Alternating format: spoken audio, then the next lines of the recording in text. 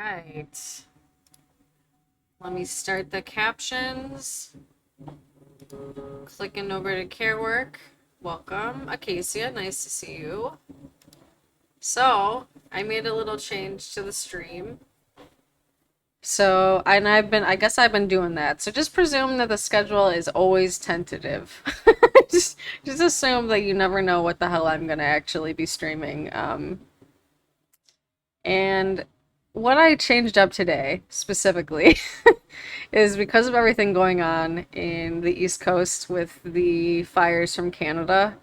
I was like, you know what everyone could use, especially disabled folks, but really everyone, because when we change the world, we need to make sure that we do so with making sure not to leave anyone behind, is we could probably use a little bit more liberatory politics about disability justice. Because, of course, anything related to the body and embodiment and justice inherently needs to include all forms of oppression and injustice that there is. And I think this is easily one of the best books that does actually tackle all of it, at least in like a as comprehensive sense as a single book can come. So, I've been reading this book all day, hanging out with y'all, but the surprise tonight during the regularly scheduled stream that is 7 to 9 Eastern Time, the surprise is we're going to finish it. So, welcome to the surprise. Originally on Wednesdays. And again, I just started my Twitch like a week ago, so it's not like it's been a long time coming or anyone was really expecting it. I don't know. But the surprise tonight, which is now what the schedule is called on Mondays and Wednesday nights, surprise with a little rabbit with a little hat and me, my little emoji bird in the center, is that we're going to finish this book. Hell yeah, I'm cleaning my bathroom right now and I was listening to a depressing audiobook. Well, let me be your depressing audiobook. This is actually gonna this part of the book that we're about to start is probably the least depressing part, to be honest. Like the rest of it was, I mean, it was just reckoning with like the reality of what's happening. This book came out in 2018. It's called Care Work. So I know TikTok you probably don't have as good a view as you might. Actually, you probably, it's too small to read that anyway. I'm just gonna focus you over here so you can like see me reading along. But I'll read the start just because that's how I've started the rest of them, and then we'll just get right into it. So this is Care Work, Dreaming Disability Justice by Leah Lakshmi Pabzina Samara Sinha. And it came out in 2018, like I said. But I think the book just does a really good job of like talking about truly how new, as far as like at least this conception of dreaming disability justice really is, but like the amount of work that's been done and making sure that like people recognize how much of a truly transformative practice it is to tell your own story and like just do what you can in ensuring that we don't leave anyone behind. So this is a little summary on their website about the book, and it goes like this. In their new collection of essays, Lambda Literary Award-winning writer and disability justice activist Leah Lakshmi Pabzina Samara Sinha explores the politics and realities of disability justice, a movement that centers the lives and leadership of sick and disabled queer, trans, black, and brown people with knowledge and gifts for all. Care Work is a mapping of access as radical love, a celebration of the work that sick and disabled queer people of color are doing to find each other and to build power and community, and a toolkit for everyone who wants to build radically resilient communities of liberation where no one is left behind. Powerful and passionate, Care Work is a crucial and necessary call to arms. So, we read all of our part one. We've read almost all of part two. Got one more section left in that, which is called Prefigurative Politics and Radically Accessible Performance Spaces, Making the World to Come, which means, of course, that the rest of the book is basically just, what do we do about it? So let's get into it. But of course, at any point, if anyone has any questions, let me know. And just a little reminder, like I said, I started my Twitch about a week ago. And on my Twitch, you can go over there and I have closed captions available. So definitely take advantage of that if that's something that you would benefit from. I think it's just, I'm just so glad. It like is very accurate, surprisingly. It populates in real time. So take advantage of it if you would like to, but no pressure. Let's get into this. If, as the African revolutionary leader Amilcar Cabral described it, culture is the collective personality of a people, then the arts are its collective dream life. Hell yeah, it is its better sound quality. Yeah. I can only imagine, like, because it's just this microphone. I get so up close and personal with it. Welcome back, Ed.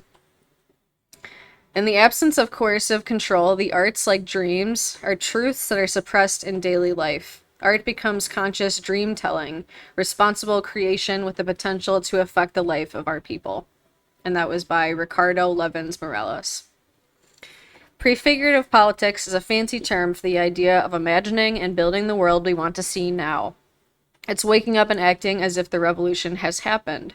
It's, for example, building a sliding scale community acupuncture clinic that is affordable and centers disabled and working class, poor and black, indigenous, and people of color, instead of writing reports about how the medical industrial complex is fucked up. Though that can be important too. I think of it as akin to the Allied Media Conference principles of we spend more time building than attacking, and we focus on our power, not our powerlessness. The higher education programs where I studied writing and performance taught basically zero about creating accessibility and making performance art, theater, and spoken word. The focus was almost always on creating the work of art, capital A, in a vacuum. Almost no attention was paid to the audience, the performance space, the container, and the community for the art as being as important as the art itself and not separable from the art. Practical skills from how to make a flyer or a budget to how to do successful ASL and make a fragrance-free space, or a performance whose pace was accessible to non-hyper-able-bodied performers, were neglected in those ivory towers. I think that if anyone has asked about how to create accessible spaces for performers or attendees, they would have been gently or not so gently dissed. That stuff, that's about community-based art or art therapy, not real professional capital A art. As a performer and curator producer, I believe that how you do it and who is there to see it are as important as what is on the stage. My favorite performance spaces are spaces that become temporary, 2-hour communities that are autonomous zones that feel like freedom. Being in them, we can smell and taste and feel things we've always wanted but rarely witnessed, both in what we see on stage and how we interact and participate as an audience that serves as a community of witnesses. Having an accessible space for performers and attendees and workers, where disability is not marginalized, tokenized, or simply absent, is very different from having a performance space that is full of mostly able-bodied, young, non-parenting people who can afford to spend the money to attend and or to get there in the first place. As oppressed people, we don't control a lot of things, but one thing we can sometimes control is the stage. The stage can be prefigurative politics. I often tell a story about Patty Byrne, the co-founder and Haitian Japanese femme power chair using disabled badass artist and organizer of Sins Invalid.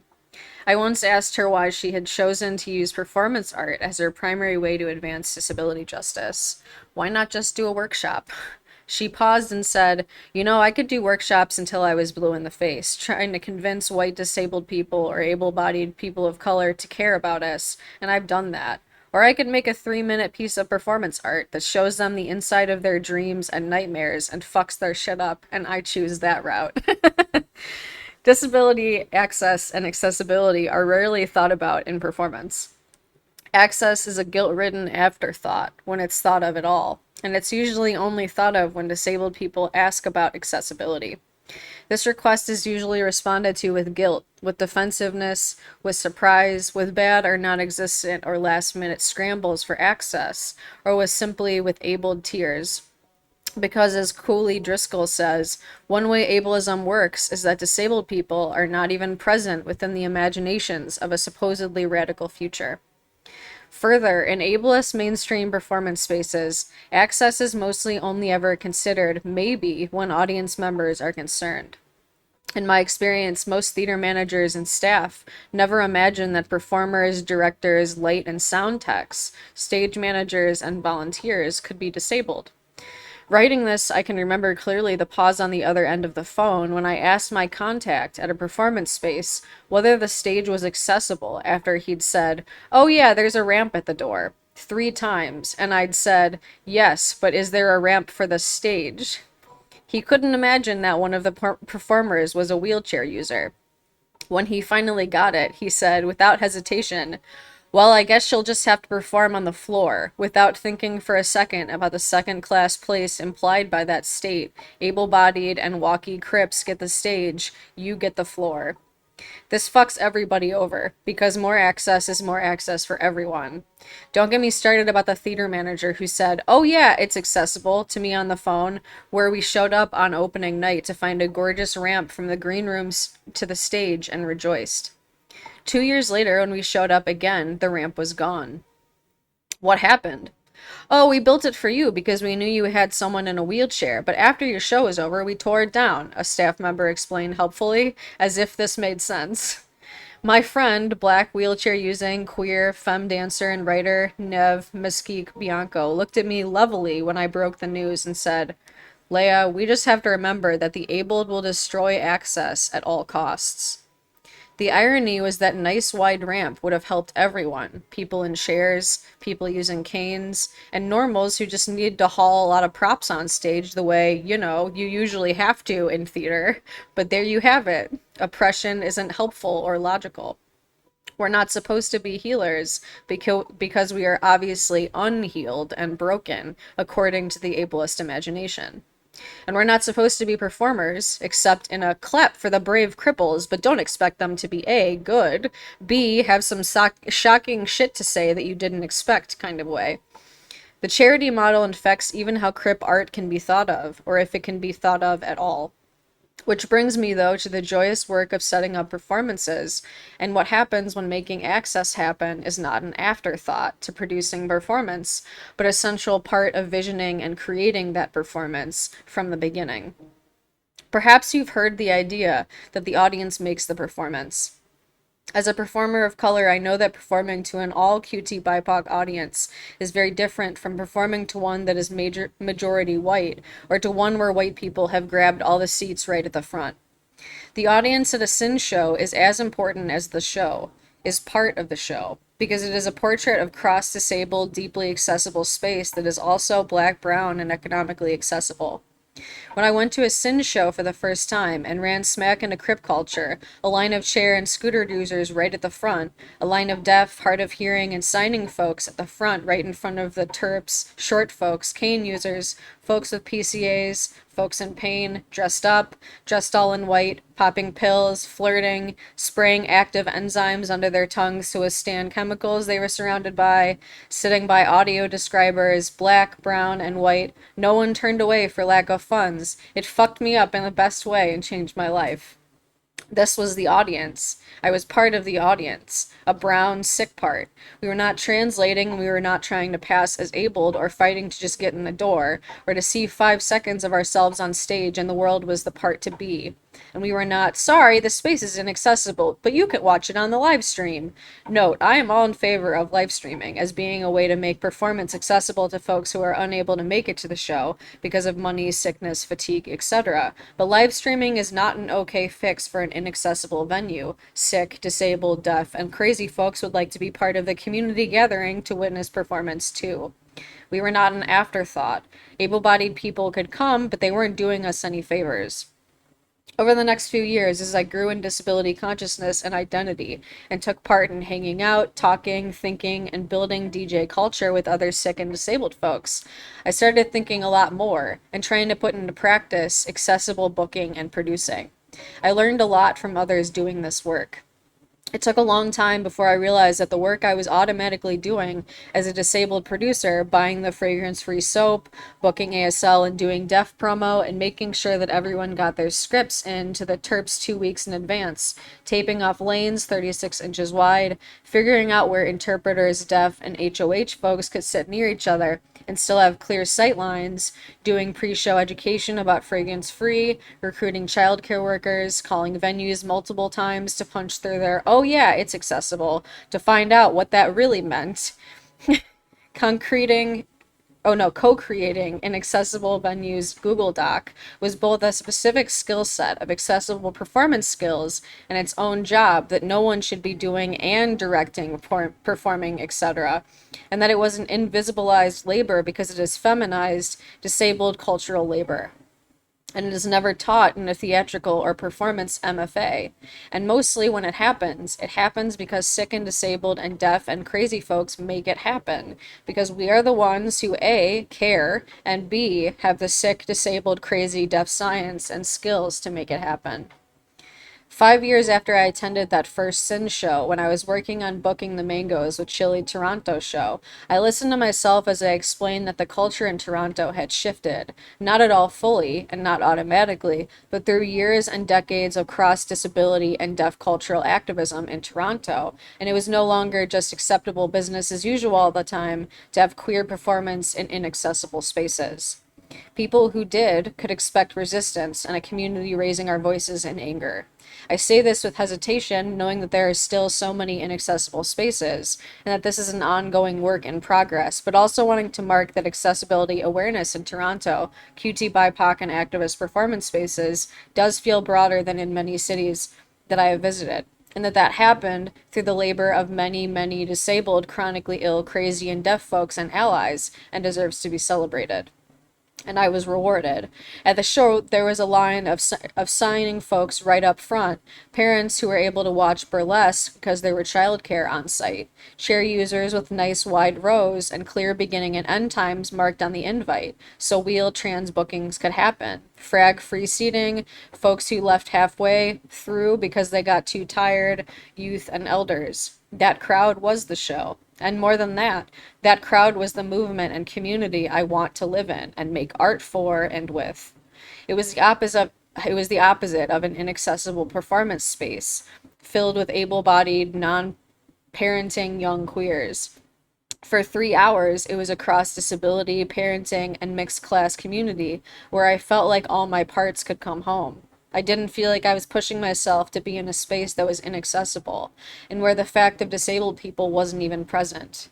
I wasn't at home, staying away from an inaccessible and alienating space, worried that I would fade from people's memory or become a whatever happened to her, because I had just stopped going to inaccessible spaces where I was not isolated from other disabled, deaf, chronically ill, and or crazy folks because of the walls ableism enacts to separate us from each other and forcibly isolate us. That show and crowd, it was the world to come.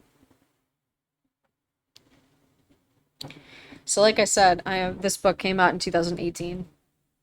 And other than, of course, just sharing it, because I think not enough people, I don't know, even if everyone in here that's listening and listens to it has actually read it themselves, I think it's just good to have a reminder of like what is done and what can be done, but also bringing the conversation into the COVID era and like what this means, because of course, again, it was written a couple years before it, but we can't forget what's been done and the efforts that's put forward.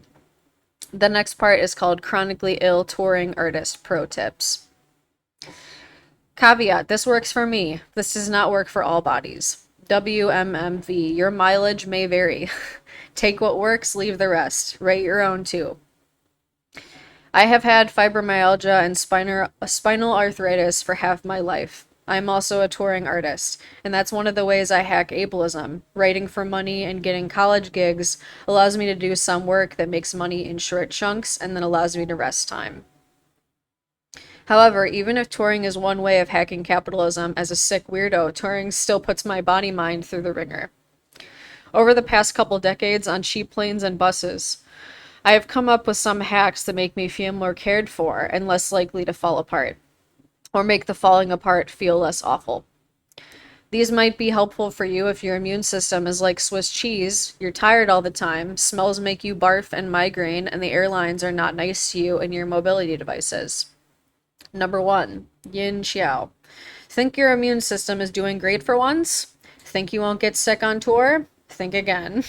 You're going to be on college campuses meeting a million students who all give colds to each other, or you're at a community center or a bookstore that is the same.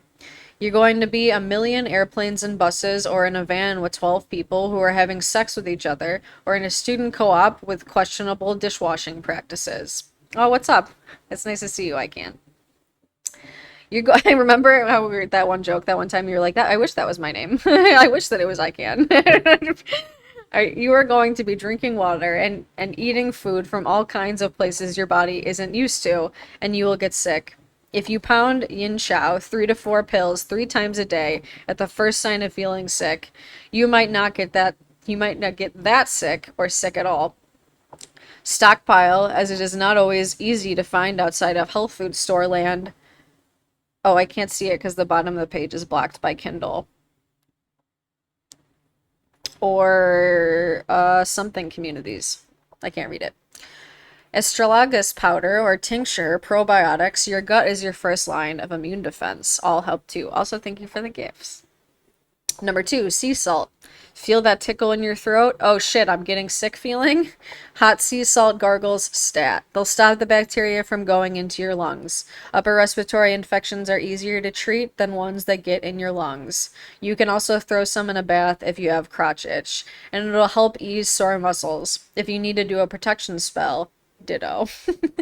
Number 3, melatonin. At some point, you will desperately need to sleep, and you will be in Melbourne, Australia, or Grinnell, Iowa, and your body will just be like, nope, we like our old time zone. And you will be fucked, fucked, fucked. You will not be able to sleep, and then you will have to wake up and talk and teach and perform and navigate, and you will have no sleep, and you will cry, but melatonin will knock you out. Benadryl works too, but I like melatonin better. Number 4, activated charcoal. Your guts are going to completely fucking rebel against you for deviating from your normal kale taco diet and subsisting off the Starbucks perfect oatmeal cup, yogurt parfaits from the grab and go case, jerky, shawarma, and burgers. At some point, you will eat day-old tater tots and mayo that was in the van a little too long, and you will hurl. These babies will absorb the gas and the badness and stop you from puking on a 15-hour megabus run. Ginger chews or just crystallized ginger will stop you from puking too, and they are often stocked at bodegas and corner stores. Twinkle is convinced that she needs to get into the pantry for some reason. I don't know if you can hear her. Number 5, ibuprofen, vitamin I. If it doesn't make your stomach bleed, just go ahead and take 800 milligrams, 4 pills, which are typically 200 milligrams each, every 4 hours, especially before and after riding in planes and buses. It'll help inflammation go down. Turmeric pills or tea is a great substitute that is easier on the gut. Number 6, a big scarf. Cold on the plane or bus? Van mates driving you nuts? Can't sleep on the plane? Just need to shut out the world? Put this over your face. Number 7, emergency protein. A friend once said, I'd carry around half a cow if I could. Jerky, almonds, whatever, wild canned salmon from Trader Joe's is a life-transforming game changer. $3.99 for a big can of cheap, good protein, but it stinks up the van or the plane. Number 8, kale salad holds up for at least 2 days unrefrigerated in a Tupperware if it's not too hot outside. You can also just get a lot of whatever bar you like and keep them at the bottom of your sack. Number 9, get a big ass mason jar, stick half a lemon in it, and fill it up with water once you clear security at the airport. Voila, electrolytes and hydration. Pick herbs by the curb or from an unsprayed garden for soothing waters. Mint, lemon balm, lavender, and rosemary oft grow in front yards on the west and east coasts during non-winter months. Number 10, nettles and various tea bags. It's going to feel really good to nuke some water in the hotel or at a friend's house and make Tulsi Rose tea when you're at a La Quinta Inn in Rohnert Park, California. Nettles will save your ass, give you steady energy and vitamins, and ward off the sick. Number 11, roll up a heating pad and take it with you. Plug it in on the megabus and on the plane if there are outlets, or in the hotel or crash space if it's cold. Game changer. You will hurt so much less, and it will help you not freeze.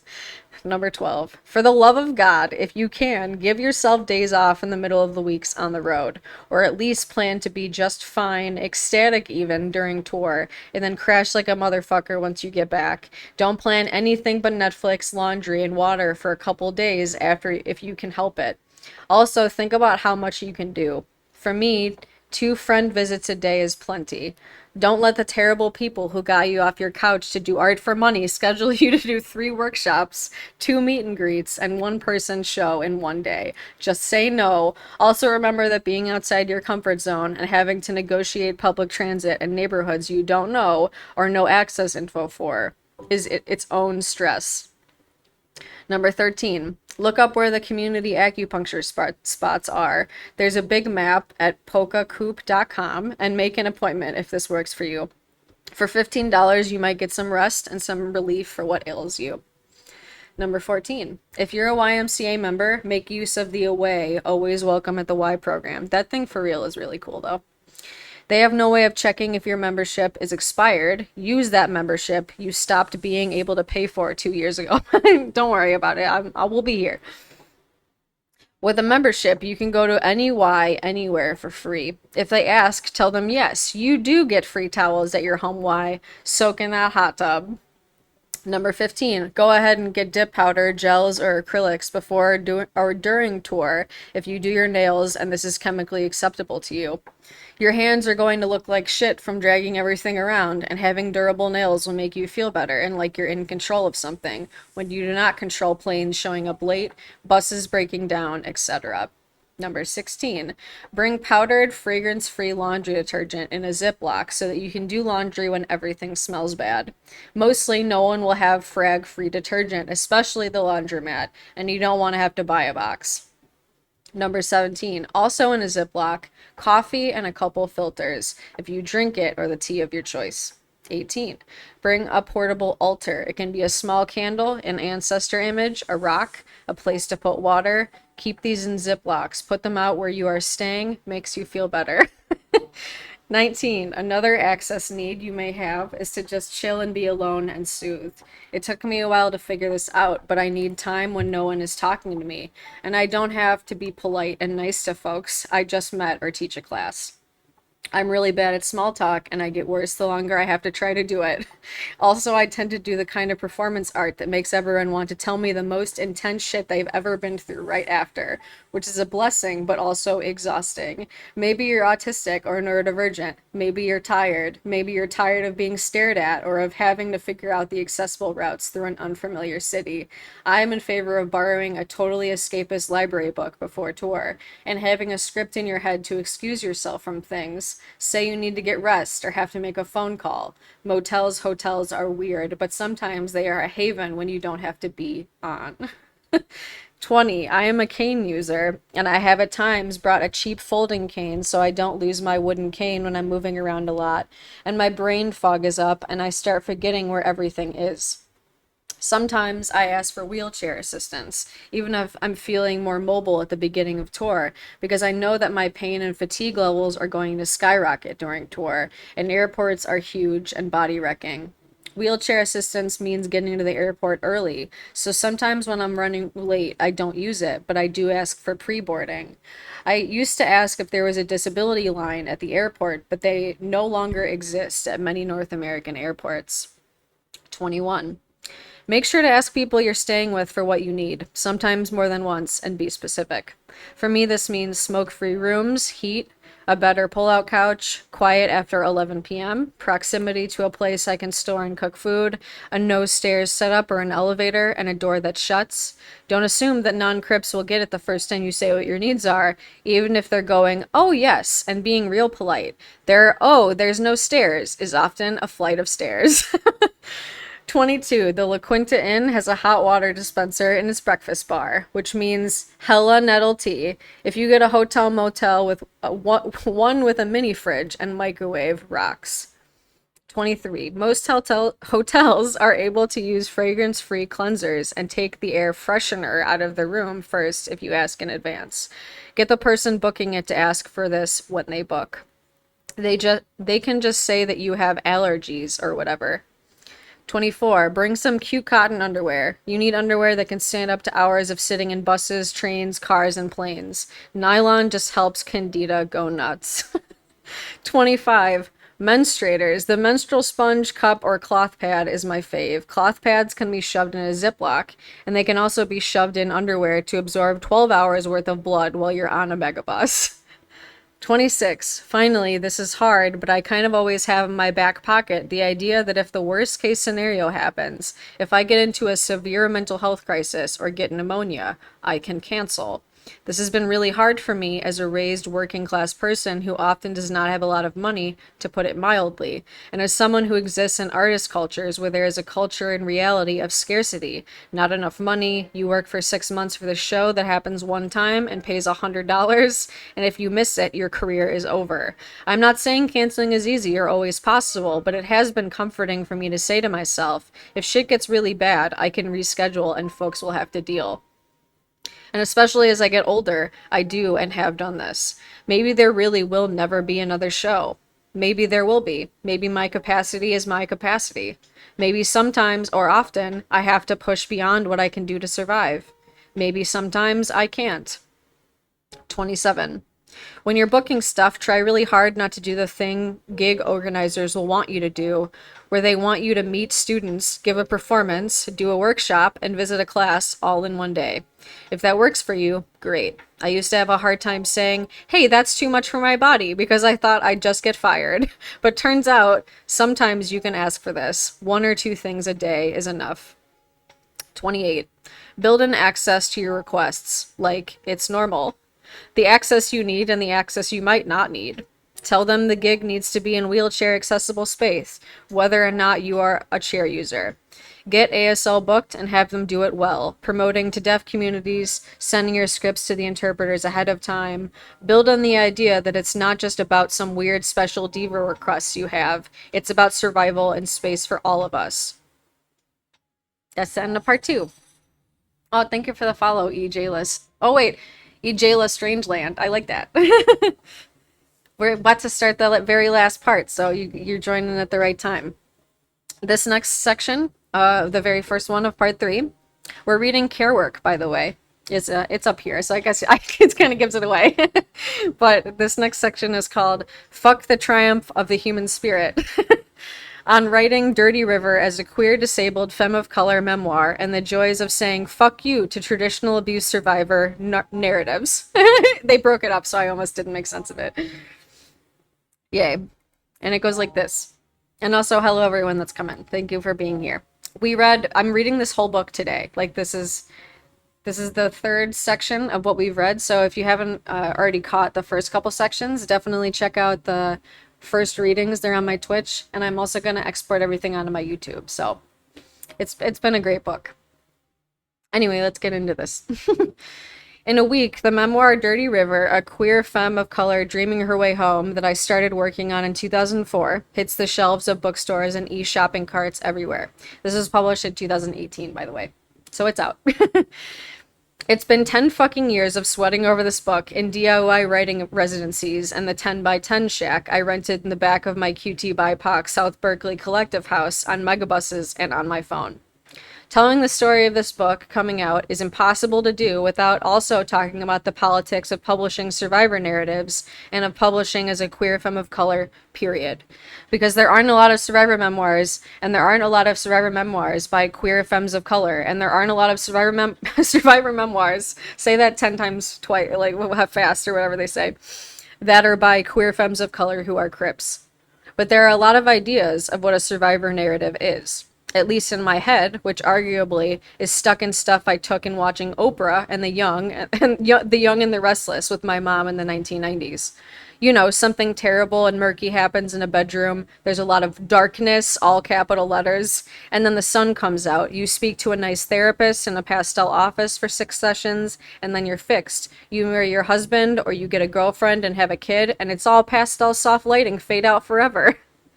You either do that or you're fucked. You abuse your kids and you die a horrible death. Those are the 2 options in the back of folks' heads. Most folks want to go for the triumph of the human spirit one, if you get to pick.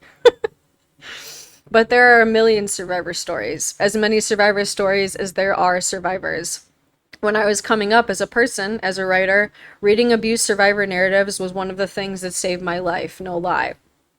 I am beyond grateful for the writers in the 1980s and 90s who broke the world open, writing our stories about the violence we endured.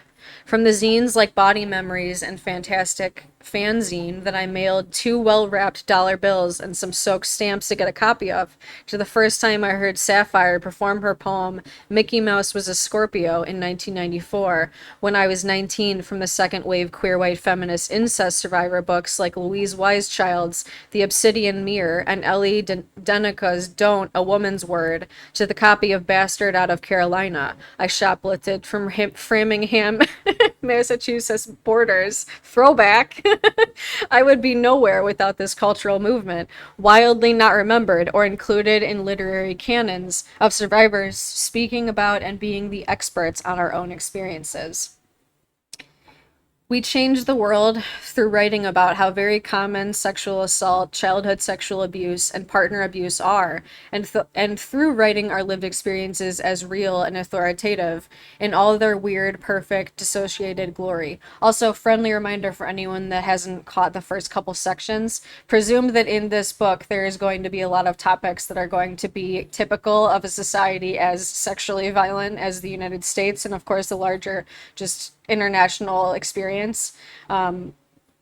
It's something that I think is in a tale of necessity and reality, though. So, but just be prepared in case there's something that you can do to care for yourself. But a lot of those books and zines were written 20 years ago, and a lot of the survivor narratives then and since are by white cis women. Queer or punk or working class white cis women, but white cis women nonetheless. Most of them never mention disability, and that begs the question, what is a survivor narrative by queer people of color, including disabled ones? When June Jordan wrote about her father's abuse in her memoir, Soldier, do we think of it as a survivor narrative? Why is the only survivor story I can think of that is capital D disabled by a white femme, Peggy Munson? Also, what's up, Lady Fox? Do the writings by my native and or sex working friends who do work around missing and murdered Indigenous women count as survivor narratives? Racist tropes of innocent white victims and frenzied black and brown sexualities and criminality compete so that we as people of color cannot be seen as real survivors. Those are pure white cis women off somewhere, and we don't want to show our families and communities for the violent, broken black and brown things the white world thinks they are anyway. For so many QT BIPOC, surviving violence is just life.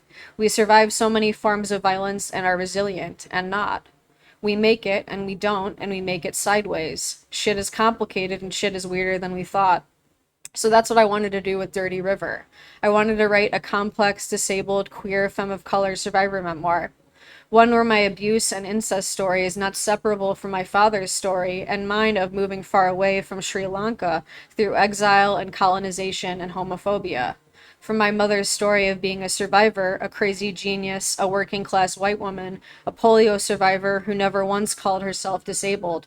I wanted to write a transformative justice story of a violent family whose parents are also survivors, who also taught me things I needed to know to survive. Where the therapist and the cops don't really figure in the story of healing, but homemade Diwalis with other queer black and brown folks, the queer people of color club night, and being a slutty brown femme on Greyhound with two backpacks and a hoodie sure do. And in a way that I couldn't even articulate when I was doing it, I wanted to write survivor stories as disabled stories. Dirty River tells part of my story of walking into abuse memories and becoming chronically ill at the same time. But I also wanted to explore my survivor wounds and knowledges, what is known in the biomedical world as complex PTSD, as a disability narrative. I wanted to write about being sick, crazy, deeply tired, brilliant, and dreaming. In the afterword to Lydia Luknavich's memoir, The Chronology of Water, an interviewer mentions that Yukanovich never once shows a graphic scene of her father molesting her. She doesn't. When her husband asks her, "What kind of abuse did your father do?" she says, "Sexual." You see her father's violence in the atmosphere in the house, in the after party of the damage as she figures her way back to herself through fucking, parenting, kink, queerness, drug use, writing, loss. You see the violence and the tension in the house as her father refuses to let her go to one of the colleges she gotten scholarships to. In the moment when she grabs a black big suitcase out of the garage and he almost fistfights her for it, she utters the phrase, "It was a suitcase big enough to hold the rage of a girl." But you don't see a clinical depiction of the times he molested her, because the other thing I know about survivor narratives, the dynamic of prove it, Survivors are always and forever asked to show a videotape depicting the most overt, gruesome moments of abuse, or else it's not real. It's a way the colonial prison industrial complex invades our ways of thinking about abuse, survivorhood, and what counts as real. You had something bad happen? Are you sure? Is it really bad? Show us. What's your evidence? How can we trust you, you black or brown, queer, trans, sick body? People insist on knowing what happened, and to them, what happened is the most graphic moment of violence possible. But survivorhood is not just what would be in the police file. Far from it. It is all our stories of every moment we survive. It is all the weirdness and wonder, all the homemade ways we make it, all the ways we are telling a story that is still being written, which is a way I hear queer Ashkenazi Jew witch and organizer Morgan Bashishis describe transformative justice one day when she was leading a workshop at Safety Fest 2011. There are as many survivor stories as there are survivors of abuse and violence, and I have been up all night worrying about what I left out. I have been up all night worried that people will lift this book up as the one queer of color survivor narrative that exists, that everyone should measure themselves by, but it's not.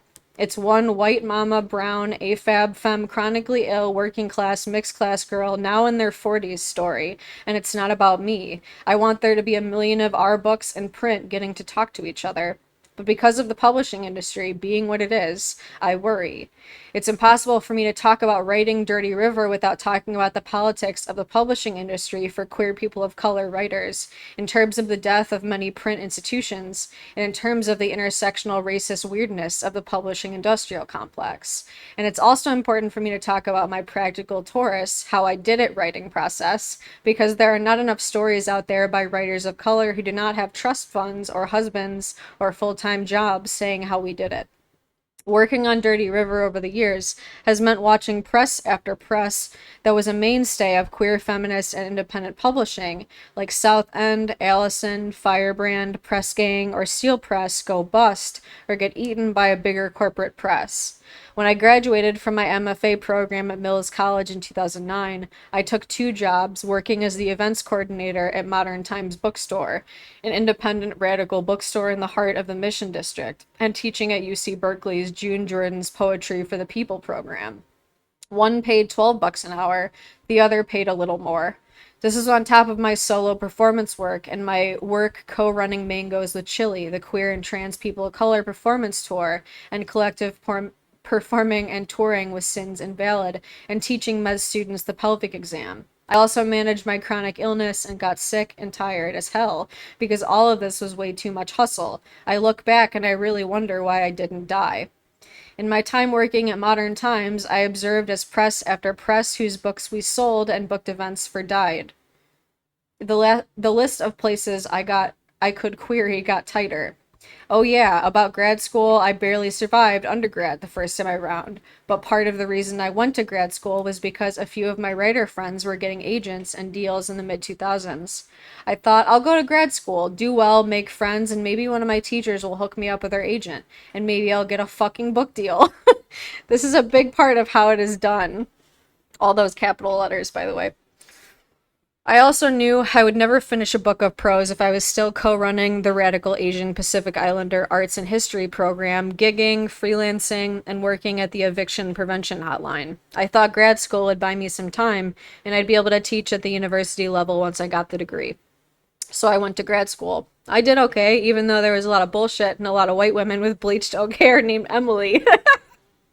And even though I had a hard time pretending I was obedient to authority and I kept taking time off to go on tour with the QT BIPOC performance organization I co-founded, I survived grad school by telling myself that it was something I was doing in my spare time, that Oakland's QT BIPOC arts and performance communities were my real job.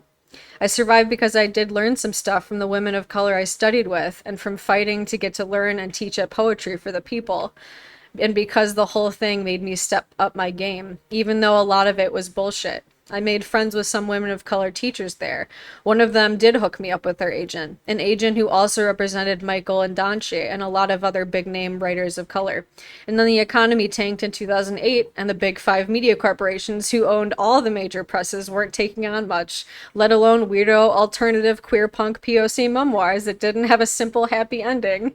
I didn't get a six-figure book deal or that agent or a mainstream press. I graduated. I kept co-running the QT BIPOC Performance Collective.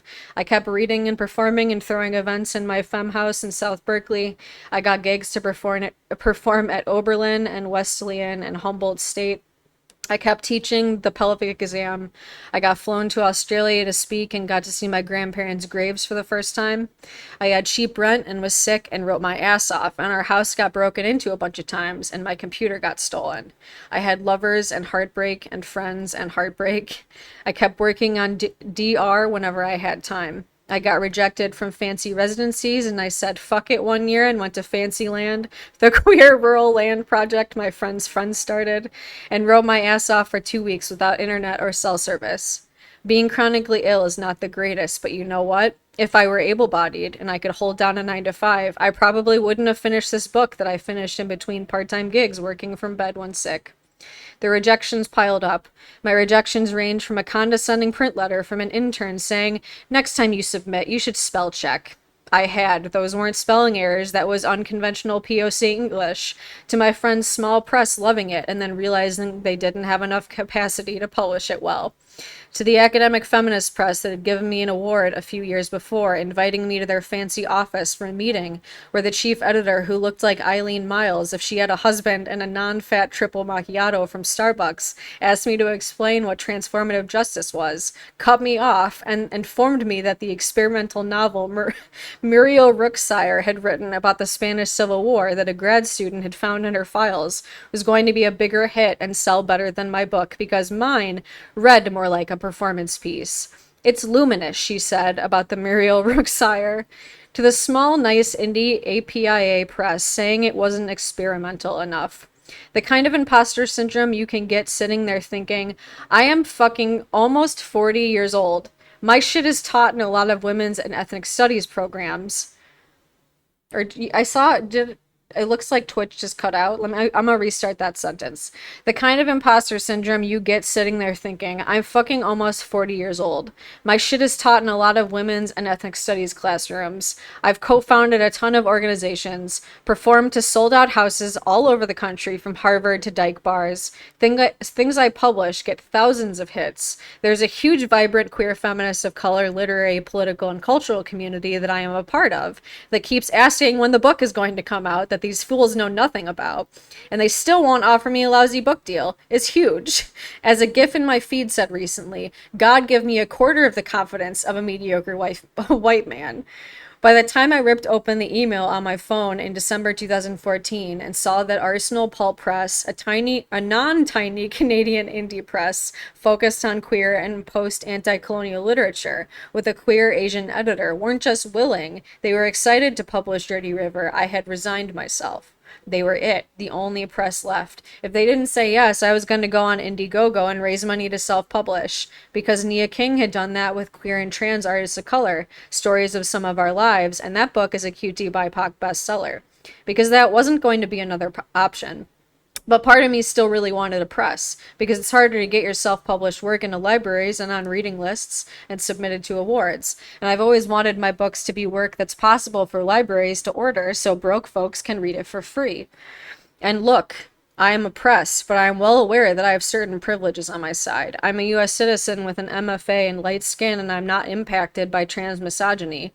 Workers without those privileges face even more struggles to get published. I don't want to end on a sad note, and I don't have to, because queer, black, and brown writers, from Rika Ayoka de la Cruz to Laminza Benalis, from Ki Ching Tom to Alexis Pauline Gums, keep figuring out how to get our shit out there in the world. From the trans women of color led Biuta Press's works to Maliza's novel Life is Wonderful, People Are Terrific, we keep defying all odds and publishing not small books at small presses that have a big impact, as our people always have. Those feminist and queer and POC small presses of the 1970s and 80s were created in basements. Kitchen table press was literally created at a kitchen table. We always create the technology from lipstick to Tumblr. We need to survive. And that includes publishing our writing on our own terms for the people who want and need to read it. Woo! The Kindle just like bursts into flames. I'm like, just get a little drink of water. How's everyone doing? I really liked that one. The next one sounds a little bit more depressing, but in a good way. Like, obviously, as it all is. Unaliving Ideation 2.0 is what it's called. Queer community leadership and staying alive anyway.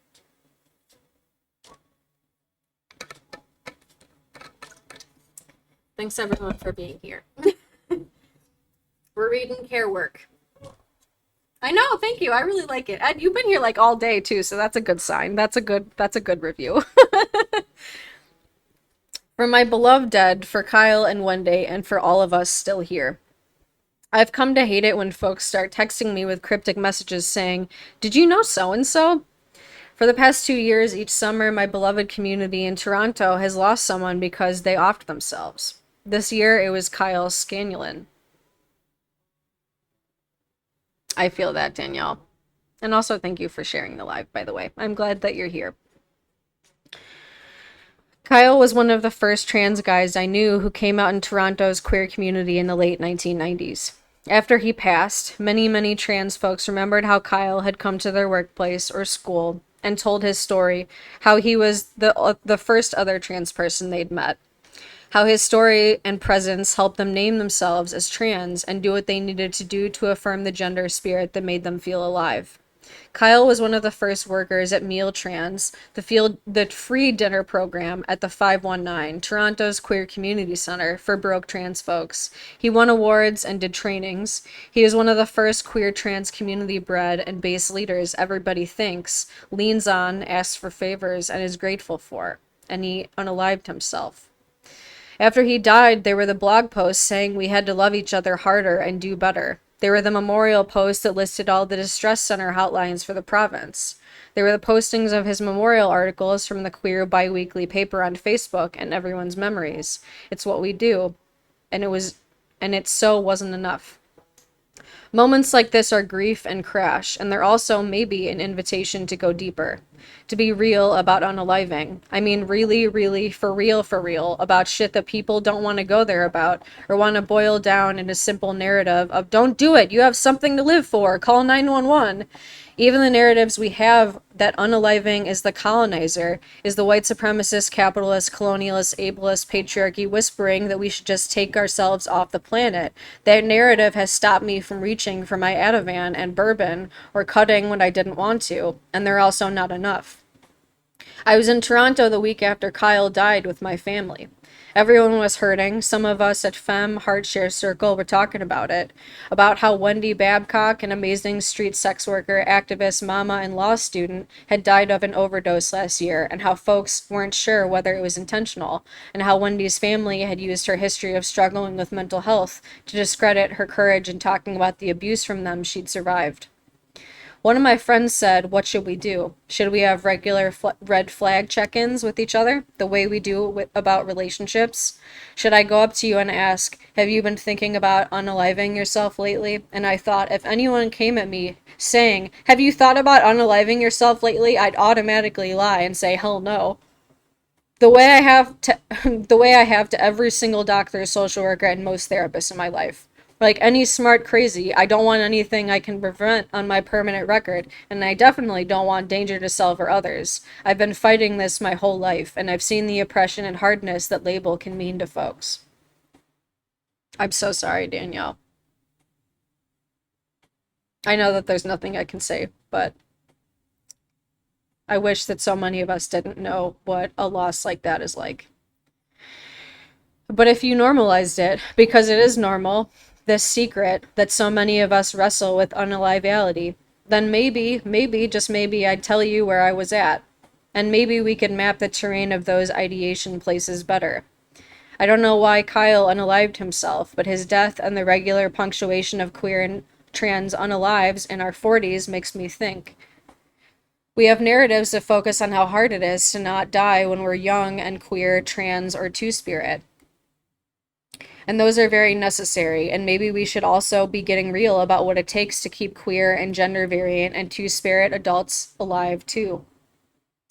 As a queer or trans or two-spirit adult, we live within narratives that say that if you just live to grow up, it gets better. Dan Savage is an asshole. Caveat aside. But what if it gets better and transforms more than you ever expected, but there are also times when it's still crazy, hurts so bad? Maybe hurts worse because it did get better. It got so much better, and also the struggle did not stop. You ended up sleeping in the back of your station wagon on a mattress pad. Your book went out of print. Your mama passed away. You were still crazy after all that cum and all those tears, and no one prepared you for a life narrative where maybe struggle and therapy and herbs and miracles healed the pain, but the pain didn't go all the way away. Maybe as you survived and succeeded, it just got more complex. Take me. I know because I am also one of those community leaders. I am one of those community leaders who at 37 still sometimes feels so low. My life did get better. I'm not the same tortured, disassociated girl I was. I look good. I'm happy. I'm not strangled by self-hatred in every single second of every day way my 18-year-old brain knew. I have had the gay sex and art and travel and books and home and all of it. My brain and my spirit and my life and my relationship to trauma have changed deeply, and I still have unaliving ideation on the regular. I've had I'm translating it every single time because I don't want TikTok to get upset. I've had unalival ideation where you have repeating thoughts of, I should unalive myself since I was at least 12 years old. From when I was about 12 to 21, I had periods of months or years when I had to seriously fight unalivality. When I was 22, I got away from my abusive family, left the country, made my small, quiet, safe room, and started healing hardcore from that shit I'd grown up in. Since the therapy in the small, quiet, safe room, and the poetry, and the dancing, and the friends, and the lovers, and the herbs, and the words, since shit stopped being as nuclear fucked up as my childhood was, I don't really want to unalive myself anymore. I don't have a plan. I don't actively want to do it. I love my life. I'm blessed. I'm joyful. I'm happy. But at times of deep grief or deep stress, or sometimes even times that aren't even that fucking deep, sometimes I sit for hours, my wrists on fire with the desire. I won the Lambda Literary Award this year, and it was one of the best feelings of my life. And 3 days later, for no damn reason and every damn reason, I left therapy and felt my mood crashing. I tried to drive to a friend's birthday party, but the directions were complicated, and I circled 5 times before giving up and driving home. I crawled into bed at 3 p.m. and found myself staring at the pillbox on my dresser thinking, I've got 5 Ativan and a bottle of good bourbon. Is that enough? And I thought, whoa. And I thought, I'm 37 and I just won the Lambda Award. I can't tell people I want to unlive myself. On my Facebook status update, I slept. I texted a lover I'd had the sweetest access intimacy with to ask about Will Buchan. I called friends. I called my witch natural... I can never say this word for some reason. Naturopath in Toronto, who saw me on Skype for $20 and asked me, what does the depression feel like? I told her it felt like a slow, soft river, that it was good. I had a lot of great things in my life. But even when I was in them right then, I couldn't really feel them. And when things did get bad, the direct line to I should just unalive myself was well marked. I talked to my somatic therapist about CBT and I started taking 5-HTP, a serotonin precursor. We believe that working for justice and healing, creating art, and being badasses on our own terms will be part of what heals our hurt. And it is. But our communities also put enormous pressure on the community-based queer leaders we look to and are. The leadership paradigm that exists within queer and trans social justice communities is still that of the movement activist star. As much as we may critique it, we don't quite have another one yet. We have complicated feelings about leaders. We need role models. We want to celebrate folks who are talented organizers and artists. And we also don't know how to practice horizontal leadership. We lift people up and pedestal them, expect them to be perfect and have all the answers. We tear them down, murder folks who look like and unlike us when we fuck up, make mistakes, aren't able to be always on call, or just politically disagree. We don't know how to let people be both gifted and imperfect. And when we are those people, going from being a nobody to being a movement star, well, it doesn't leave a lot of room for complexity. Or to feel comfortable being honest about wanting to unalive when so many people are looking to you for a reason to live. And our communities are still struggling to know how to care for each other well, for real, for the long term, without shame when it doesn't get fixed perfectly the first time. When I wanted to unalive myself, when it's hit strong and knocked me to my knees familiar, there's this thing. It's felt like in that moment I can feel all the ways I really have been without agency in my life. And in that moment, the feeling of deep grief and sadness over the impact of oppression, unaliving myself has felt like one clear way I can have agency. I can have total control. I can't control the WSCCAP, but I can go to the stars. And it hits fast. With Wendy and Kyle, and with other folks who have unalived themselves in my communities, it's not uncommon for folks to say, I just saw them the other day. They were happy. They were fine, and they might have been. They might have been holding a lot of hard shit they didn't know how to talk about, and they might have gone from wonderful to deeply despairing fast, and not had room or words to talk about that, or felt deeply ashamed of freaking out yet again.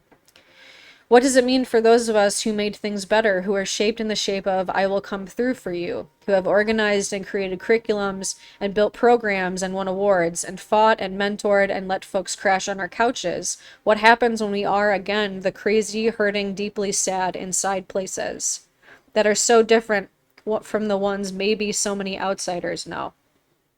When sometimes we ask for help on Facebook and miracles come through, and sometimes we do and our GoFundMe falls flat.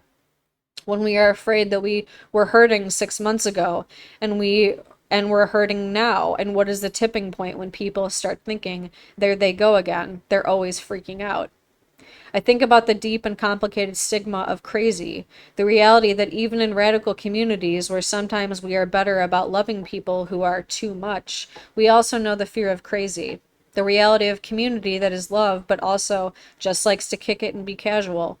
Or the roommate wanted ad for the collective house I once looked at that said, "We're cool with you having mental or physical health concerns as long as you take care of them on your own and don't bring that shit into the house." I think about how the crazy take care of the crazy when no one else will. And when we're not in crisis ourselves, sometimes we want a break. We don't want platitudes or uplift or people telling us we're loved. I mean, tell me, but I know I'm loved. Sometimes hearing that helps. Sometimes I am still deeply, deeply sad anyway. I don't have the answers, but I'm interested in collectively creating them.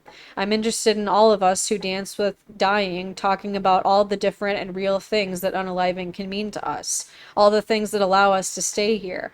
And more than that, I'm interested in creating models of happy, mostly queer and trans adulthood, where we can be leaders and still be vulnerable, where we can be open that it's not happily ever after. Life models that encompass falling apart and reforming not as a failure but as a life pathway.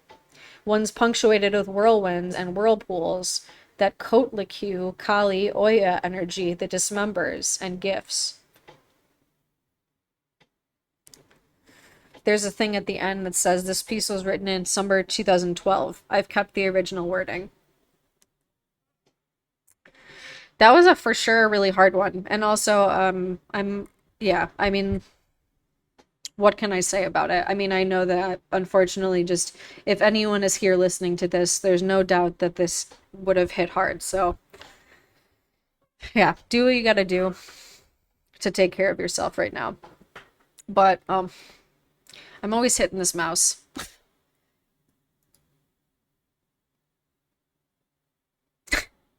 So, I forget every time, even though it's like a new thing, my mouse moved over to my iPad. Sorry, TikTok, giving you a visual whiplash again. The next one is called So Much Time Spent in Bed, a letter to Gloria Anzadula on chronic illness, Kotlikue, and creativity. Another fibromyalgic queer brown girl morning. Dear Gloria, dawn. Sunrise floats through the window slats of my shack, the little L safer house in the or EI safer house in the back of the queer collective house I inhabit. Some days I will rise now. Some days I will hit the snooze button for 3 hours. I will turn over and over in my big bed. I will shift, I will get up, oh so slowly. How damp is it out? How bad is my pain? How shaky is my balance and my cognitive ability today? Yet another fibro morning. Dawn creeps past my eyelids and I shove her away. Not yet. My fatigue, the deep fatigue of chronic illness, untouched by days and weeks of good sleep, not the fatigue of a night staying up too late, has not been touched today. I turn over and down. I drift back to sleep. My life is bookended by library books, vibrator, and baths. That's the realist. Something more than simple self-care, and something other than a life of lazy, privileged girl. It is a crip life, a chronically ill life. It is a life of dream time. I am a chronically ill disabled writer. I am a queer woman of color writer. I have a shelf full of anthologies with my words in them. I have been able to pursue the path of red and black ink. I am a queer femme of color writer. I am a chronically ill femme. My entire adult life has been marked by illness. It's hard for me to tell when the pain, butterfly balance, fatigue, and immune transparency I name as fibromyalgia really started. A childhood filled with abuse, terror, and a need to sleep as much as possible bleeds into chronically tired yet overachieving college years, bleeds into the early 20s when I walked back into my incest memories, got sick, and spent a lot of time on my futon struggling with fatigue, pain, and shakiness. Fibromyalgia is the name I choose for the constellation of repeating cycles of fatigue, muscle pain that does not have an organic source, immune system meltdowns, shakiness, balance problems, and cognitive delay that hit me when I'm stressed or doused with chemicals.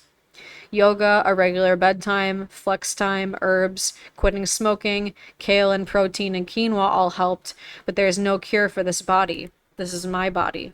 This syndrome is new, old, and ongoing, unfolding.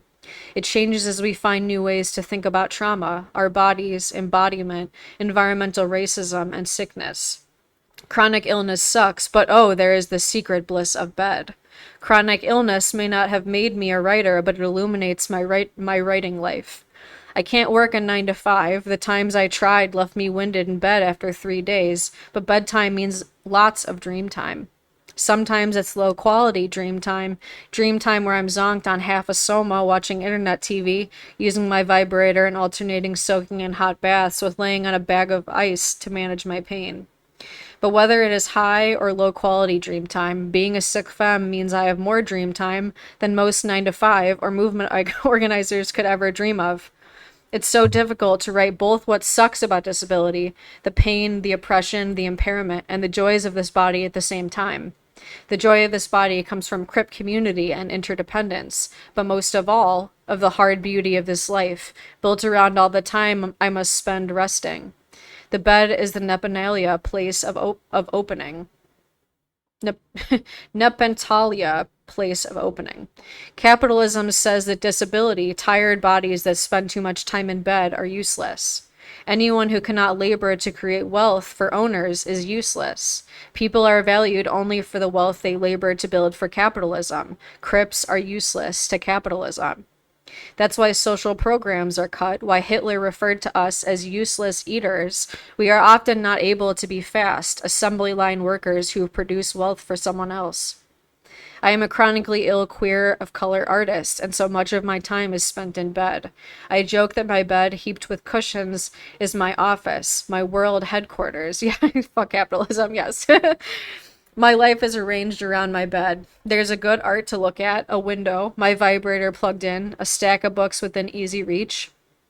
I lie in it thinking of all my other crip poet friends who spend most of their days in bed too. Draped in pillows, red and plum sheets, surrounded by good art to look at, curtained by plum sari fabric. This is my place of power, the fulcrum, the place everything emerges from. I dream here. I write here. What I know is that Gloria and Zandula and I meet in bed. Not like you think, maybe like you think. Gloria and I meet in bed. It's sexy and it's just life. Gloria and I meet in bed in the chronically ill sick bed, heaped with pillows where we both spend so much time. Gloria, we meet in bed. You never said you were disabled that I can find. Every inch of evidence you left resisted that label. But whatever you felt about that world, this is where you dreamed and lived too. This place of bodily difference, a tired body that comes in pain and suffering that allows us to work part-time weird jobs, to rest, to fly. 1938, Gloria is born in Hargill, Texas. At 3 months, her mother sees tiny pink dots of menstrual blood on her diaper and freaks the fuck out. The doctor says, "Don't worry, she's a throwback to the Eskimo. Eskimo girls get their periods early." Is she intersex? Would she call herself that now?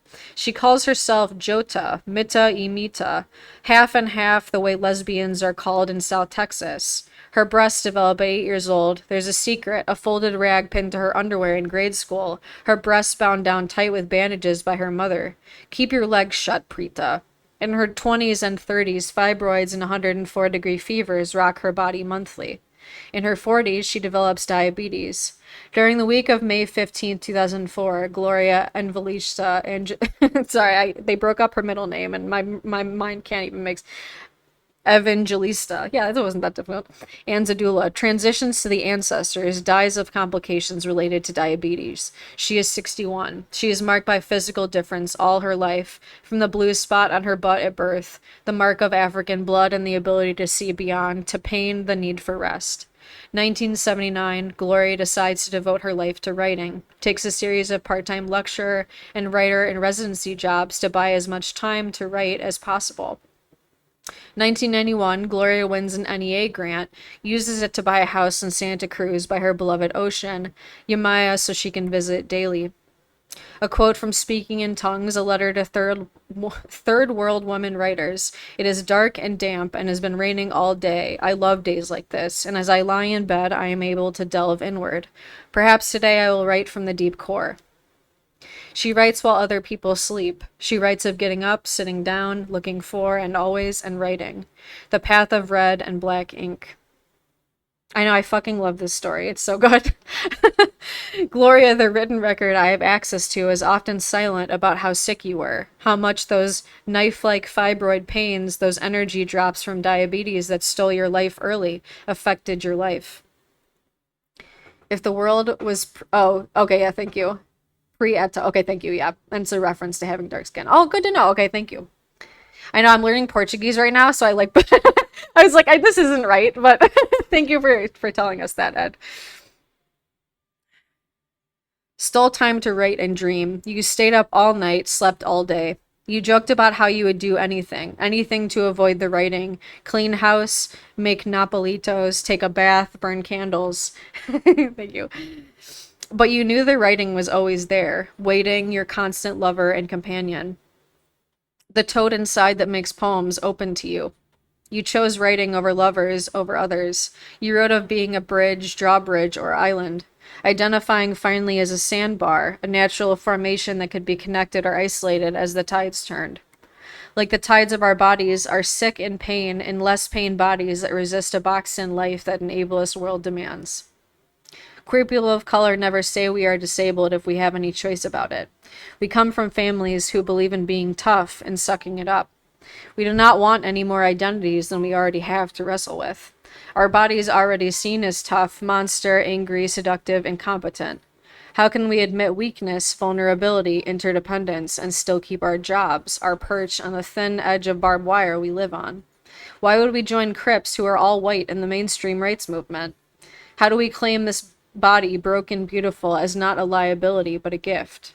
To know that interdependence is what has saved us time and time again as queers and trans people, people of color, women, broke folks. How my lovers and friends help each other survive, passing $20 back and forth across the movement, driving me to get groceries when I can't make it down the stairs. How do we say that my hurting body in bed sucks and is also a beautiful ability to write for hours because I can't hold down a 9-to-5 even if I wanted to?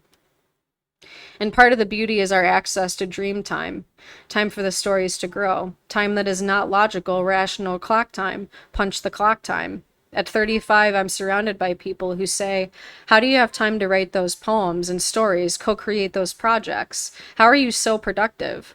I'm so productive because when my gut tells me to take a day off, I do. I lie, say I have a family emergency. When I was a kid, I knew that I was supposed to grow up and work a 9-to-5 job, but I didn't ever understand quite how it would happen. I follow the words out my belly. I give in to the bed, to the dreams, to the long, long sleeps and times curled up. The words curl close to me because of them. How can I say that being chronically ill is a gift? that maybe I would not have become a writer if I had not been too sick and tired to work, that I had to figure something else out. My illness opens the door to write in the Nepalan place. I don't know. No, I don't know this word. Maybe this is another one you might know, Ed. It's like Nepantla place.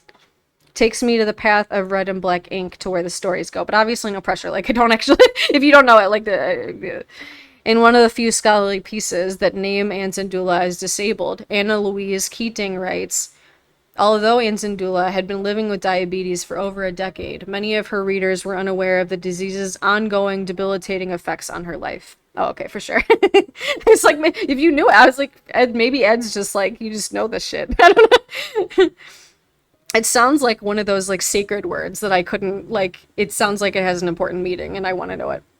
Even those of us who knew her well were shocked by her sudden death. As Kit Khan, one of Anzandula's oldest friends and writing comrades, explains, Gloria always told me she was going to stick around for 20 more years. She struggled with diabetes and all its complications daily, but she was so well read on the disease and worked so hard at managing her blood sugars that I believe we still had more time.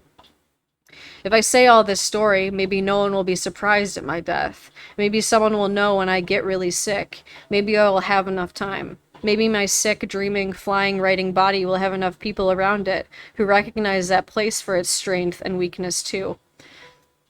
Excuse me. But when I roll over into my pink t-shirt fabric sheets on another disabled women of color artist day, feeling the bliss of the cotton on my sore body when I sleep late and stay up late typing, I feel your body brushing against me. We brush our sick bodies that hurt and also fly. Our sickness are rode out from the 9 to 5, trading labor for cash life. Our bodies can't work like that, so they dream instead. Steal time for dreams, poetry, world changing on that thin edge of barbed wire. We dream away through the teeth of the dragon of white capitalist patriarchal America, spelled with a K. Turn over, write another line. Poems flying in our teeth. Caminante no he puentes si hense puentes al andar. And I think that wasn't actually, that doesn't look like Portuguese, it looks like Spanish, so I'm sure I destroyed that, sorry. A voyager, there are no bridges, only builds them as one walks. I'm assuming that's what that means, by the looks of it. That's that one. I like that one a lot. The next one is called Prince Chronic Pain and Living to Get Old. The reports started to trickle in. They were conflicting, but they still painted a picture. Prince lived with chronic pain for years from all that dancing in high heels and jumping off stages. His knees hurt so bad all the time. He'd had a replacement, a hip replacement, or he'd needed a hip replacement, but his religion didn't allow him to do it. Prince had flu that turned into walking pneumonia for three weeks of tour, and he canceled some shows but not others, and he was on a lot of planes. Do you know about Prince, Twinkle? Do you have something to say about it? Would you like to add? Prince, oh yeah, I already read that. In an Entertainment Tonight article that came out right after his passing in 2016, his longtime friend and collaborator, Sheila E., said he was in pain all the time, but he was a performer. I had walking pneumonia last week, my second pneumonia this year. I still have it as I'm writing this. And right after I went to urgent care with shortness of breath and got the diagnosis, after telling my partner I was just fine for days, I was thinking about still getting on a plane to LA with pneumonia on 3 days of antibiotics, because the doctors said it should be just fine. I listened to my body, but I had to fight to do so. My sick and disabled friends had to say no when I asked if maybe, possibly, it was okay for me to fly. After all, it was just a mild pneumonia and just a little flight. When I conceded that they were right, I negotiated with the folks offering me the gig while sitting in a chair in the Rite Aid pharmacy waiting area, waiting for my antibiotics to be filled, asking if they'd be open to me doing the talk on Skype so I could be at home, not on a plane and a shuttle and a hotel. And I still wished I could be there in person. I love access. I'm grateful for Skype, and I know what it means to still want to be there in the flesh. I'm very clear I'm nowhere near Prince's level of fame, talent, or world domination, his place in the world, and what he meant to folks. But I am a writer who goes on tour, and his death made me think about some things about illness, pain, and being a performer. Twinkle also. So here's what I've got. To me, it feels like performance, writing, and art can last forever in the minds of those who witness it. And it's also fragile and easily forgotten, especially if you're a queer trans artist of color, a disabled queer trans artist of color, an artist coming from being working class or poor, a rural artist, or all of the above. I often feel like if I stop, everyone will forget about me in 5 minutes. And this doesn't come from nowhere. It comes from seeing black and brown queer artists I consider my friends and comrades, and also mentors, people a little older than me, people I look up to and still do, who shared their skills of how to book a show, how to write a grant, how to believe in yourself as a QT BIPOC artist. Artists who maybe had a rough patch where the thing called life was happening a little more than usual, or just changed the kind of work they were doing or how much they were doing it. And now folks a little younger than me say, who, when their name comes up. The laws of perpetual performance motion, as I've experienced them, dictate that you've got to just keep saying yes to people who want you to come perform or write or do something, because if you say no, the wheels will stop and it's all over. Maybe, probably, this feels different to folks who are artists who have access to wealth or a trust fund. But for most of the rest of us, it feels really different. The model we're taught is to never stop. I know the feeling of panic when the 3 gigs I was counting on for fall 2014 all fell through and I was really short on money and scared. I know the hustle, the scramble to get money together, to email and follow up. I know all the ways we're superheroes, what it feels like to perform right after puking or having a panic attack and making it shine anyway. I know the ups and downs and the waiting for the check to show up. I know the feeling of loving what you do and having adrenaline carry you. I know the feeling of post-tour crash after you're home safe in your bed and your body knows it's safe to finally get sick and you get sick and sick and sick. I know the feeling of fighting to stay relevant and known, not because you want to be famous, but because if people know your work, you'll get work, and your work might reach folks. If not, you won't, and it won't. I know the feeling of loving tour, of feeling blessed to be able to travel around and do what you love for folks. And I know the feeling that you're lucky to be able to do your work, and you just have to keep going and going, because this is not a 9 to 5 job. So all of this is worth it, right? As a particular kind of disabled person who for years was broke and sick and unable to leave my neighborhood much, let alone the city, touring was both something other working class artists explained to me as a way of making a living that could work with the peaks and crashes of a chronically ill body who had fatigue weeks and energy weeks, where you could make a chunk of money and then live frugally off of it when you were sick or tired. Then something that felt like and is an immense privilege that many people don't get to do, for lots of reasons, including that I am a walkie, and it's easier for me to get on buses and trains and planes than many of my friends and comrades who use adaptive devices that public transportation is too ableist to accommodate. I also often default to feeling like no matter how hard things are, I don't have my mom's life. I'm not a working class woman in a shitty marriage with 2 jobs, rarely leaving her Rust Belt city, let alone flying all across the country. I'm lucky as hell. I got no reason to complain. And there is truth to all of that. What is also true is that all the days you work sick and in pain, and all the invisibilized labor you do to lie down before and after, to take pain meds and stretch and carry traditional Chinese medicine tea pills with you to ward off or mitigate the sick, to take care of the sick and pain that happens on the road and after the road. The inner and outer voices and archetypes, common in performance culture, that say you're so lucky to do what you do and that the show must go on, and you power through illness, that canceling means you're a diva or unreliable or weak, that to be open about illness means people will think twice about booking you and think you're no longer at the peak of your career. What is true for me post 40 is realizing that the ways I'm able to push myself, even as a chronically ill artist, to take red eyes and buses and long, long travel days to shows and workshops and gigs in my 30s are less possible in my 40s. Many folks I know increasingly talk a lot about sustainability, but I know a few who have actually figured out how to do it all the way. That's not our fault. It's ableist capitalism's. We're all trying to survive the best we can, and there are few working artist workshops, fewer working disabled artist workshops, and a reality that it certainly feels like not everyone can make any kind of living as an artist. We're used to doing it a little as working class QT BIPOC. I gotta drink water, I think. QT BIPOC artist model of our strengths. Water time. As I've said in each of my readings, whenever the words get stuck in my mouth, it means I gotta drink water. Hydrate time for everyone.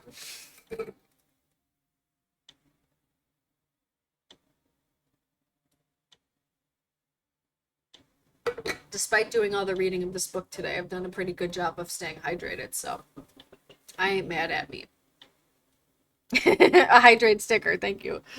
Hydrate on my face. I love that. Perfect. I actually wasn't sure if that was something, like I've seen that on other streams, but I wasn't sure if like I actually had it in there. So that actually is like incredible. Okay. Where is it? Where are we? Oh, yes. We don't have a model of touring that includes disability and illness, canceling and rescheduling that seems like something other than a luxury or even possible. Water break cheers, yes. This often comes from a place of being cash poor, but it's also true that artists with access to more money don't feel like it's possible to cancel or slow down either. When Sins Invalid bumped our big October 2010 show to October 2011, Twinkle said, like, hello, excuse me, I exist. After a collective member had big three health issues come up. It was both unprecedented, something no one in performance worlds I know had seen done, and something we deliberately did as a disability justice collective committed to leaving no one behind and centering our bodies as they were. I swear I had chili cheese fries for lunch and it's just constantly making me burp. Thank you for the follow, $88.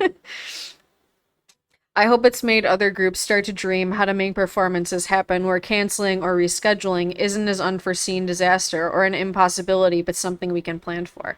Also, it's wild to see that in 2018, the author used the word unprecedented because I feel like that's not a word I remember hearing, and now we've just heard it like millions of times ever since COVID started. Like, so it's like, ooh, so much foreshadowing in this book. I don't have a magical solution. But I know that as I write this, I'm 41, a performer and writer, on my second pneumonia in 2 months, watching a lot of our beloved artists, Prince so much among them, but also Ayana Miracle, Mohawk trans elder, writer, and performance artist who meant so much to me and so many folks and communities I'm a part of, who just passed from liver cancer as I finished this piece, become ancestors in their 40s and 50s and 60s. And I'm committed to figuring out together how we can remake performance culture's expectations and figure out our own disabled and chronically ill performance ideas that allow our mind bodies to thrive. I want us to live to get old. I'm absolutely loving, especially this section. That's what I had a feeling that it was going to be that way just based off of the titles. The rest of the book has been incredibly important too, but I think this is like the idea that I had most in mind because I think that we all really need this today. And really just in this lifetime. like, uh, two or three things I know for sure about femmes and unaliving. A love letter. Twinkle, stop. Jesus. She's so loud. She's got so much to say today. For anyone that wants to look at Twinkle, she's also in my About on Twitch. Let our wounds scar in good-looking ways. Erica Frias. In the day-to-day, femme functions as a dare, a longing, and a political decision about how to move in the world. Femme smiles while looking at me dead in the eyes, saying, I dare you to join me in doing all we can to get free and get to that other world we have one foot in, while leaving no parts of our beautiful selves behind. Jess St. Louis. Sometimes I think of the past 3 years as the femme unaliving years. In March 2015, I was getting off a plane at JFK after Insight's Color of Violence 4 conference, when I looked down at my phone and found out Tourette Davis, black fat femme burlesque artist, sexual health educator, writer, and community organizer, had taken her life. 10 months later, I woke up to a text that said, call me before you go on Facebook. I called. The femme on the other end of the line told me about the unalive of white Appalachian HIV-positive trans femme writer, theater artist, musician, and hairstylist Bryn Kelly. The summer after that, Jerica Bolin, a 14-year-old black queer disabled femme person with spinal muscular atrophy too, announced her planned unalive, saying, I'm going to be free. Bolin gained mainstream media attention for her requested death when she started an Indiegogo to raise money for Jerrica's last dance, prom in the month before she would go into hospice, and asked them to shut off her ventilator, actions the media named as brave and inspirational. She said that she didn't have a future, that she, of course, wouldn't be able to dance or date or love, so she was choosing to unalive, and her announcement of her planned public unalive was cheered on by her white adoptive family and mostly white rural farming community of Appleton, Wisconsin.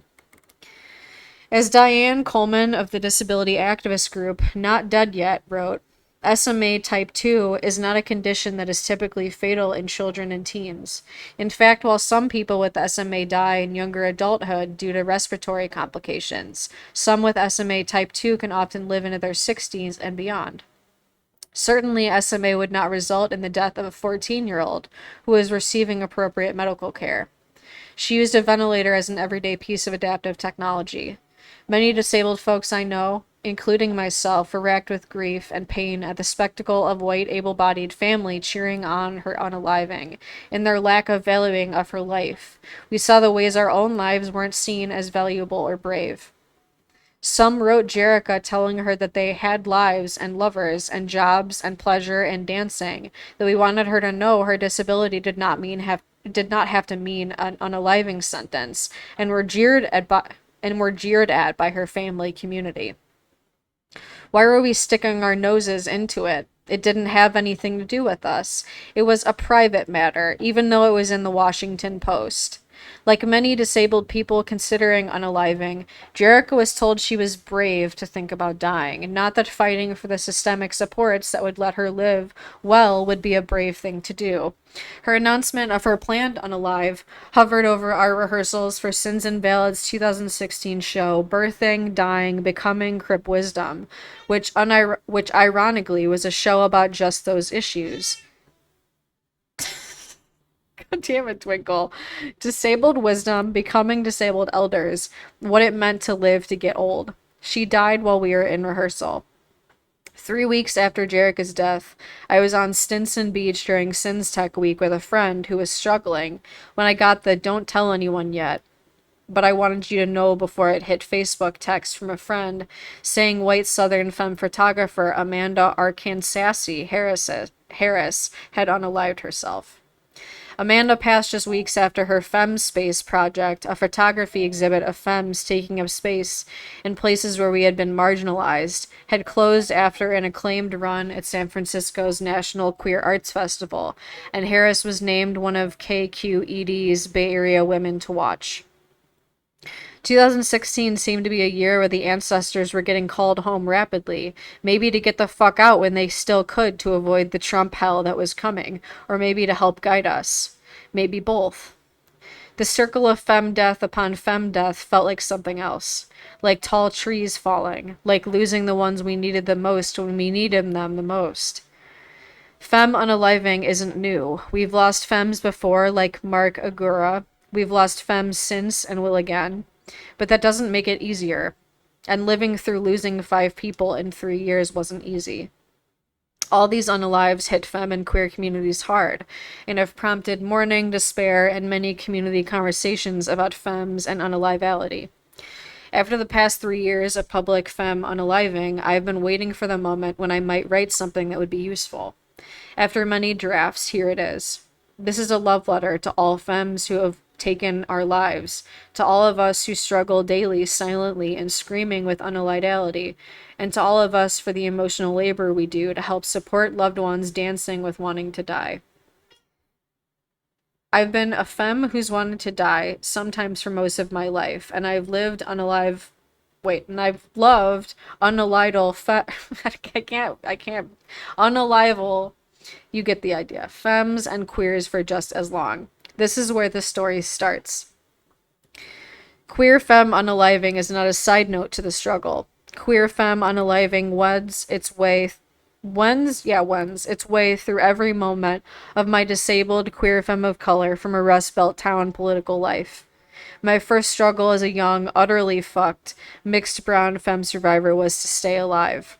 continuing to study my unaliving science, my reasons to live, to chart the ebb and flow within my deep sadness and my intrusive thoughts, the trauma bombs that go off and nudge me towards death as best practice, and the forces that diffuse them, to mine the minerals from them and turn them into the blast furnace that fuels my life as a lifelong marathon. So here are some things I know sort of for sure about femmes and unaliving. Being perceived as too much can kill you. Femmes are stereotyped across the board as too much. Too loud, too crazy, too emotional, too demanding, too many accessories. High maintenance, needy, hysterical are curse words.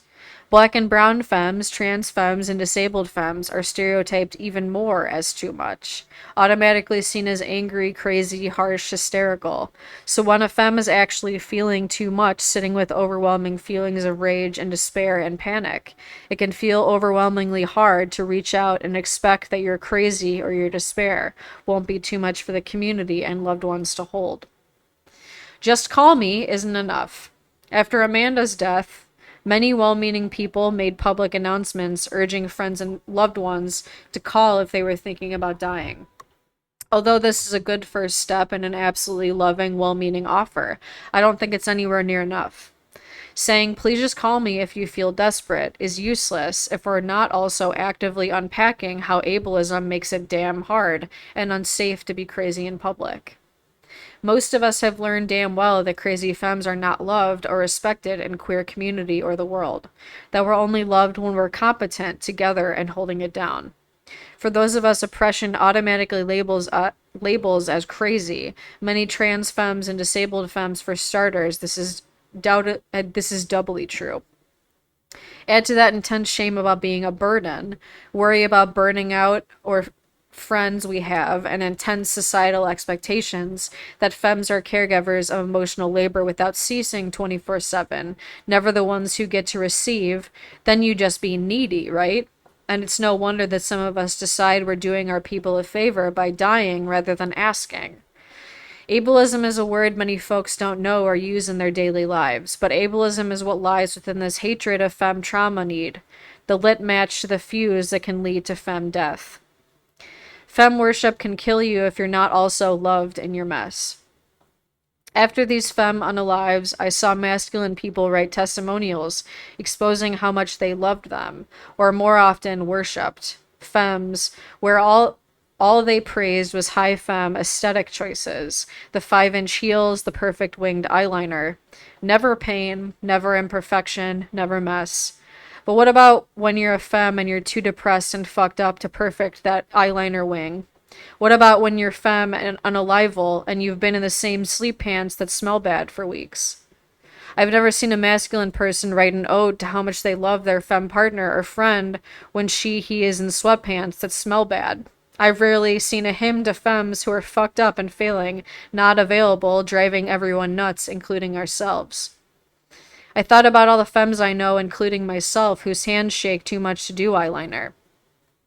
I just read that. Are we loved by our communities when we're unable to accomplish the high femme aesthetics that are all many people know how to name as femme? Are we loved when we are ugly?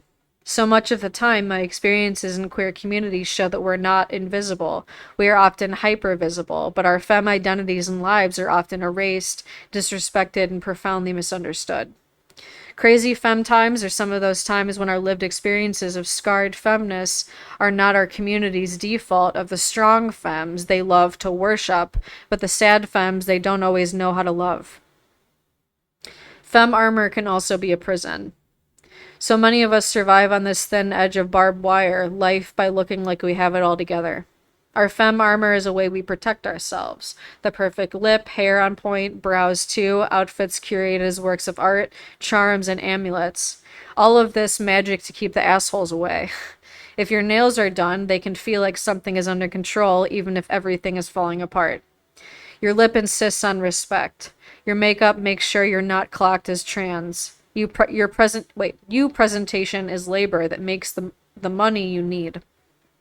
Yet my friend Naima Lowe says armor can also be a prison.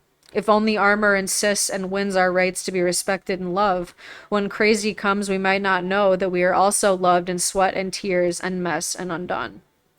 One of the biggest pieces of love I have seen are the places where femmes, mostly poor and working class and disabled, give each other this love and permission to be messy. It's thin on the ground every place else. Femmes who are in community leadership are targets for huge amounts of rage and abuse. Success is not a protection from unaliving. Femmes get unalival when everything looks great. I got unalival when I had just won a lambda. That can be both because madness strikes for many reasons at many times, including chronically, and because succeeding makes one vulnerable to attack and rage as much as praise. I've seen femmes who do well just about anything, organize a show or start a counseling practice, or throw a workshop or a conference or a political action, be subject to both an incredible amount of rage and abuse hurled at them if they make a mistake or if anything is not 100% pleasing to 100% of the people 100% of the time, and a huge expectation that they be 1,000% available to listen, soothe, apologize, and drop everything to take that rage out. To talk that rage out. People seem, for some wild reason, sexism, to feel they have more of a license to lash out in rage at femmes when their steak is not cooked perfectly. This well-known and little-discussed fact has a huge impact on femme mental health. Many femmes I know are survivors of abuse, nerds and weirdos who suffered from homophobia, growing up in ways we may not even have had words for, because the real dykes were masculine, right? We're also femmes of color, poor and working class femmes, disabled femmes, sex working femmes. We start community projects not necessarily to get fame and fortune, but to try to save lives or fulfill a crucial need. Often we make ourselves vulnerable as part of that work. We have been raised to stay humble and accessible, or value that as a principle of accountable community leadership. And when we do something, the assumption is often, who does he think he is? Our humility, accessibility, and openness make us vulnerable to attack. So often we have not been taught that it's okay to have boundaries, say no, that we can be accountable without being 1,000% perfect all the time, that we can be leaders who get to make mistakes. Worse, our work isn't seen as real anyway. I have almost never heard a femme leader admit or speak openly about the impact these attacks have had on their spirit.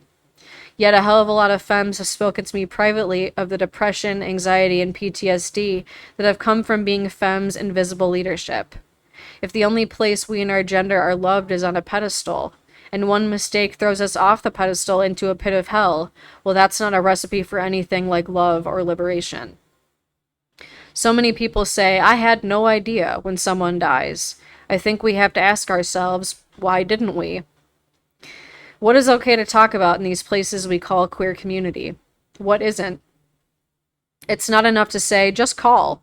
I think that we could use unaliving deaths in our communities to interrogate the shit out of how Satanism and ableism are diffused throughout queer community. In so many hip queer communities that are not explicitly disabled, it's not okay to not be okay. We pay lip service, but how many times do you ask someone how they're doing at a party and hear anything besides how great things are going, or feel like you can be honest about how things are really going for you? Again, 2018. I don't know, in many ways it's the same though. I was actively unalival for my last several years living in the Bay Area. Part of what contributed to my unalivality was the headfuck of living in a place so beautiful, held up to be a certain kind of queer of color utopia, but where there was a lot of lip service paid to community mutual aid and care. The Bay was filled with beautiful people, multiple queer dance parties every night, an emphasis on a youthful party culture of bacchanalia and pleasure. But what happened when you were too sick or sad to make it to the dance party? Too often you disappeared from mattering to that public community of queerness. And what happens when this is what you know of how queer people community exists? When you feel too crazy to make it to the pretty dance party, you may feel like there's no place for you at all. When you don't know, because it is systematically invisibilized, that there is a queer crip community happening in beds, living rooms, coffee shops, on Skype, and it counts just as much. I've had my life saved by prioritizing queer disabled people of color friendship, but I know that most non-disabled QT BIPOC community has no idea that disabled queer of color communities exist.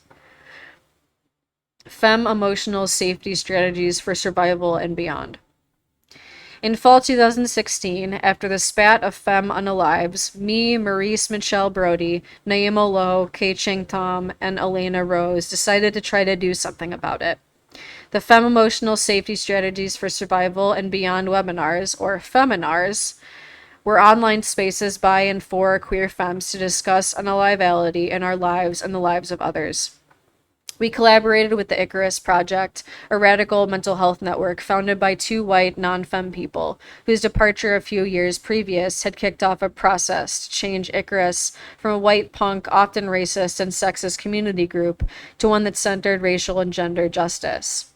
Icarus's new part-time staff was a mix of femmes of color, one straight, immigrant single mom living in the South, and one working-class queer white woman. We got a micro grant to pay facilitators and starting letting folks know about the program. In the first week, 400 people signed up, and many people expressed desperate feelings of gratitude that, as one femme put it, there was an organized, intentional response to the femme deaths. I agreed, and I also raged. Why did it take so long? Or why had it taken so long? We worked for many more than the hours we had funding to pay people for teaching the curriculum for the general black and brown femme only and trans women, trans feminine only feminars. The feminars were a rare space for femmes to come together to talk unaliving, mental health, crisis, and death. Almost everyone who signed up said they were doing it because they wanted to know how to support someone else. There were nods of recognition, tears, and raised fists when we talked about some of what we saw happening for femmes who were unalival. One femme added that they'd seen many occasions of femmes with masculine partners and friends who stuck by the masculine person through crisis after crisis, only to have that person say, "Sorry, I can't do this," and then leave when the femme had a crisis of their own. When we asked folks what they did to stay alive, the answers were a rainbow femme quilt of femme emotional intelligence. Meds, Netflix, therapy, prayer, herbs, change breakups, fresh nails, praying to the ancestors, breaking bottles, finding a friend you can be crazy with, shutting down social media, reaching out on social media groups that felt safe, crying, baths, all the crystals, shit talk. All little things that weren't so little. It struck me watching them how easily they might be called nothing by the outside world, minimized like femmes are. And when Maurice ended one feminar by saying, "It is totally okay to do emotional labor for yourself first," I let out a breath I didn't know I was holding. A few weeks before the feminars launched, and 3 days after Trump was elected president, I traveled to my hometown of Toronto. There I met with Carly Boyce, a white genderqueer femme who had been organizing workshops about how to be there for your friends who are freaks and weirdos who sometimes want to unalive. I was curious about their process and experiences and wanted to share what we were thinking and doing with ours. We talked about our beliefs about unaliving. I shared mine, one that has kept me alive since I was a teenager, that I gleaned from a radical abuse survivors and indigenous feminist organizers and friends. The idea that unaliving was a weapon of the abuser and the colonizer, a bomb they plant in our bodies to try to kill us, and that it was political for me to fight to survive and live. Carly listened and shared an alternative view. To them, the idea of preventing unaliving at all costs risked becoming like pro-lifters who fight to save every fetal life but do nothing to support children and parents once children are born. If we were going to insist on fighting to keep our people here, Carly said, we also had to work on shifting conditions to allow people to be able to stay. Otherwise, insisting that everyone needs to promise to live without actually changing the conditions that make people want to die is an ableist setup that hangs unalival folks out to dry. The same way that transformative justice argues that we must change the conditions that cause people to harm in order to heal the harm that happened and prevent it from happening again, Carly pushed for addressing the root causes of unalivality, something more of a long-term project than the immediate crisis response most folks tend to know how to react with when someone is unalival. Grief can be the garden, a femme unaliving altar. Tourette's photo on the card from her memorial, one of her many iconic poses, full lips parted, direct stance, and stare, nameplate necklace, stares at me every day from my altar to where I write in my crypt bed. I know, it was great. It was really good. I think it's a really important thing. I know I mean, as the author speaks to, obviously, it's like it's a hard thing to talk about, but that's what makes it so important. Because it's like we can't go around acting like this kind of thing isn't like just so common. That would be, oh, it would actually be harmful. It would be erasure. It would be almost delusional because of how big of a problem it really is, especially now. Because like I said, this was 2018. So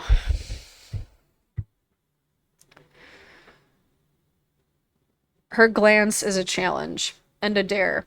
Her image sits next to an 8.5 by 11 print of roses growing in the courtyard of a housing project, with the words "Grief can be the garden" floating above. Also, hello, Kiki. I don't think I've seen you before. Thanks for being here. I bought the print at a QT BIPOC comic and zine fair at Seattle after a 2016, filled to the brim with a kneeling grief. The two images speak to each other and to me. If grief can be the garden, if femme unaliving and death can be loss, and can also be a sign pointing to what needs to change. I want to grow femme communities where we do not have to be perfect to thrive. Where there are a million ways of being femme, and femme is less about being perfect and never about being pedestaled.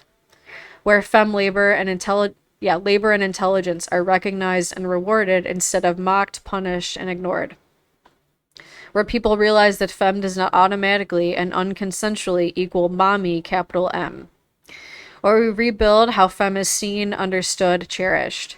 Where we use all of our femme unaliving science to figure out how to live, and we share it with all genders of people to support each other figuring out how to live and resist well. Where the dance party is at home and messy and in sweatpants. Where I don't have to be cool to be worth fighting for, or legible or seen. I've never yet seen a masculine person write that love letter to messy, unalival, perfect femmes, but here is mine.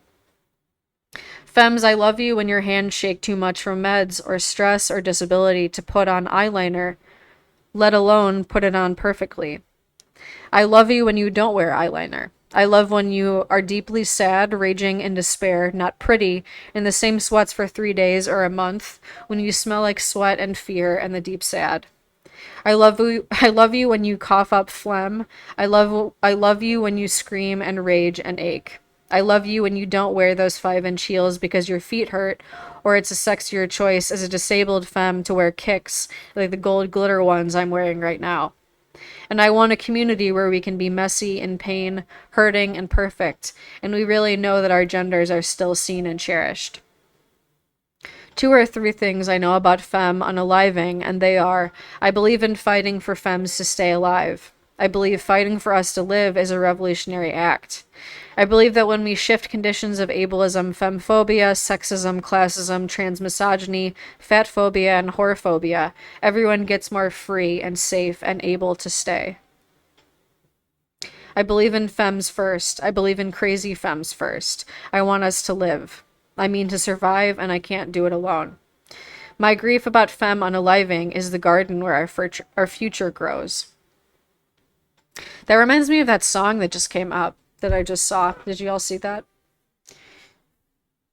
Same topic, but I just saw it, and I saw somebody quote like a line from it. I didn't know what it was from, and then the TikTok data took me to it. So as it happens, as that always goes. Oh, there's another part. I thought there was only 3 parts, but that we just finished part 3. I really liked part 3. Now we're in part 4. This, I believe, is the last part, though. For badass disability justice, working class and poor-led models of sustainable hustling for liberation. Twinkle has some opinions. Belo's piece, An End to Self-Care, made me really angry and really scared when it came out in 2012. For folks who need a reminder or missed it when the first time, An End to Self-Care is an article where white, non-binary, able-bodied labor organizer Belo argues against any focus on care and healing in radical movements, seeing it as a form of weakness in organizing. The first thing that gave me the feelings Wait, that's a question. Sorry, I didn't see that coming. I don't know why. The first thing that gave me the feelings, B anecdote about Don Andres, a working class brown man who didn't need self-care because going to a meeting after a day labor work day that began at 6 a.m. was his self-care. Here's the thing. Middle or upper class organizers from the 1800s to now just love painting majestic, romanticized, simplistic pictures of poor and working class people. Hint, we're not all one thing. We are amazing, diverse, complicated in our poverty, and working class scholarship. My life is the kid of a working class Irish Roma Rust Belt mom who grew up in Recession, Massachusetts in the 1980s and who won a bunch of scholarships is real different from my friend who grew up the daughter of a poverty class sex working white mama in the 80s. And that's the great thing. As broke folks, we get to have conversations with each other about all the different things being poor or working class has meant to us, looked like to us, taught us, gifted us with, and our genius, which could give birth to entirely new galaxies of movements and forms of organizing.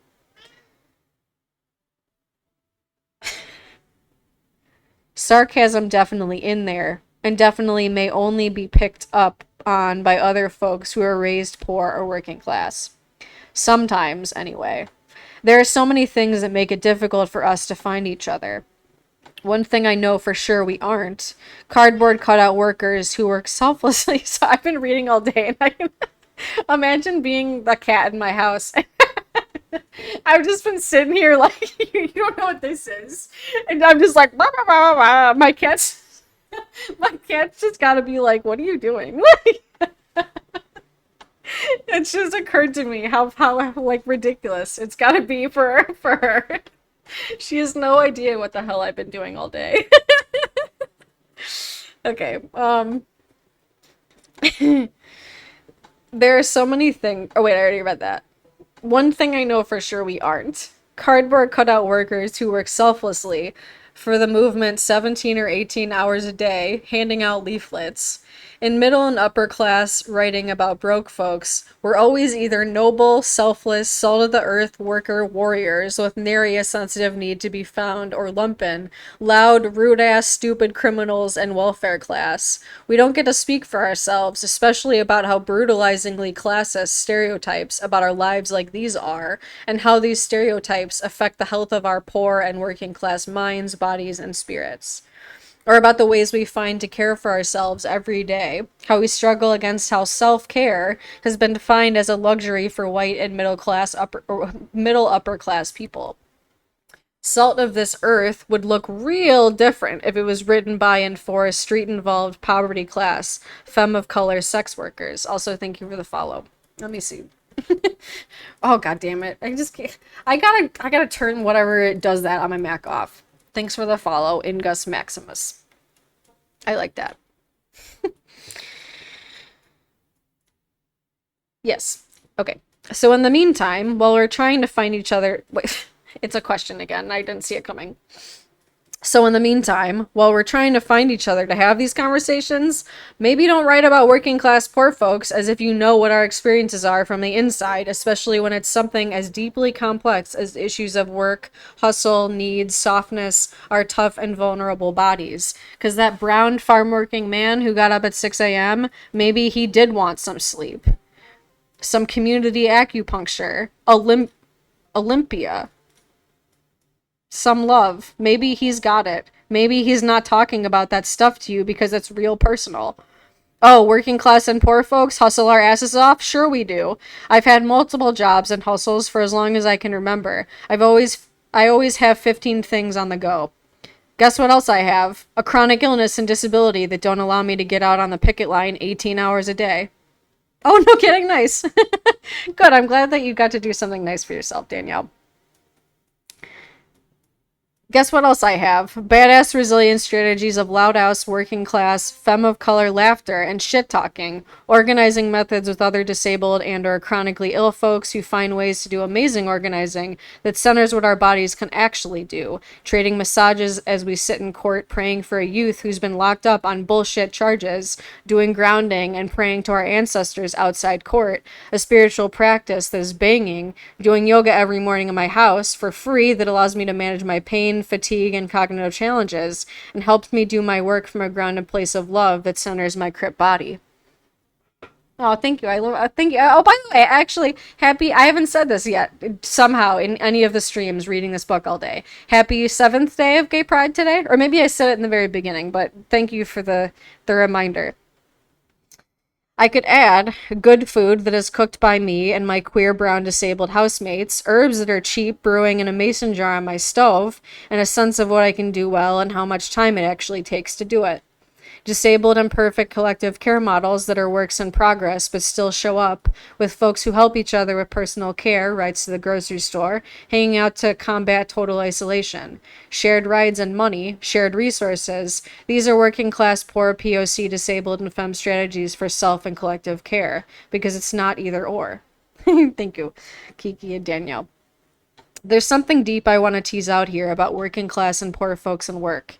Some of us, we work hard. We work so much. We don't sleep. We don't stop. We have our own somatics, a way of being in our bodies, of toughness, and sucking it up and making it happen. We do it because we have to, because we love it, because it's a way of saying fuck you to everyone who's ever said we're lazy and it's our fault we don't have money. And this can be a gift, and it can also kill us. And there's so much in here about care and sensitivity, and being able to breathe being coded as luxuries for the wealthy. And what about folks who are on SSI, unemployed, too sick to work? What about the complex interplay between labor and pain and our bodies, and how poor and working class bodies are supposedly too tough to feel anything? Yet we do, deeply, and in much talk about sustainability. There's not enough talk about how we, as broke disabled folks, do it, what sustainability means to us. No, that's okay. Yeah, thank you for stopping by anyway. I'm just happy everyone's just listening and hopefully getting some from the book, but never any pressure to stay for any amount of time. But thank you for hanging out in any amount. Yes, self-care, like non-Western, non-biomedical models of healing, has been co-opted by people who want to make money off of it. And typical burnout movement organizations that are, maybe, starting to try a little bit to not run their workers into the ground till they get sick, sometimes they do the same work at the same breakneck crisis pace they've done it, and then take them away for a 4-hour yoga retreat. But that's not actually using a model of sustainability that comes from disability justice. It's doing the same kind of organizing nonprofit industrial complex movements have insisted on for years, which pushes out parents, broke folks, and disabled folks, to name just a few, but tacks on a little self-care on the side. Getting rid of yoga is not the solution. Listening to broke-ass, disabled, and femme communities about how we actually create ways of organizing, where we're not just grinding ourselves into the dust, and we're not going on some $4,000 spa vacation once a year, might be. We can't knit our way to revolution, Lowe's says. Oh yeah? Wow, what a femme-phobic and classist statement. Many, many people have organized politically through cultural work, which includes knitting and quilting bees, for a very long time. I think it's a problem how Lowe dismisses this femme-identified form of cultural creation, and this managing your anxiety and making a sweater for your kid during a meeting. I think conversation and mutual support is a particular form of organizing that's often a femme organizing skill, not that other genders can't also do this, that isn't valued or witnessed enough in organizing because of sexism and femmephobia and transmisogyny. Oh, good, nice. I'm glad that you get it. That's straight, okay. Who knows? Maybe it's just my Twitch being weird then. I think that knitting through meetings and creating an organizational culture where that's seen as badass is something that many of my badass working class, femme of color, and white femme organizers do. But Lowe has a point I agree with, maybe the one they hoped would be picked up the most. It's the point that collective care should be lifted up, that self-care shouldn't just be this individualized bourgeois thing. But I wish Lowe had any kind of disability justice model in their article at all.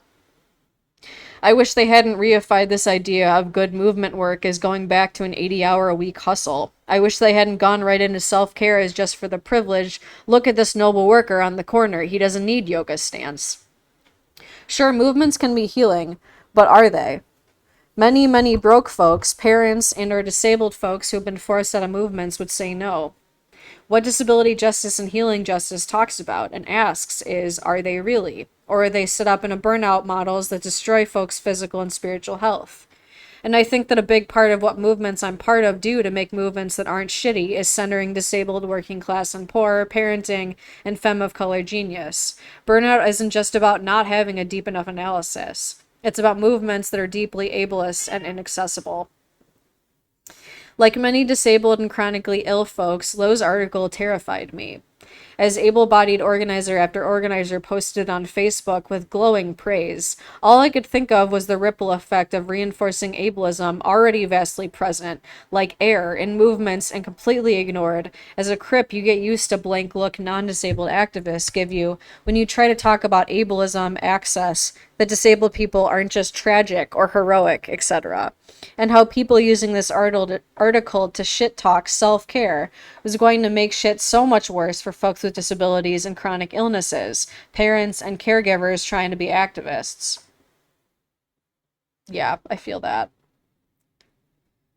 Including folks who have chronic health and disability, but who are deeply in the closet about it because they're terrified of losing their jobs or activist cred or self-worth if they come out as disabled.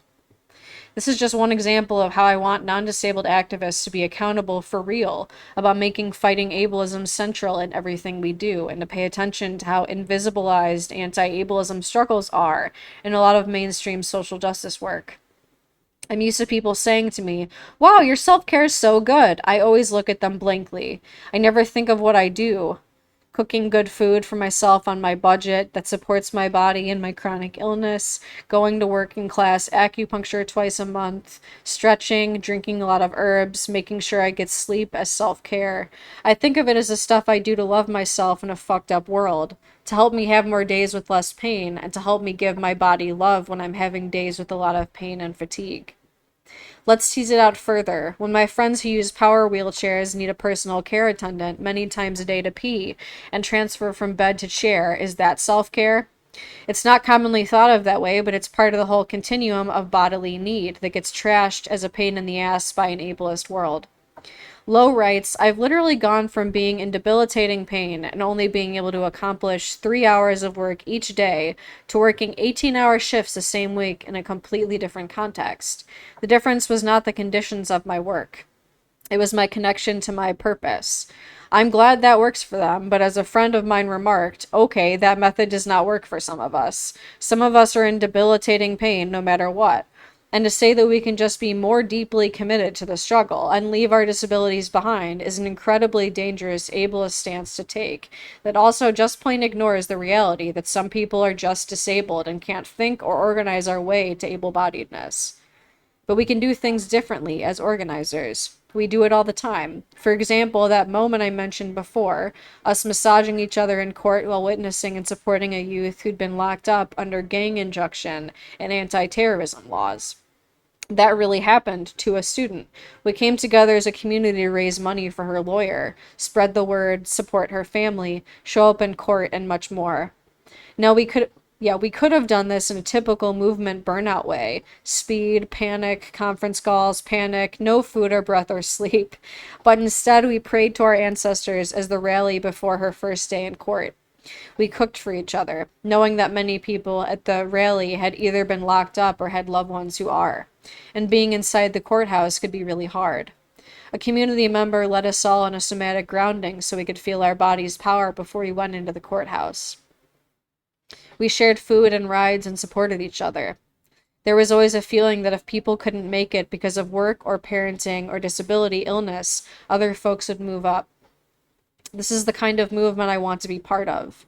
I want movements to embody a disabled working class brown sustainability that celebrates femme organizer genius. We deserve nothing less, and we disabled working class femmes of color have been creating these kinds of movements for a long time. Listen up or read the captioning. That was a good one too. As it added to the entire list of the book. The next one is Protect Your Heart, Femme Leadership, and Hyper Accountability. I'm gonna take a drink of water. I gotta probably plug my phone in too, because I never notice when it's dying and then it pauses and it's just kind of annoying. That's the perk of Twitch, if at least the signal will work.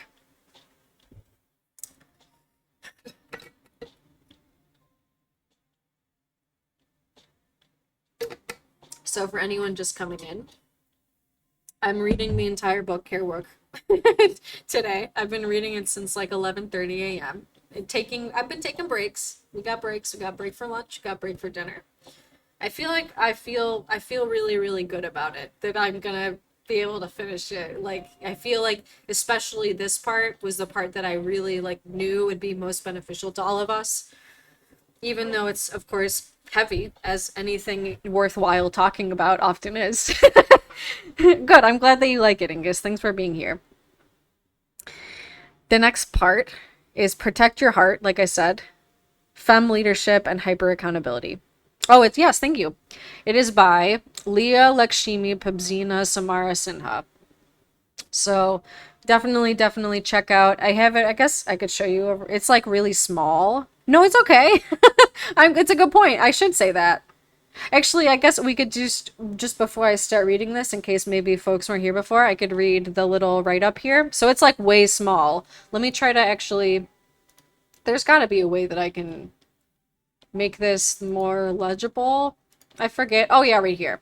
Oh wait, where did Twinkle's got things to say? So, okay, let me see if that did that to the... That's a little bit better, right? That's way better. Yeah, that's better. Okay, so the book says, in their new collection of essays, Lambda Literary Award-winning writer and disability justice activist Leah Lakshmi Pabzina Samara Sinha explores the politics and realities of disability justice, a movement that centers the lives and leadership of sick and disabled queer, trans, black, and brown people with knowledge and gifts for all. Care Work is a mapping of access as radical love, a celebration of the work that sick and disabled queer people of color are doing to find each other and to build power and community, and a toolkit for everyone who wants to build radically resilient communities of liberation where no one is left behind. Powerful and passionate Care Work is a crucial and necessary call to arms. Yay. Of course, Kiki. Yeah, it's a good question. All right. So that was straight on their website. All right. Damn it, call me out. It's what we all need, you know? All right, let's do this. Next one. Like I said, protect your heart, fem leadership, and hyper accountability. The summer and fall of 2015, I lived in Brooklyn. I had moved there pretty rapidly from Toronto when I got together with my partner, who was born, raised, and living in Queens. I had had a lot of long distance relationships at that point in my life, and I didn't want any more. If we were going to be kind of distance, we were going to be across borough, 7 to the G train kind of distance relationship. That summer and fall, there was a graffiti stencil I noticed everywhere down my block and in the Lower East Side. Protect your heart, it said. It reminded me of a line of Black queer HIV positive poet Essex Hempfield's Protect Your Magic. I think Twinkle wants treats, actually, so hold on, because she's going to keep doing this until I give her tweets. That's actually what it is, because she usually gets treats at 8:30. I'll be right back. Let's give you treats. Come on. Come on. I forget what time it is.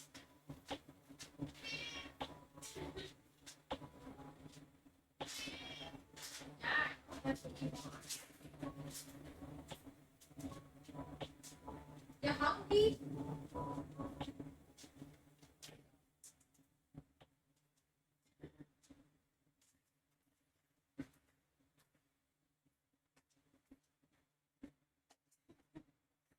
All right. I think she will be a little quieter now. Oh, she already twinkle treat time, 8:30 p.m. Eastern time. I should add that into my like about me or whatever. Oh, like sorry, I saw this after I already walked away. Actually, if you want to see a picture of her though, on my Twitch, not only is there a picture of Twinkle in my about, um, and it says she's the resident little baby angel. But also, there is, if anyone might benefit from it, there's also closed captioning over on my Twitch. I made it like a week ago. So I'm like streaming like a fuck ton more. Like, I don't know why. I could never get myself to like consistently stream on TikTok Live until I made this Twitch about a week ago. So now, that's over there. But yeah, go peek at it.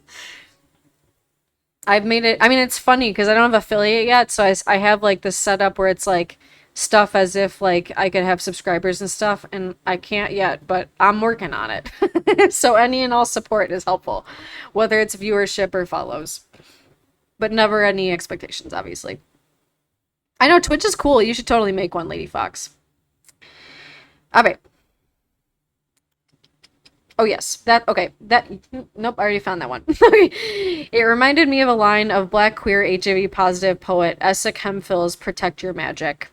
I know Twitch is awesome. Like it's actually really great. Like I had no idea, and like it's awesome because like the followers that have used it more frequently that are like really like have supported me the most probably since the very start of me doing it, like day one, they were basically like were like, yeah, it's taken off just like in the way that TikTok has since COVID started. And I was like, that makes like so much sense. There's like so much variety and cool shit. Thank you for the follow, Rambo Bomb. Oh, cool. Yeah, like I said, I don't have subscribers yet because I got to get affiliate. So like all I really need is because the only thing I have left to like make affiliate is hitting the 3 followers average. So I'm like actually kicked myself because like I've literally streamed like 46 hours. Like this is adding another like 8 hours to my stream. So it's literally just the amount that I've streamed that's making my average lower. Because in the beginning, I was just streaming almost to like 1 or 2 people. And then now it's like I've gotten more of a following because I made a schedule and everything, and more people have, shown out to support and stuff within like the last week, even just the last 4 days, really. So it's like up to the average. But yeah, that's what I'm really waiting on. Okay. I felt like it was showing up then for a reason. Those words appeared at a time when I was healing from and getting perspective about a lot of shit that had gone down in my 30s, about some people who I'd worked with for a long time who had acted in ways I was starting to recognize as emotionally abusive. Realizing this also made me look at how hyper accountability in my life as a disabled femme of color survivor had been a superpower and a survival skill, and also something that had almost killed me. A common idea in social justice culture is that if someone calls you out on being oppressive, you need to shut up, listen, put aside your automatic defensive reaction, and accept what they're saying.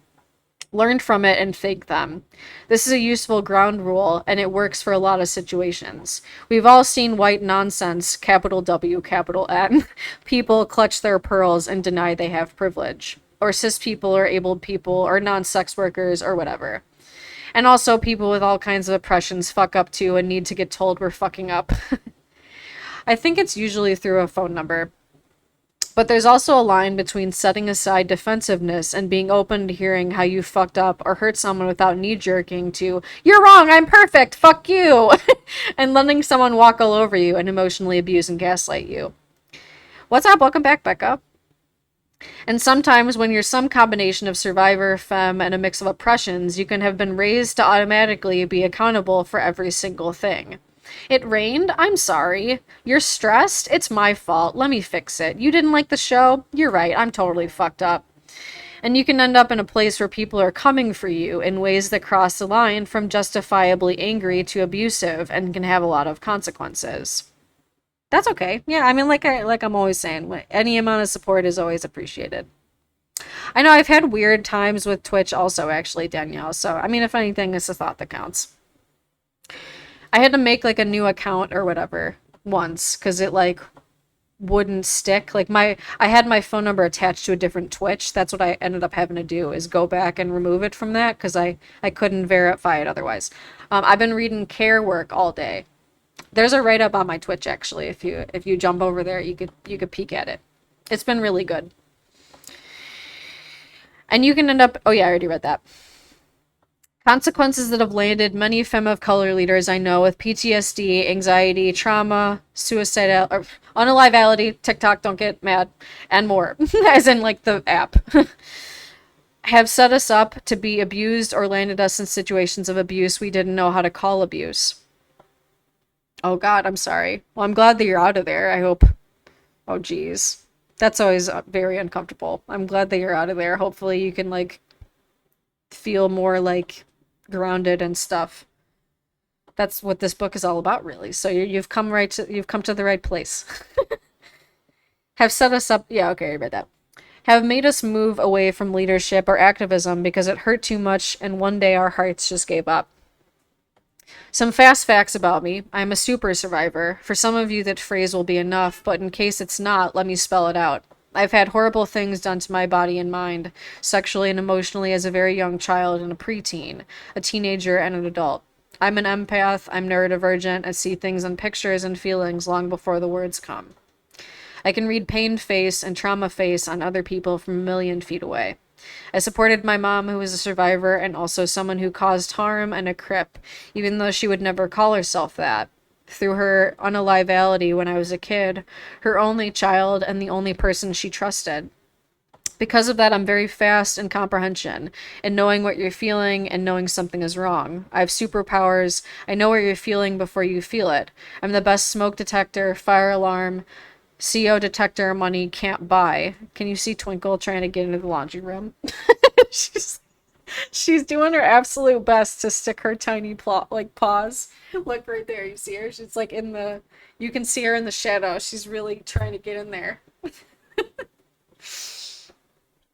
Yeah, I mean we gotta be. It sucks that we gotta be, but I mean that's all we can say, you know? I run towards the burning building and I rush to give the remedy. I've been praised for it all my life, this thing now being called femme emotional labor that is also crip, crazy, and survivor. And I have internalized that it is my job and my worth, the thing I am skilled at doing, the thing that was my value when I was not seen as pretty or worthy of protection. So basically, we're in part 4, which is the last part. I'm not sure, I think there was maybe like 5 parts to part 4, but it's like a collection of essays basically. But all the recordings will be available both on my Twitch for like a week, and then I export them to YouTube, so you'll be able to like watch it all if you'd like to at your leisure. Also, I think if I or you say what needs to be said just the right way, the world would be saved and the revolution will come and I won't die. Also, I have complex PTSD, DID, and a bunch of other stuff, so as my friend who also has all those things says, I'm easy to fuck with. And if you tell me I did something, I will be like, wait, what happened? Did I say that? I also have a lot of panic from being neurodivergent and not understanding it for years. Fuck. Did the words fuck up again? Because they got lost in meaning to spoken language translation again. I'm a freak and I'm in trouble now and people are mad. So I try real hard to get it all right. Thank you, Danielle. I mean, this is just all this I love. This is what I'm doing now. I'm doing this most days of the week, in fact, because of preference. I woke up and I was joking with my friend Jesse earlier. I was like, so there was really nothing on my to-do list, and then I saw that New York is poison air, and I was like, well, I'm gonna read the entire book Care Work about leaving no one behind. So that's what we've done today. Yeah, okay. And I get really, really stressed out in that somatic flight, freeze, appease to the death limbic brainwave when I think I might maybe have not gotten it right.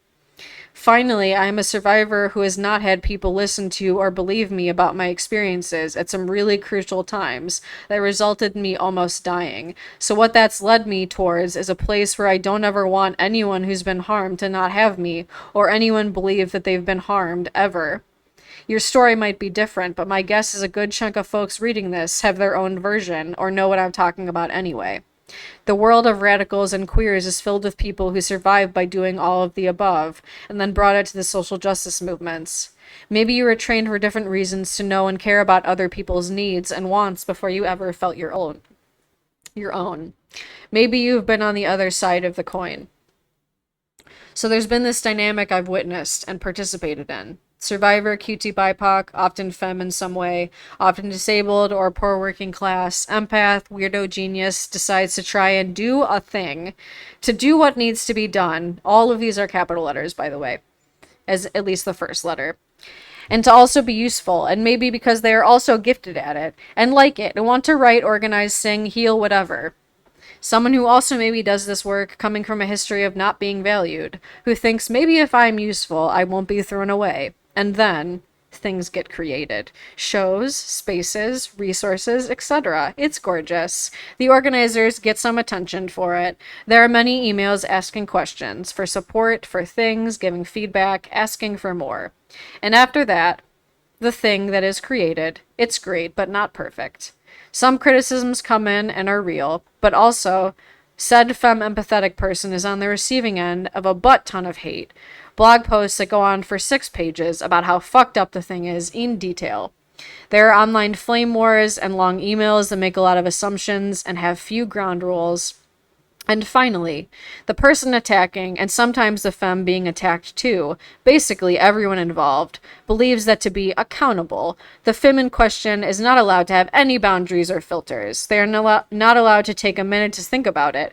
The only allowable response is to automatically apologize and agree. When I write and think about femme unalivality, one thing I think about is this kind of intense compound pressure we are under. I have had many private conversations with femmes doing cultural healing or political organizing work who've shared that their depression, anxiety, and unalivality skyrocketed as they did work and became seen as visible leaders.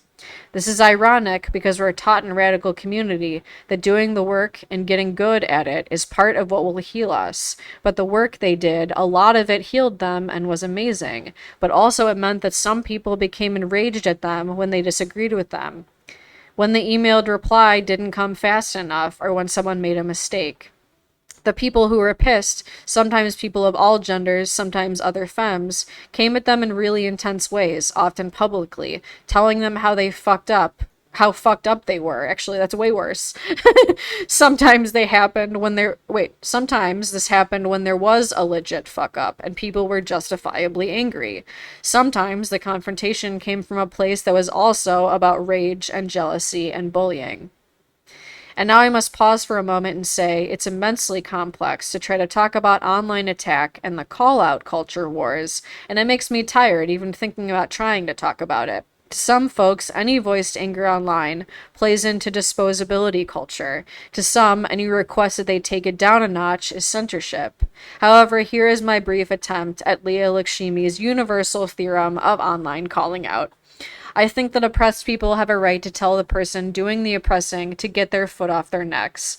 I think that anger is valid and that many people, particularly Black, Indigenous people of color, fat working class and disabled people, get told we need to say it nicer when we're mad at things that aren't right, and that kind of tone policing is wrong. What's up, Bennett?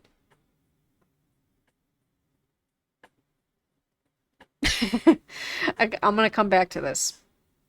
I also think there are times when people are capable of doing emotionally abusive, completely out of pocket shit online that is destructive and crazy making in the name of confrontation. I think that working things out is often great. I also think that sometimes people have a right to set boundaries, including cutting people the fuck off. I think trauma, abuse, and oppression have made it so we often have zero experience of anything other than betrayal, so the safest way we know how to survive is to rip someone's face off or run. I think there's no hard and fast rule. One person's clusterfuck is another person's righteous call for justice. All I can do is rely on my own internal sense of what feels right and ask friends for reality checks. A lot of things can be true at the same time. You're welcome. I've not heard of the same experience at the same rate occurring to masculine leaders. I've not witnessed there being the same expectation. The masculine leaders in queer social justice communities must be 1,000% emotionally accessible all the time, right back to every Facebook message immediately and perfectly, listen, support, and apologize. What seems real is that people have both more entitled expectations of femmes' time and ears, and of femmes being perfect. Expectations run high that you are either a magic mommy who fixes everything perfectly and infallibly and never say no, or you are a shit failure bitch who deserves every bit of rage thrown at you. There is also a sense that it is okay and easy to be violent and are raging towards the femme in question, both rooted in sexism and femophobia. After all, what is mommy, capital M, for but to be screamed at? What is femininity under the WSCCAP but to be perfect or to be abused? Enjoy pumpkin hour. I don't know what that. Oh, okay, yes, you gotta go sleep because you turned into a pumpkin. I like that. Oh, sure. Yes. No, agreed. Some of the people who have come for me have gotten the angriest when I've been too tired or sick or just otherwise occupied to drop everything to engage. have told me to stop making excuses. Also, thank you for stopping by, Angus. I forgot to say that before, I think. But when someone is legit sick, cripped out, exhausted, or nuts, isn't it actually responsible to own those things, attend to them, and then make a different space to come together to deal with whatever happened? Isn't it ableist to tell someone to just stop being disabled already? Aren't there ways we can create where we can be sick and tired and nuts and accountable in an accessible way? When people ask me why I moved away from Oakland after living there for most of my 30s, I usually stick to what's easiest to tell. That I got priced out of living there because of Google and other tech companies driving up rent, and I had been away from home for a long time and needed to go back. All of those things are true. The reason that it's harder to talk about is that I lived with pretty deep depression the last 4 years in Oakland. Depression that could and did flare into unalivality and chronic anxiety and panic. There were a number of reasons for my mental health going down the toilet, but two big ones were that I was on the receiving end of some relationships that had become emotionally abusive, that I didn't even know how to name as such, and I was doing an incredible amount of emotional labor, and I didn't know that I was allowed to have any limits around it. That's the realist. I didn't know I'd also say that it felt not only like some of the folks I'd been the closest with in the Bay didn't love, know, or respect me, but also like they actively wanted me to go down. Equally real. I also thought I had come to the QT BIPOC promised land, and it hurt here too. I was often afraid to leave the house, to go to shows or events. Every time I looked at my email or Facebook and saw a message, my first thought was whether someone was angry at me. Also true, especially YouTube. Every single thing was urgent. Every single thing was an emergency at the same rate. After I moved back to Toronto in the middle of a long, quiet winter, some things became clearer. For one, a huge percentage of the unpaid femme-emotional labor I was doing fell away. From 2010 to 2014, I'd been living in collective houses of 6 to 10 people, which was often an unpaid 20-hour-a-week job. Talking to everyone while trying to get dressed, doing everyone's dishes so I had some to cook with, dealing with slumlord conditions, roofs caving in, pipes exploding, break-ins, racist white men doing racist white men performance art at house open mics. All of it took hours of spoons. I was also a member of at least 2 collectives and did hours and hours of unpaid labor in them, creating websites, organizing meetings, organizing events, answering emails, fundraising. I worked multiple jobs for money, most of which involve some kind of intensive trauma-infused care work, from teaching med students how to do sexual health exams in a consent-based and trauma-aware model, to co-running a QT BIPOC performance collective, to teaching and talking about R, transformative justice, and intimate partner violence. I was part of friend and online disability communities where I did an enormous amount of caretaking and support work. I did huge unpaid roles running some things at some annual conferences and gathering spaces. Plus, oh yes, I had a small counseling practice. And on top of it all came the hyper accountability I speak of. The place of, with all of these feelings, feeling like I had to be constantly available and accessible to deal with critique, communication, feedback, etc. Everyone I knew was doing the exact same rate of work to survive being low-income, queer, black, or brown, and sick and disabled in a skyrocketing gentrification economy. And hey, it was all fun and for the revolution, and I was lucky to be able to do it instead of being normal, right? And it was literally keeping me alive, right? I was cash poor, something I rarely talked about, because I was clear about my privileges, like light skin and citizenship and access to higher education, scholarship or not. But I was also living on less than $1,200 a month with no stable income, but 5 to 6 part-time accessible-ish gigs. I wholeheartedly believed that what I had going for me, especially in all my sickbed time, was being hyper-available, being spooned out on Facebook, but offering care both to support my community and to have the hope of receiving care and support back when I needed it. There were also so many working class values, that showing up is just what you do, for example, in this pattern. Aside from a few resource generation kids or trust fund kids, whom I mostly didn't hang out with because rich people get on my nerves, I didn't know anyone who even approached a middle class standard of living. We were all hustling, and we all had an ethic of sharing the hustle. The free box and the crowd fund would save you. There were also definitely some elements of being the child of a mother who was working class and unalival, who raised me to be her counselor and confidant and best friend, the keeper of secrets, the empathetic, smart, autistic kid who knew her feelings before she did. So I had no idea how to see all of this labor as work, or to see that perhaps I might need some days off, or some, what do you call them? Limits. I had no idea any of this was stressful. I had no idea any of this was work. I sort of understood why I was so anxious and exhausted all the time, but not really. It was what everyone I knew was doing, and I just thought of it as the right thing to do. I would, however, frequently lie in my bed on my heating pad in mid-flare watching Netflix half-heartedly, truly feeling that if I dropped dead, very few people would notice until I didn't show up for a meeting. I had no idea of any of this, that all of this labor really was work, that I was tired from working hard, not from being lazy, that I might need some quiet and space, that being hyper accessible was killing me, until I moved back to Toronto and 90% of that work dropped away. Those collectives were thousands of miles away, and I was living with mostly just one other person for one fragile second, and I felt, well, peaceful. All of a sudden, I had a lot more time and choices and quiet, and my mental health, it got better. A lot better. I was loved even when I wasn't working. I had time to cry. I had time to think. I was pretty much around people I liked and who liked me. I know, Pando is just always just, Pando's just doing stuff. Pando's been a good listener today. I was pretty much around people I liked and who liked me. Okay, I read that. And I was like, wow, all of that worked. That was work. All of that abuse. That was abuse. That's that was also real as fuck. For a while, I didn't have the words to say how toxic and hard it was to live in a city where community was talked about constantly, but in actuality, there was a lot of rage and shallowness, where if you weren't pretty, popular, and full of energy, people could not give much of a shit about you. It hurt worse because I had drunk the Bay Area Kool-Aid. Sorry, I was going to burp at the same time as I said Bay Area Kool-Aid. That this was a place of love, feelings, and healing. I had come there to make it, to be a performer and producer, and I had. But I also felt attacked in what I had staked my life on, and I want to talk about that, about what happens when you merge identity and work inside a politicized community. I was raised pretty feral, in a family with a lot of abuse and a lot of neurodivergent that led to a lot of isolation. I swear, the parallels, they just never stop.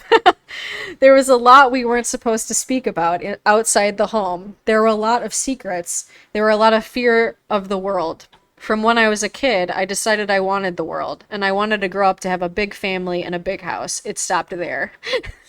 This was especially important to me because I knew that I was probably going to have to run really hard for my parents, and I was going to lose my biological family. As a young adult, I survived some pretty intense things, almost getting killed by an abusive partner, leaving the country, having my parents threaten to get me institutionalized when I told them about the childhood sexual abuse I was remembering, having a partner who was also my immigration sponsor threaten to kill me and stalk me for years, and being very sick with a very serious chronic illness. During those years when I was very sick, very crazy, very poor, and very in a physically abusive relationship, I almost died from isolation. I did not have social capital. I was poor, not pretty, could not stop talking about the abuse I was experiencing, and was just starting to have survived and was sick with a chronic illness during a period of little to no disability community or respect for disability within social justice communities. Everybody was young and able-bodied and normal-esque. Part of the way I rebuilt my place in my city as I got slightly less sick, as I was able to work legally, was by being helpful. I did not believe that I was valued in and of myself for myself, and I was not pretty or normal or unscarred, but I started doing a lot of social justice service work.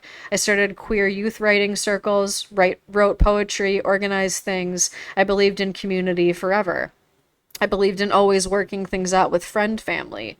I worked very hard to have no conflict with anyone and to immediately smooth over any conflict that happened. I worked very hard and was very generous. I believed that if I proved myself to be indispensable, to be useful, I would not be thrown away. I would have a place, I would be useful and thus loved, or something like loved, because my inside parts were not lovable, but my usefulness was. I built a writing career partly out of these underpinnings. I became a community-based writer who was writing for my community and also for myself.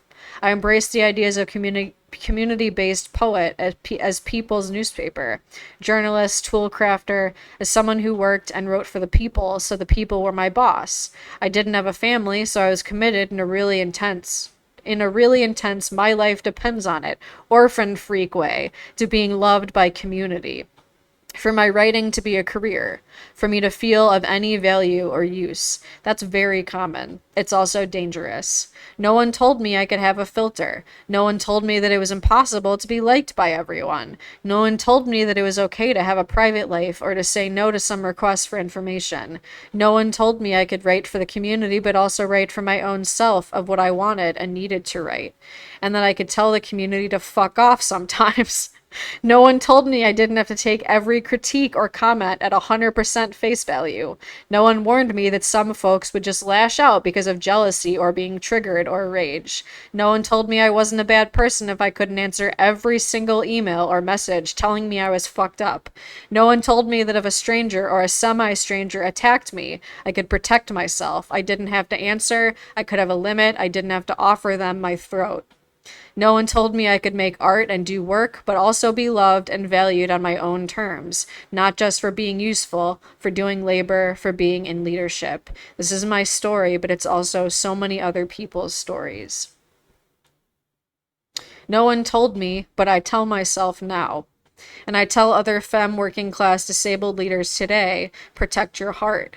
It is okay if you build in boundaries. It is okay if you are imperfect. It is okay and good to build relationships where you are loved, not just for your labor. It is okay to say no to being everyone's mommy. It is okay to not reply to everyone's email instantaneously. It is okay to build relationships with the expectation that you will both make mistakes and you get to make amends and repair. If someone comes shooting, you can give yourself some cover, not hand them your heart. You are a renewable but also limited resource. You deserve to be held. Yeah, I think that's super real, Danielle. I think that's I think that's a really common response to like I think that's an initial reaction of a lot of folks, you know. That's like the norm. The next one is called Not Over It, Not Fixed, and Living a Life Worth Living towards an anti-ableist vision of survivorhood. The last few look especially good. There's two more. This is the second to last one. I'm gonna close my blinds. Gonna get a drink of water. We'll take a little breather. And then we're gonna close it off. I can't believe we're finishing this book today. I can and can't. Like I committed to it, but it's been a while since I've read a book in a single day. So I feel really good about this. And I feel I don't know. I just feel like I hit a second wind like when we were in like part two. And then dinner happened and I was like, let's fucking do this. Absolute warrior mode. I'll put the little to like be right back thing on, I guess. Be right back.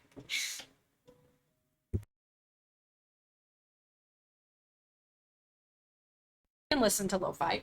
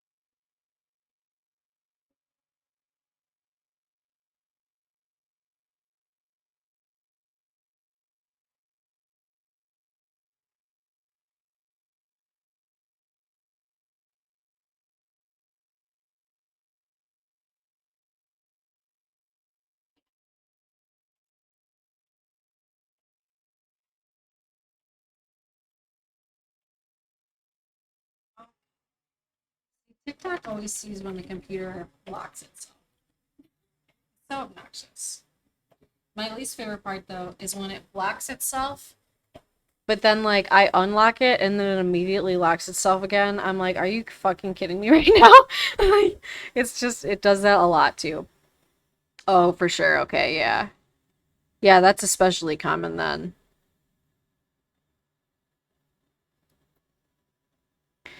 All right, I still gotta drink some water. Everyone drink water.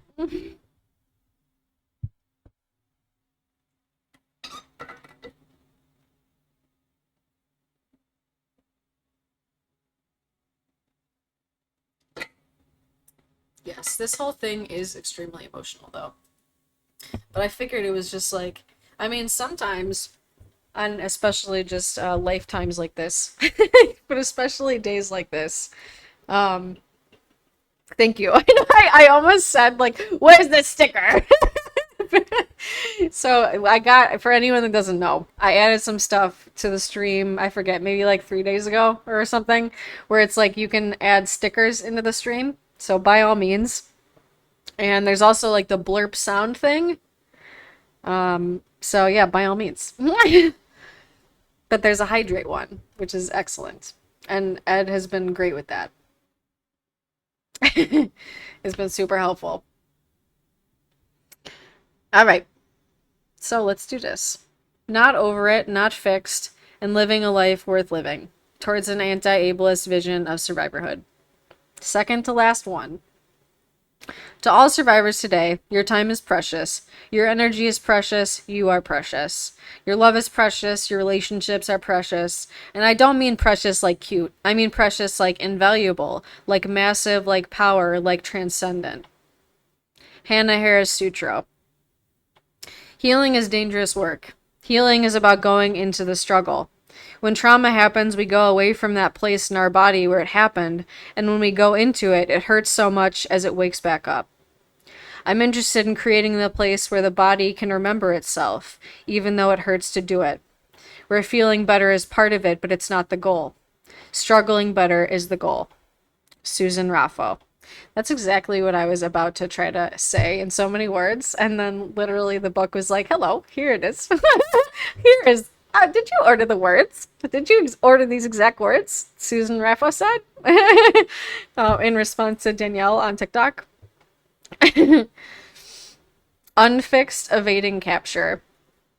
Recently, I was auditioning a new therapist who, during the intake interview, asked me in all sincerity, so do you think the therapy you got in your 20s resolved your childhood sexual abuse? I stared at her with my mouth open for a solid 30 seconds. I'd had such high hopes for that therapist. She was a woman of color with a Cesar Chavez quote on her website. She worked at the local healing center, or healing justice center. She said she was trauma informed and listed working with survivors as one of her areas of expertise. That was good, right? Plus, she was cheaper than the therapist I'd been seeing for 7 years, who was one of the smartest, weirdest healers I'd ever met, but still lived in Oakland, where I'd been priced out of. Maybe seeing a therapist in person, not via Skype, would be a good thing. But here I was, in her office, with my mouth open and the rug pulled out from under me. As it turned out, we had some really different understandings of trauma healing and survivorhood. She really thought that childhood sexual abuse was something to manage, something you could get over and move on from, a cut you stitch up with butterfly bandages. I thought, my abuse is not something to resolve. A number on a pain scale, a simple wound that you can go away, that you can go away with Neosporin. My trauma is a fucking 5-act opera, a gorgeous and tough dress made out of my best scars, a seed library, a Gutenberg Bible, a thunderstorm to climb and buck in a small plane, a mountain range, a supernova to map. When I compose myself, I manage to say something like, I don't really think of it like that. I think that I'm on a lifelong journey of learning from and healing my trauma. You know what I mean? You know what I mean, right? She smirked at me with that poor dear, sure, let her think that look. And I didn't go back. That therapist wasn't rare. The idea that survivorhood is a thing to fix or cure, to get over, and that cure is not only possible and easy, but the only desirable option is as common as breath. It's a concept that has deep roots in ableist ideas that when there's something wrong, there's either cured or broken, and nothing in between, and certainly nothing valuable in inhabiting a body mind that's disabled in any way. It's also an idea that's seductive to survivors.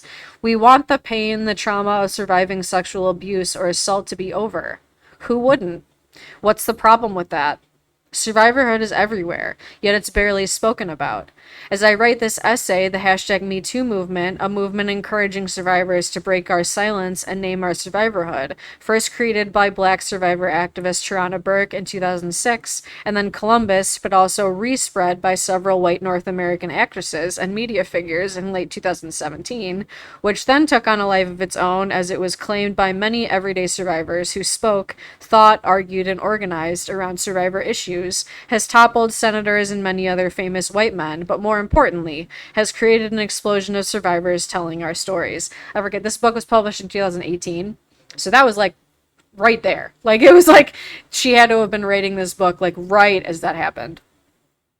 The thing I like most about hashtag #MeToo is how it, for this media moment at least, has transformed the experience of being a survivor from one that so often feels freakish and lonely, like I'm the only weird one who didn't have a happy, safe family and wants to talk about it, to one where the truth that R and childhood sexual abuse are the norm, that most people are survivors, is out there. It's like wild to think about how it feels so far away because so much has happened since 2018, but truly, like, that wasn't that long ago. Like, it really wasn't, but it feels like it was like 15 years ago at this point. I don't know about y'all. If you want to argue with me that the CDC and the FBI has said that a mere 33% of adult assigned female at birth people and 25% of children are abused, so surely I'm wrong about the most people are survivors part. I ask you to consider that I didn't report any of my R's to the cops, and neither do most people I know. There are many forms of sexual abuse, violation, and violence not considered real R by carceral systems, from specific kinds of sexualized abuse that disabled kids face in our families, schools, hospitals, and treatment facilities, to ritual abuse from sexual abuse of indigenous people in boarding schools and foster care, to the constant transmisogynistic sexual harassment faced by trans women of color, to sexual assault experienced by sex workers.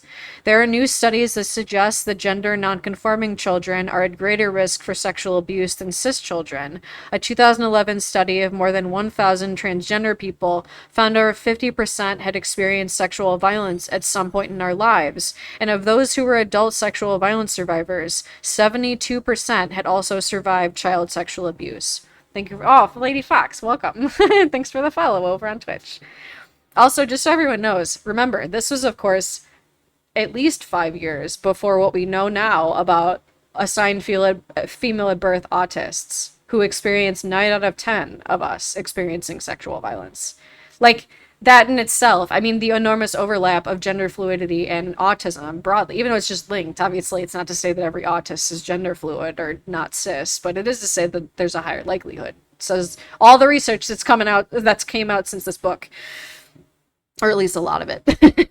Okay, anyway. Going back to the Black Codes and the Indian Act, the criminal legal system was set up on purpose to minimize what got named as sexual abuse and how much sexual abuse got reported and prosecuted, and limited the tiny percentage of what sexual abuse does get taken seriously to people with less privilege, who the system wants to lock up and deport. I feel that. Fair enough. I mean, I'm non-binary anyway, so it is what it is. Throughout my life as a disabled queer femme of color, I have been surprised when someone I dated or hung out with wasn't a survivor.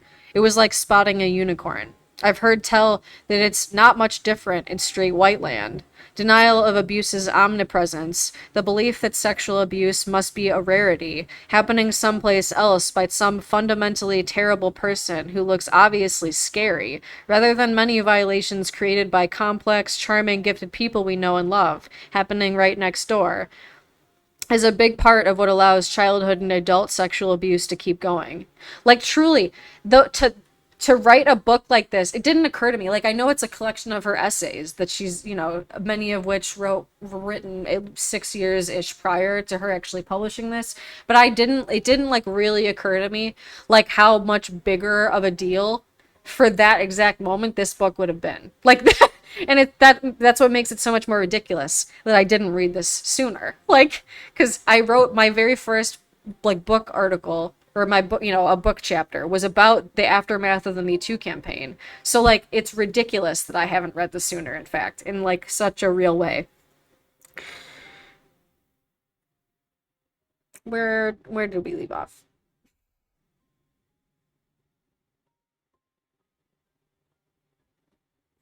I feel like I might have skipped a page. Yes. Throughout my life as a disabled queer femme of color, I have been surprised when someone I date. Oh no, I already read that.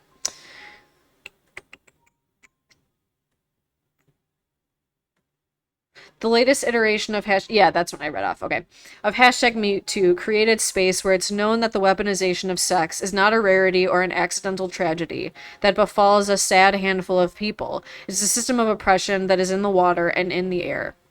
It's also, yes, indeed, expanded the understanding of what R is to include forms of sexual violation that don't count as real classic R, because survivors are finally having space to voice our own experiences of sex. And although many backlash driven writers decry this, I am incredibly glad for the bravery of survivors expanding the conversation about what sexual abuse and violence are. Yeah, for sure. That's legit. All this knowledge is dangerous information. If it got out of if it got out all the way, the world would split open. And it has been and is.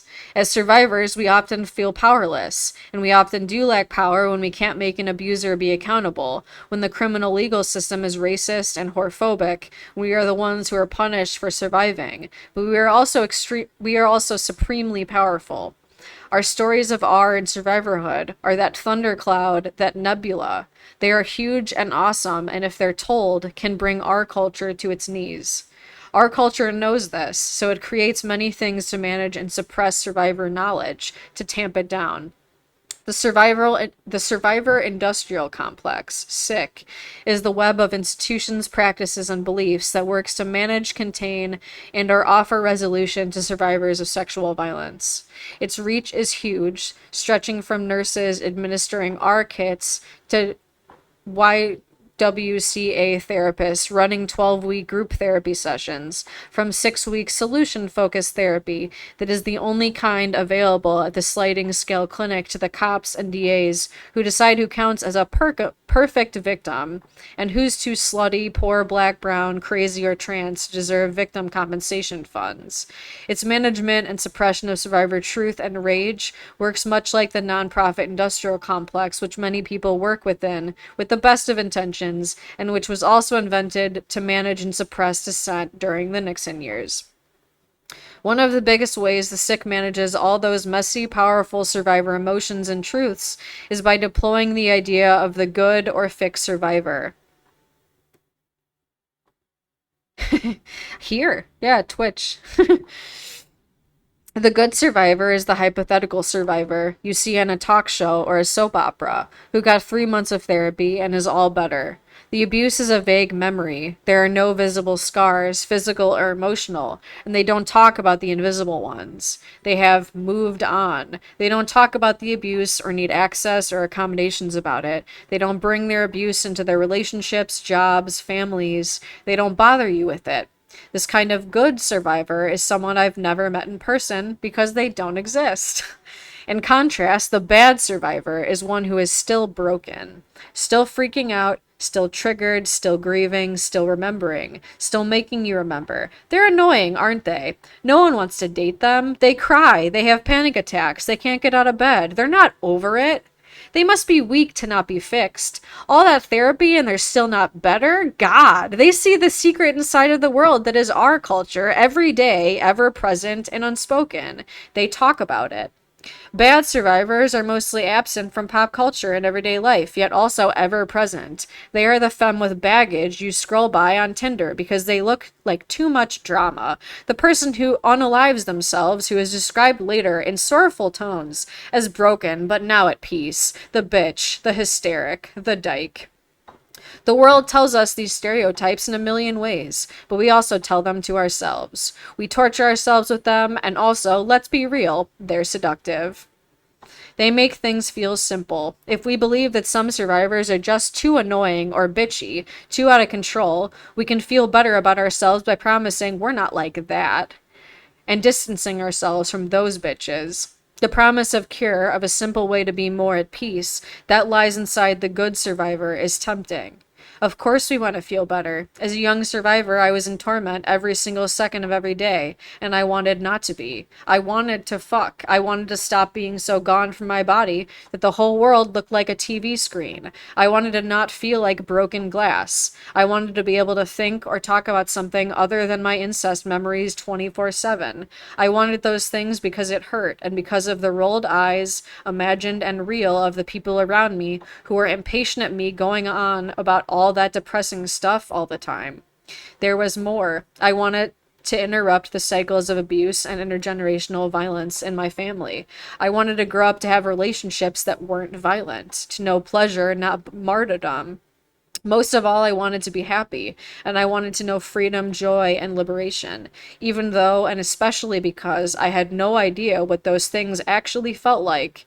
These are powerful, fierce survivor freedom dreams. Dreams like these are where I see many survivors in their fiercest power as revolutionaries. There is revolution in survivors remembering the omnipresence of R, insisting that we remember shit right, using our deepest dreams to create new worlds that we have never seen.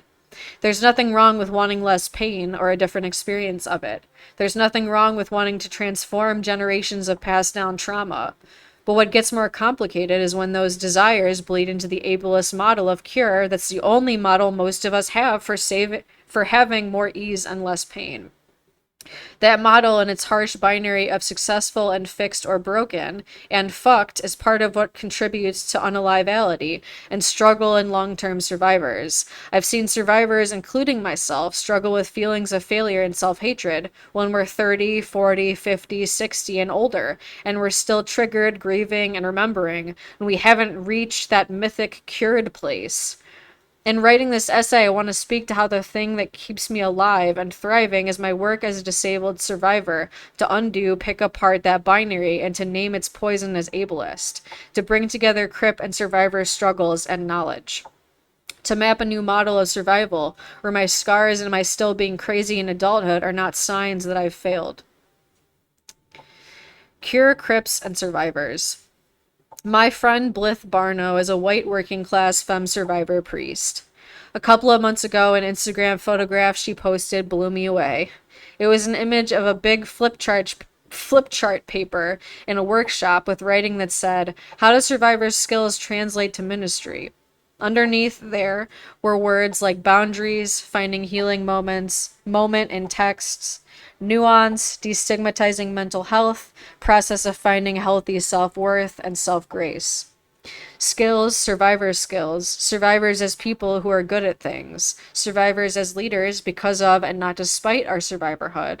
Blythe's post was the first time in my life, after more than 20 years of being deeply integrated in survivor communities, that I'd seen survivors described as being good at things, as having specific skills that emerged from our survivorhood.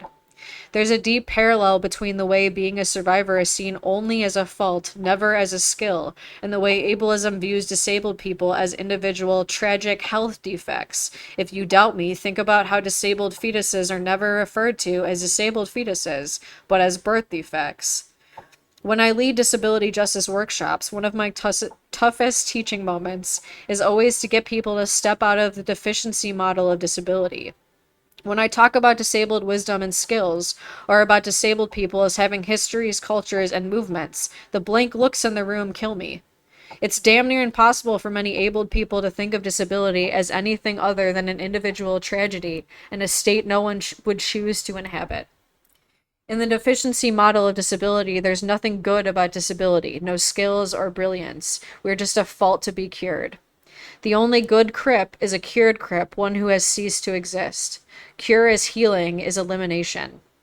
And cure infects survivor dialogues. Survivors longing for healing hit the medical industrial complex in search of it, only to confront the idea of cure as the only way to heal from abuse.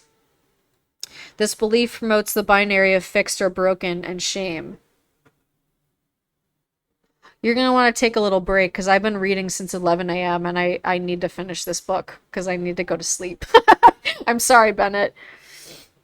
This binary stops us from being able to imagine survivor futures where we are thriving but not cured. When I was a young survivor, I would ask my counselors when it would get better, when it would be gone.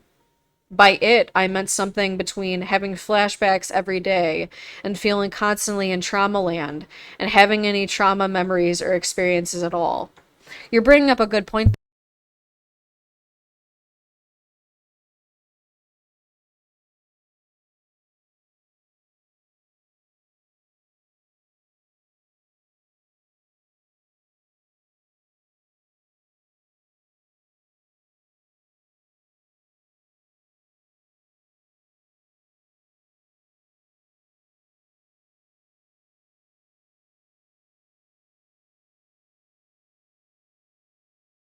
Thank you. Whenever this isn't lit up, where did you hear me last? Yeah, I know. I realize now. Um, so what part did you hear me say last? Bird. You can hear me now, right? It should be working now. Now that it's lit up. Can you hear me now? No, I know. I for sure I saw that. Well, so what I was saying is that the reason why I want to read this in the day is because there's only like two more sections left. So if we like, I need basically like I've been reading this book since 11:30 a.m.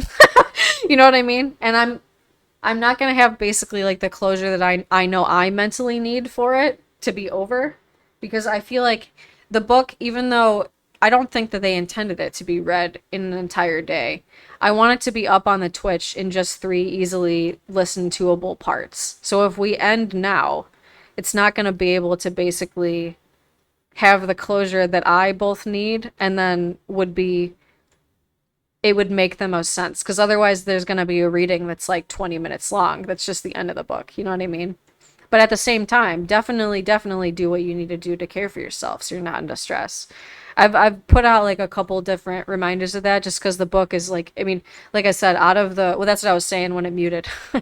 When there's definitely like, in the first reading, I put like a thing out where I was like, hey, just so everyone's clear, like basically trigger warning for everything there possibly could be. Because this book is like dealing with the need for like dealing with a world that we all deserve, but in a world that is deeply, I mean, oppressive and dehumanizing and terrorizing in every sense of the word.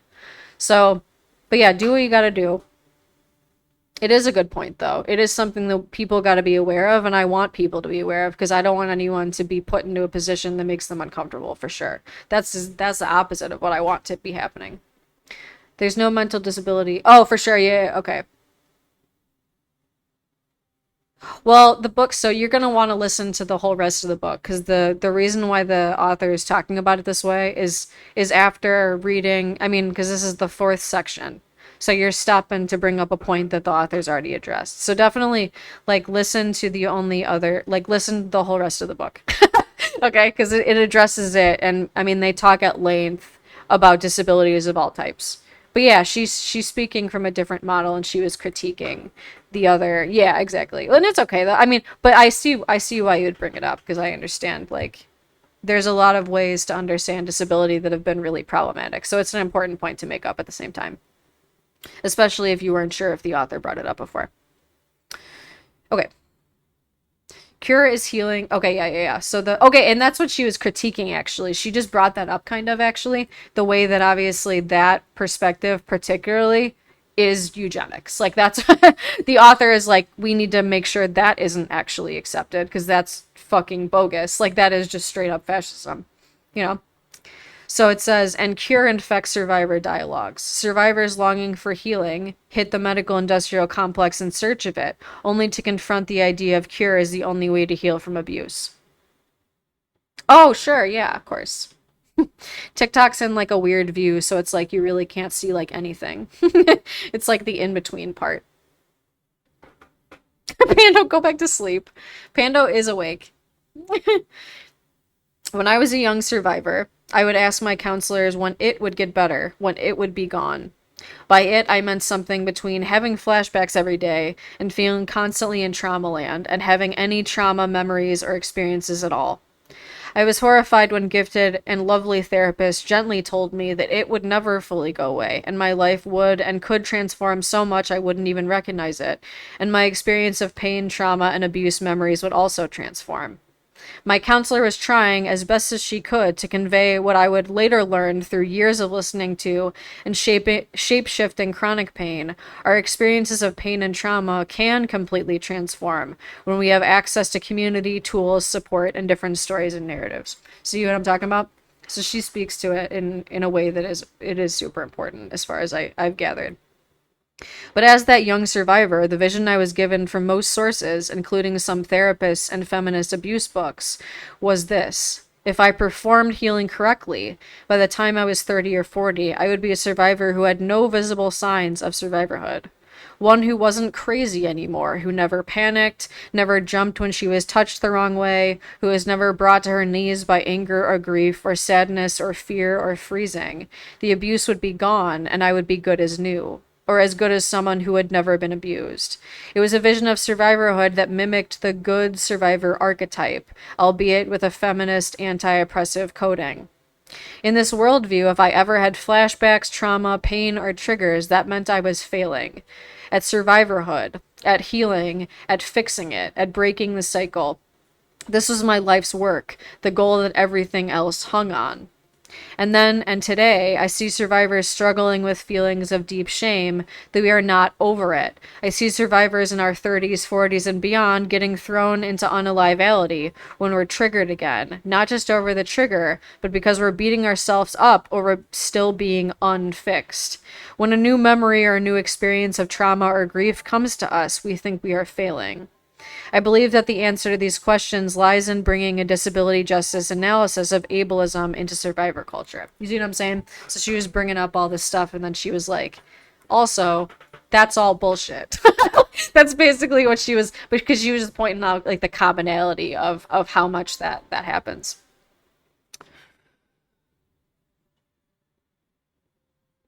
Yes, okay. Survivors of sexual or physical abuse who have madness, complex PTSD, multiplicity, or other trauma rooted psychic differences are part of disability communities. The same skills we have developed as CRIPs of asking for collective access and resisting ableist ideas can be a vital part of how we create our reparations and our salvation as survivors. When we are not fixed, not over it, still triggered, still feeling, still healing in our 40s, 60s, and beyond, we are not failing. We are remembering and we are learning from our survivorhood. We are moving from a model that grasps at our scars to one that wants to learn as much from them as possible. Traditional ideas of survivorhood think of remembering as a time-limited process that happens upon recovery of abuse memories and then is over.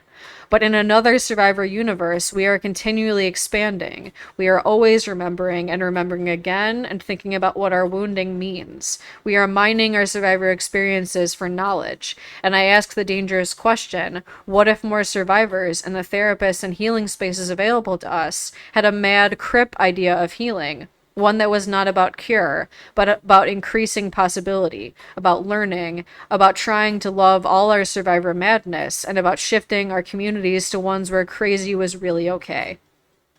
What if there were models for long-term grief? Where we had more space in our jobs and homes where it was okay to grieve, like long-term, lots of paid grief time off. What would it be like if our communities really, really believed that grief was sacred and valuable, a source of life-giving knowledge instead of a pain in the ass? What if bad survivors were good survivors? What if all survivors were beautiful in our mess? And even more dangerous, I want to venture, what if some things aren't fixable? What if some things really never will be the same, and that might not be great, but it might be okay? I believe in healing, and I believe in it happening in ways that are mind-blowing and far beyond what anyone thought possible. But I also wonder, what if some trauma wounds never really will go away and we might still have great lives? Believing that some things just aren't healable is anathema to most everyone, radical and not. We believe that with enough love and wonderful techniques and prayer, anything can transform. But what if some things can't? Ellie Claire writes about trying to heal his trauma from being tortured and abused by his father. This is a block quote. 20 years ago, I walked through the world detached from body, mind, and emotion, skittish, fearful of human touch, hearing voices and seeing shadows, plotting unalive. When it became clear that I had to deal with this damage or end up dead, all I wanted was to be cured. I spent years in therapy and body work. I practiced self-care and built a support network. I found community. I dug into shame. I helped organize Take Back the Night marches, put together our prevention trainings, wrote about child abuse. I never spoke directly about my desire for a cure, but really, I felt desperate to fix my broken self, to emerge into a place where the 24 years of torture I experienced as a child and young adult simply no longer existed. I spent nearly a decade working hard at recovery, recovering lost years, memories, selves before I knew that I'd never be cured. I'm grateful that triggers and hallucinations don't grab me at their vice grip nearly as often as they used to.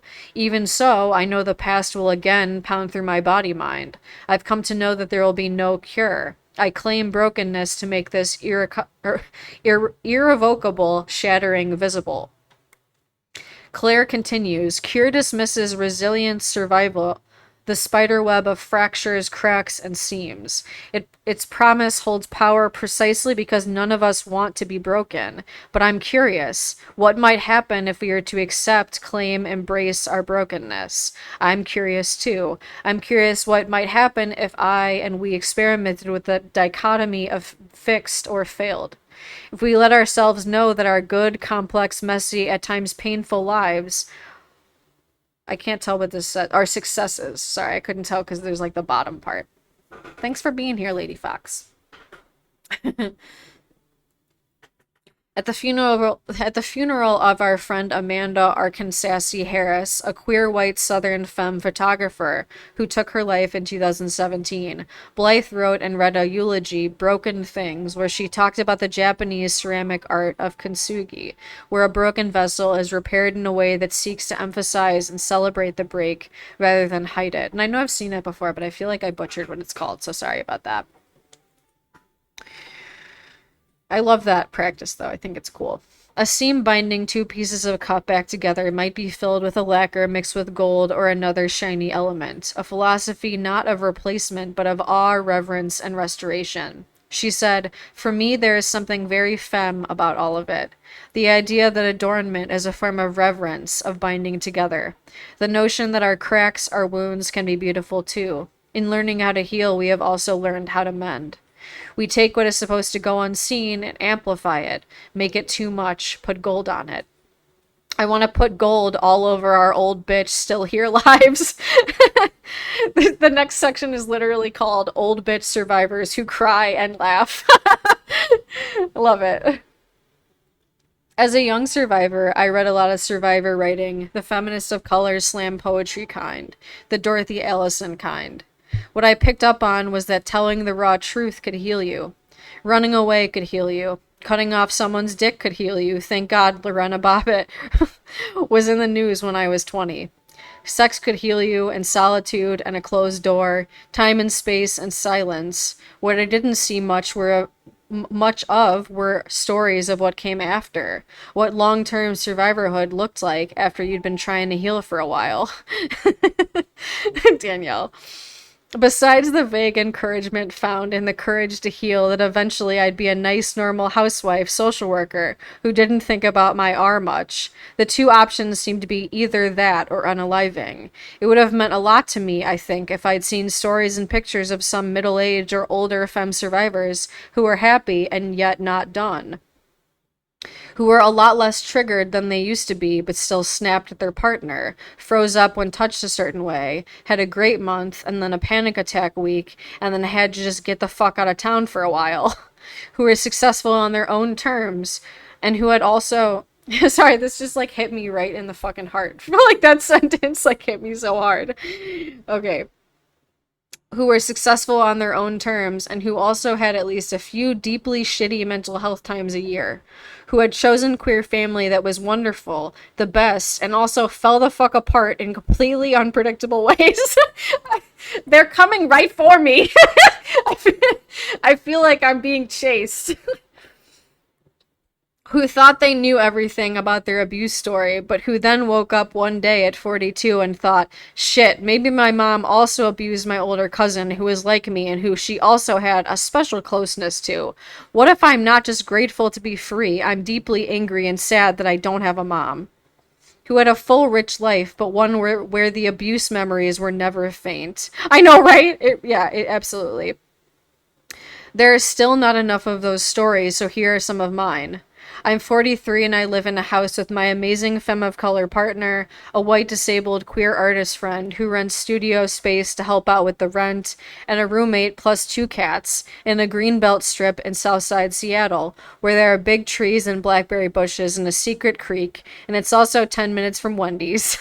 I love my partner and the survivor femme of color love I get from them has transformed my heart and my cunt and my life. Living together is amazing and was also super hard in ways I never expected. Moving in hit me with all the PTSD from past abuse in the world. Working through all these triggers is real. I love my friends and I have panic attacks that lay me out for 2 days that I sometimes still feel deeply ashamed of, but I'm working on it. I'm still unpacking deep shame I have around both being crazy and around being. It's coming straight for me, you guys. It's all of us. It's coming. I'm just like, ugh. Ugh. Okay. I'm still unpacking deep shame I have around both being crazy and around being the survivor of child sexual abuse that is stigmatized. Mother-daughter happened early. By unpacking, I mean sometimes it hits in a gut punch in the middle of my day, in the middle of negotiating sex or teaching a workshop. I still feel sad about my abuse. I grieve not having a mom, and I let myself feel fucking sad because it's fucking sad. Yes, here. 2 years ago, my grief about not having a mom hit me right behind the knees the day after Mother's Day, and I stayed there for a long time, and I canceled shit and worked in pajamas and cried longer than I had. There were days and hated it and had no choice. I didn't know that grief was there. My happiness is messy. It's all of it. I can be defensive and stubborn as hell. I can be wrong. I can have a meltdown. I can be frozen. I can jerk off for hours and not be able to get out of bed. I can win awards. I can make dinner for friends. I have somatic flashbacks of my R still. I'm still scared to talk to my family, and visiting the town where I grew up is something. God damn it. This fucking book! I grew up as something I never do casually or without an escape plan.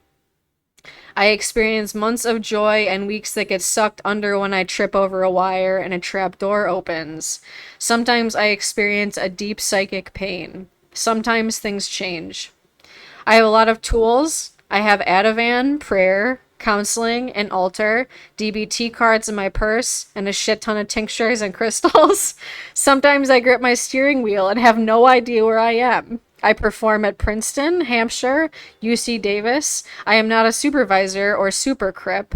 I am a crip survivor with superpowers who has joy and sadness, rage and loneliness, grief and discovery. I know. I'm doing this to me too. I'm sorry, Danielle. I don't want to be fixed if being fixed means being bleached of memory, untaught by what I have learned through this miracle of surviving. My survivorhood is not an individual problem. I want the communion of all of us who have survived and the knowledge. I do not want to be fixed. I want to change the world.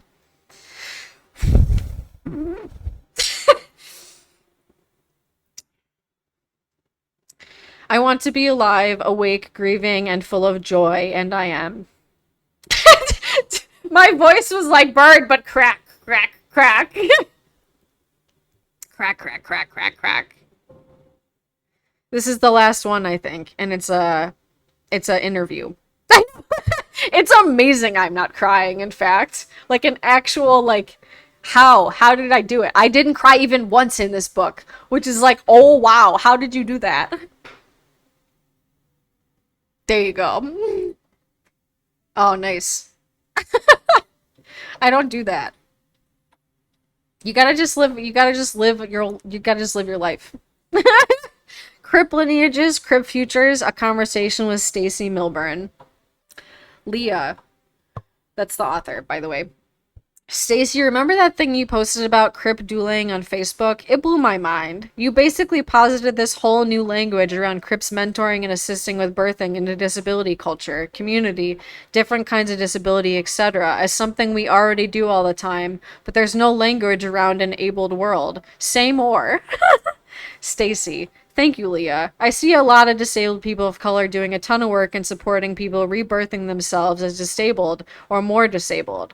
This looks a lot like a lot of things, maybe learning how to get medicine. Sorry, I still got the chili cheese fries burps. Or more, yeah, okay, I already read that. And maybe learning how to get medicine, drive a wheelchair, hire attendants, change a diet, date, have sex, make requests, code switch, live with an intellectual disability, go off meds, etc., etc. The transition itself of becoming disabled or moving along the ability spectrum is frequently invisibilized, the point that these changes do not even have a name. We do not have a way to talk about becoming disabled or more impaired. I feel like society not having language to describe this transition or the support it requires speaks to the ableism and isolation people with disabilities face in our lives. Of course, there aren't yet words for this. Without crip intervention, we are frequently left alone to figure out how to be in our body minds and in this ableist world. Crip mentorship coaching modeling at its best is disability doulaship. We, you, and I are doulas. I'm thankful for every person who has trusted me with the honor of supporting them through their journey and those who have supported me through the same. My survival and resilience has depended on it. Leah. Yes, yes. And that is such a huge paradigm shift of you coming into disability identity as a birth, not a death, which is how the transitions are seen by ableist culture. To see it as a series of births as our body minds evolve and their crip, neurodivergent, deaf, sick identities over time, to name that there are life stages and rites of passage of becoming disabled, that this is not a static wound, these disabled body minds are creative, evolving strategies. Naming disability as a space we can be born into, not alone, but supported and welcomed by other disabled people. And then again and again, as we acquire new disabilities or discover words for things that have been there all along, that warm, douled space creates a container that changes not only the entire way both individuals can experience disability, but the ways disability communities can be formed. And crip doulaing is both an interpersonal dynamic and one that creates new disability justice space. My moment where I was like, holy shit, I can actually feel myself a part of a politicized disability community was around 2007, and I began to find sick and disabled QT BIPOC community around 2008, right? Now a decade later, I see a younger generation of SDQT BIPOC who both seem to have less struggle talking about ableism as a social justice and lived issue, and who are creating new cultural spaces that blow my mind. No, I gotta finish this book. The other day, I saw posts by some sick and disabled femmes of color who are creating BDSM parties with detailed access info in houses in Oakland. They're trying to create sexual cultures where discussing trauma, consent, desirability politics, and ableism is a norm, even if it's imperfect, and struggling against a violent gentrification real estate market where finding accessible space is challenging. I haven't visited them in person yet, but I'm like, this is light years ahead of the queer sex cultures I grew up in, which so often weren't accessible, not wheelchair or deaf or fragrance accessible, and also just in their assumptions that people have sex and how people have sex. And I'm like, this happened because of the dueling as organizing we did, the talking and supporting, hanging out and sharing articles and writing them. Fuck yeah. That sounds super metal, Danielle. Like, in obviously not to belittle the experience, but for reals though, yes, that sounds exactly right. Or when I see QWOC MAP, the Queer Woman of Color Media Access Project, an annual Queer Women of Color film festival in the Bay Area, have this beautiful, warm, fragrance free ask on their promotional material, coming from a working class Black and Asian middle aged, partially disabled leadership. Framed as being about collective love and support, I think about how some of that being there came from our loving, co supportive relationships with each other. But I simultaneously am like, great. And also like in a couple years, wait, hold on. And also like I missed a line. Is all this history of organizing going to get forgotten in a couple years because that's what happens to Crip histories, period. But especially to grassroots working class black, indigenous and brown, sick and disabled femme organizing. It flies under the radar and is not studied or noticed by abled POC or white Crip land. And how do we prevent that from happening? What are our lineages? Who are the Crip people and spaces who came before us, who we call on, who are often not named in white disabled history? This is Stacy.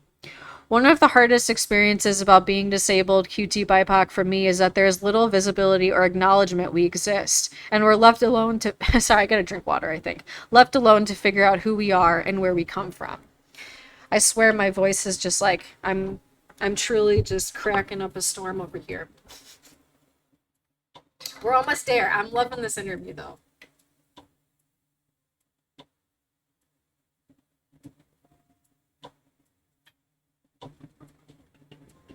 The last few stories, I think for sure, are like exactly the kind of like duality thing that I was hoping folks. Thank you for that sticker, by the way.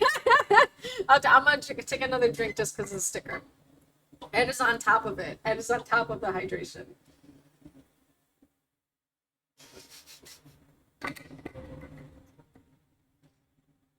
I like that you're so kind about it. I was gonna say that you put a sticker like over here where it's like, and then you were like, there we go.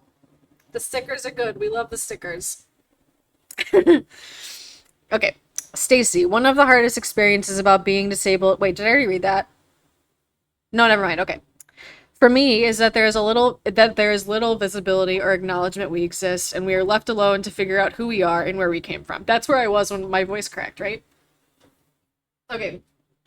The struggle to understand and create a genealogy that includes oneself is not necessarily unique to disabled or queer people of color, but nonetheless difficult. We may be the only one like us in our given and chosen family stories. There are so many stories of deaf people who grow up in hearing families where no one signs. Or I think of my own story. I was the only disabled person in my immediate family, and they loved me but didn't have tools for conceptualizing my life outside of brokenness needing healing or bootstrap mentality about overcoming one's circumstances. My heart swells hearing about second and third generation families of disabled people. For example, a handful of friends who are people living with dwarfism, or osteogenesis imperfecta, who are proudly raising kids with dwarfism, or OI. I feel like I've spent lifetimes doing excavation work to find myself and my people, whether it is actively or passively, and most days I don't actually have a lot materially to show for it, except for the poetry of disability justice and relationships with crip queer beloveds. If you are a wheelchair user like myself, especially of color, a woman, a queer person writing gender borders, who are you supposed to see yourself represented in? Franklin D. Roosevelt or the kid from Glee?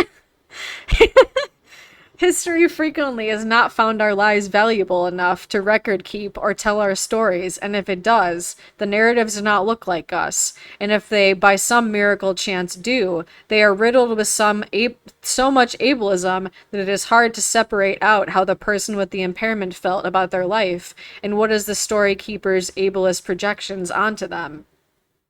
It is frequently dangerous to seek each other out, even when we are alive in the same time period. Disabled people face so much violence on the day to day, and admitting to have an impairment frequently can lead to losing one's parenting rights, bodily autonomy, employment, more. My friends Moya Bailey and India Harville, two black queer disabled activists, and many other people have done a lot of work to understand how the violent history of subjugation and chattel slavery shapes how black communities may or may not relate to crip identity and being open about disability when it requires a person to admit one has a compromised relationship to labor. Bailey, within a system of ableism that has so often led to isolation, violence, and death. At the same time, we know disabled people have been surviving, resisting, and leading communities from the beginning of time.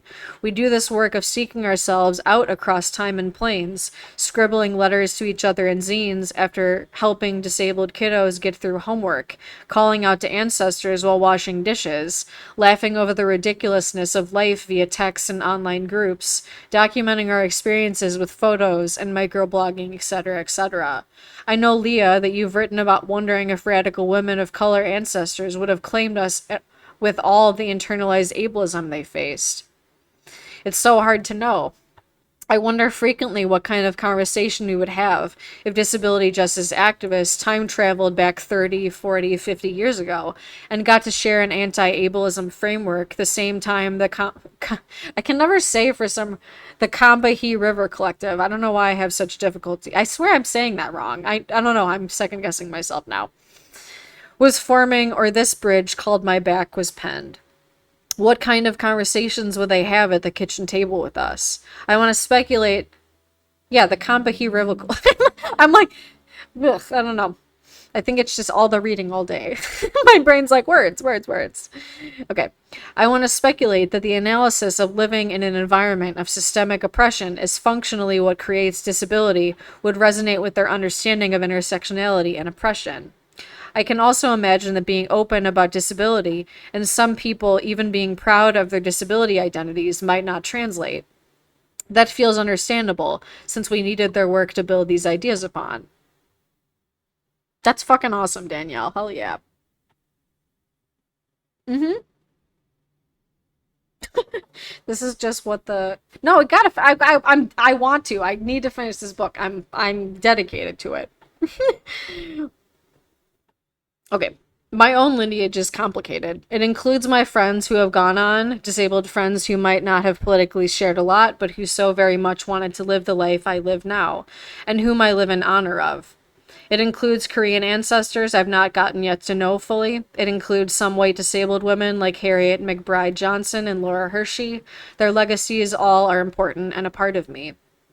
Leah. Young able-bodied people are always like, where are our elder queers? But it's pretty clear to me where we often are, someplace affordable where we can go to bed early, and what we gain in that move, and also what we lose. My neurodivergent brain and slow body really want some kind of accessible QT BIPOC rural community, but I also get really scared that if I'm not constantly out there as a performer, how fast I'll be forgotten. We need to ask ourselves what are the conditions that will allow disabled QT BIPOC elderhood to flourish. For me, some of those conditions are creating accessible community spaces. When I first moved to Oakland, I was struck by how some of the most popular dance nights for queer women of color happened in the afternoon. They were Black and Latinx queer spaces that went from 2 to 8 p.m. They had free or $5 barbecue and lots of places to sit down. Those spaces had accessibility, even if no one used the word. That made it possible for me to go dancing. And while I was there, I saw women in their 50s and 60s dancing and hanging out, and being able to be a part of queer women of color's social world there. When we really value ourselves as queer and trans disabled Black and brown people, the ways our spaces look are going to change. But shit like this proves we've already been doing it. We know how to refuse to forget about each other. I both do and do not have disabled QT BIPOC elders in my life. Ancestors, yes. Elders, not as much. Elderhood is not a state that just happens. Disabled QT BIPOC elderhood is dependent on systems that support it being there, like affordable rent, neighborhoods that don't gentrify, social spaces that are accessible, Section 8 or social housing that exists and doesn't have a 10-year waiting list, guaranteed annual income, accessible work. When those things don't exist, it affects the likelihood that we'll get to elder. In the last few years, since I turned 40, younger disabled QT BIPOC have started calling me elder. While I'm honored that they see me as someone they respect and have maybe learned from, it also makes me feel a little desperate. I know that part of why they are naming me as elder is because I'm the oldest disabled QT BIPOC person they know. Many sick, disabled, mad, and neurodivergent older people don't live to get really old. Sometimes that's because of progressive disability, but it's also because of systemic oppression. So many of my sick and disabled QT BIPOC elders are in trailer parks or living in a motel or move back in with their shitty family because they didn't have a better option. When that class and location slippage happens, they become really invisible to younger hip queers really fucking fast. Other elders I know have more choices, but have withdrawn from the world as they've gotten older, because lack of access doesn't get easier when you get older. In our 20s and 30s, we might have forced ourselves to be visible to abled people, for them to care about us, by organizing and writing and pushing ourselves to be present in abled spaces. But then when we turned 40, we're like, fuck it, we're tired and we can't push ourselves like that in the same way anymore. Often our hearts are broken or very, very tired from 20 years of struggle. It really sucks to be having the Access 101 conversation you've been having since the late 80s again. Our friends are dead. Our neighborhood has gentrified, and everyone in the club is 22 and has no idea what that old fag butch is. Our body minds never fit that well into capitalism, and as we age, we fit into it even less. What are some moments of birthing ourselves we want to describe? This is Stacy. Zora Neale Hurston said there are years that ask questions and years that answer. To be honest, I'm in a year right now of completely being undone. I'm having a hard time with higher levels of daily pain and faster bursts of my progressive neuromuscular disability advancing. I've always had a progressive disability and know what is needed to adjust myself to a big lifestyle change, e.g. becoming less ambulatory in 6th grade, becoming a power chair user in 10th grade, getting a trach in 12th grade, etc., etc. But it's still so hard and painful, and this time it is harder. I find myself having moments where I am closest to all of these edges that I've spent my entire life avoiding. Edges of grief, edges of pride, or things that I thought I'd never do. Edges of shame and somehow still hanging on, sometimes even dancing on the cliffs. Like the time last week when I was crying in a hospital bed alone, and instead of having a pity party that none of the chaplains could relate to my experience, the Spirit found me and I preached to myself the words I needed to hear. Or also the last week when I was terrified to be alone after getting out of the ICU, instead of keeping my anxiety to myself and being in terror. I found my mouth telling people that truth, I'm so scared, and asking them to stay and sit, or stay and sleep. I had 24/7 support the first 84 hours after the hospital. The sense of being a burden still burns hot in my throat, but the necessity of the moment triumphs. There's nothing more crip than crip practicality. I'm riding an avalanche and won't know how things will land until I crash to a stop. That requires support, a lot of support. Just as I'm learning to let myself have support and learning to be compassionate with myself, I'm learning to let myself grieve. I let myself go in the low. I give myself a window of time to stay there and then come to get me out. I also give myself reality breaks. I spend a lot of my time watching fantasy movies where people transfigure or get to leave their bodies via avatars. I watch them over and over. It's okay that that's my jam. These body minds of ours require a lot of us. We can be imperfect. We can cope with shitty things that get us through. I'm thankful for whatever help you get in this life. Rebirth me always has new priorities. I let them guide me. This time it's to live life with my disabled love as much as we can with the time and health we have, and to let the Spirit transform me through this experience that I may be of use to my communities and people in a way I wasn't before. Everything else forms around these things. Pain and loss clarifies, refines. Sometimes crip life is crystal clear. I know how I want to live in this world. I fight to be here. How have you found Crip ancestors? Do your ancestors feel the same way about disability and ableism as you? What have you learned from them? What are you teaching them? This is Leah. I stumbled upon them. I dug them up. I fought to find them. I dreamed them. Others shared them. I remembered them like, oh, the woman who chosen mothered me when I was 18. That was a disabled story because we were two crazy femmes mentoring each other. I think about questions like, what does it mean to claim Marsha P. Johnson and Sylvia Riviera as Crip ancestors because they were both chronically ill, trauma surviving, mad trans women of color, and sex work organizers. What doors open up then in terms of how we understand madness as power, black and brown trans women's brilliant, mad political actions? In my own lineage, for years, I always said that I became disabled at 22, the first in my family, but as I got older, I remembered my mother's story of living with polio, a buried and fiercely present story, because she closeted her disability to survive, but her pain and physical difference was all up in our house. So often, when we start telling the stories of disability, we realize they are woven into every thread of all of our lives. I don't know if these ancestors feel the same way about disability and ableism as I do. I don't know. Probably not. It's likely they had some wicked internalized ableism and isolation. Or maybe they thought all the same shit I do, but it didn't get passed down or recorded. They didn't have anyone to speak it to. No one cared who was listening. Maybe they experienced disability in fundamentally different ways than I did that are not just internalized ableism. I don't know. I'm making it up as I go along. I believe running back to look for our disabled ancestors is political work.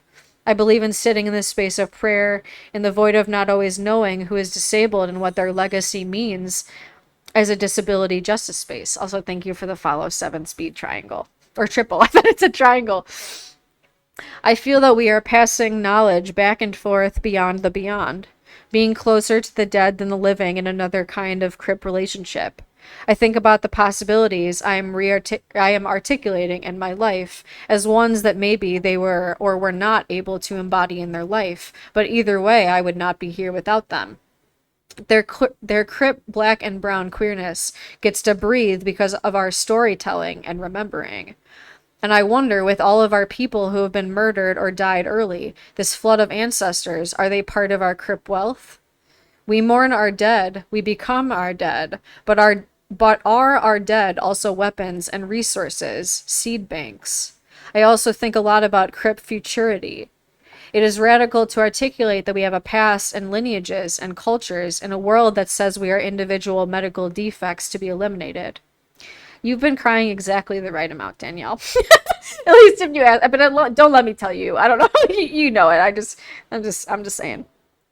And it's also radical to dream a liberated future by and for and disabled, deaf, neurodivergent, and mad, queer, trans, black, brown people for the same reason. What's up, Noah Nation? Welcome.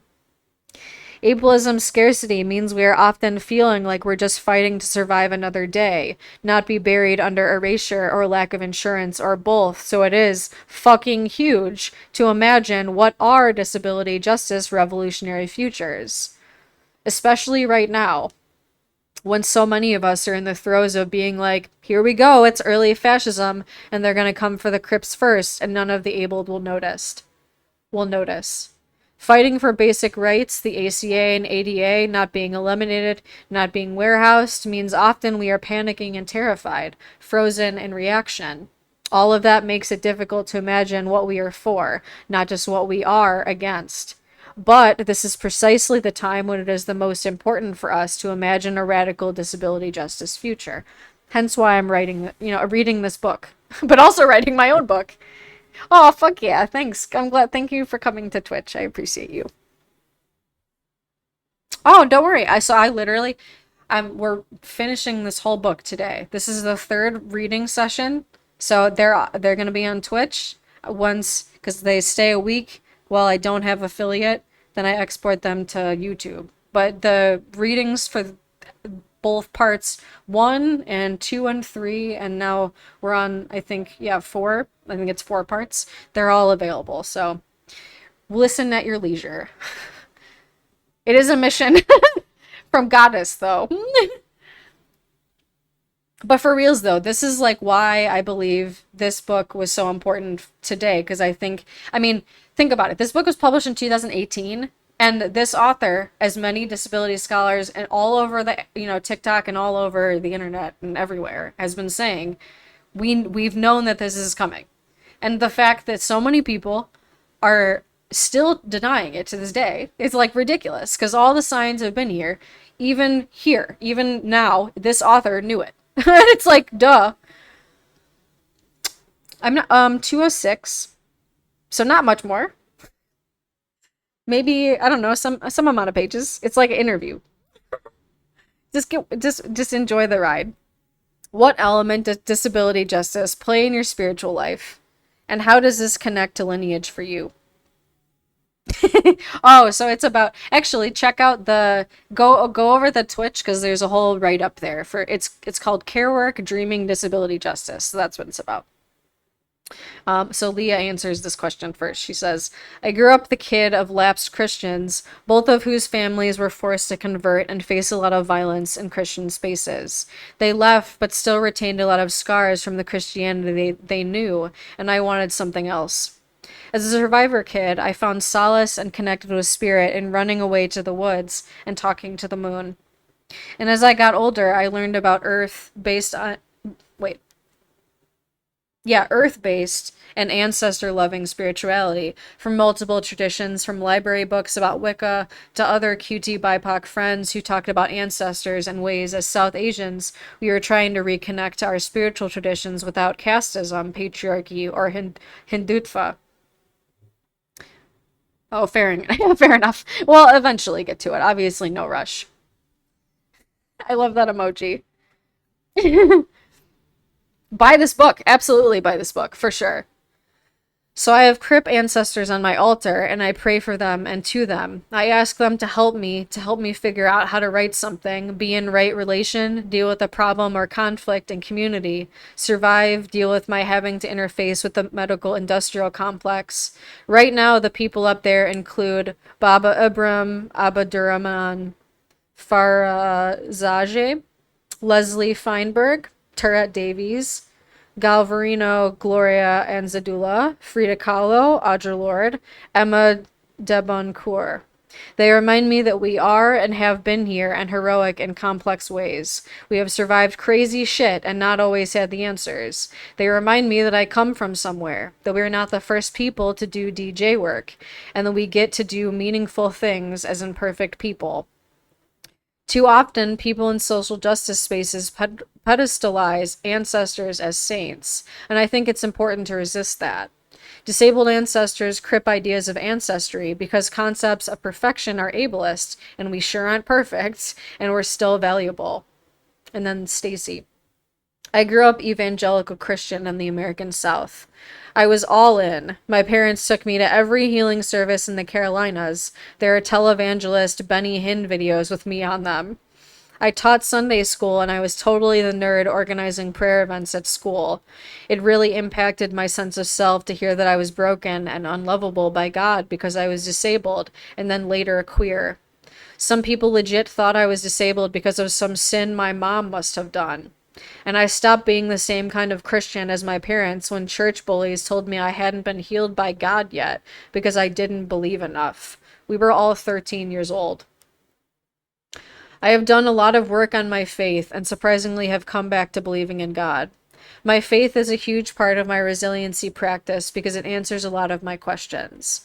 I know disabled people are perfect as we are because I believe we were made by the same hand that made flowers and mice and dogs and stars, and they are perfect as they are. I know God wants us to strive for justice because God is love, and justice is what love looks like in public. Cornel West. I don't know why suffering happens, but I know it hurts God, and I feel the divine's presence with me through loves who join me in the hard moments. What does Crip wealth mean to you? Leah answers first. I always go to generosity and Crip kindness. Crip kindness is the wealth and skill where we notice each other's pain face and offer a chair. Ask in a low-key way if we can help with a service task. Sit without speaking. Drop a bottle of tincture next to someone having a panic attack. Raise thousands of dollars for someone to buy an accessible van, or mail a stranger our extra prescription. That's a question for the author. It's collective noticing and collective hustle. It's being witnessed. It's being allowed to relax, expand, just be. It's also not automatic, which is a place where I want to deepen Mia Mingus's idea of access intimacy. Like many other sick and disabled queers, Mia's well-known essay, Access Intimacy, has been foundational to my disability justice knowledge, and it's naming the experience of crip-on-crip understanding of each other's access needs as a place of love and communion. But some of that essay reads to me like understanding each other's access needs is an automatic and magical process. I want to push back on that and say that while access intimacy is often a sophisticated disabled gift, and we are magic and make magic, I want to argue for access intimacy as a process and a learnable skill. I think it's dangerous when we believe that as disabled people, we always just know each other's needs. I want us to acknowledge the way that Crips do have ways of knowing each other's stuff, and how we also need to not assume and ask each other what our needs are. I also think it's very important to state that abled people can and do commit to learning access intimacy through asking and respecting our knowledge, because otherwise we'll be stuck in this place where we're the only ones who can do for us, and I want everyone to have Crip knowledge. Crip wealth is also the gift of us being normal. The gift of yes, you can live in your sweatpants, you can change your ostomy bag in front of me, you can be really, really weird. The amount of time it takes for you to transfer to the toilet is normal. I see so many abled people running into disability or madness or illness and just being completely flummoxed by all of this, because the ableist shame everyone swims in is so deep.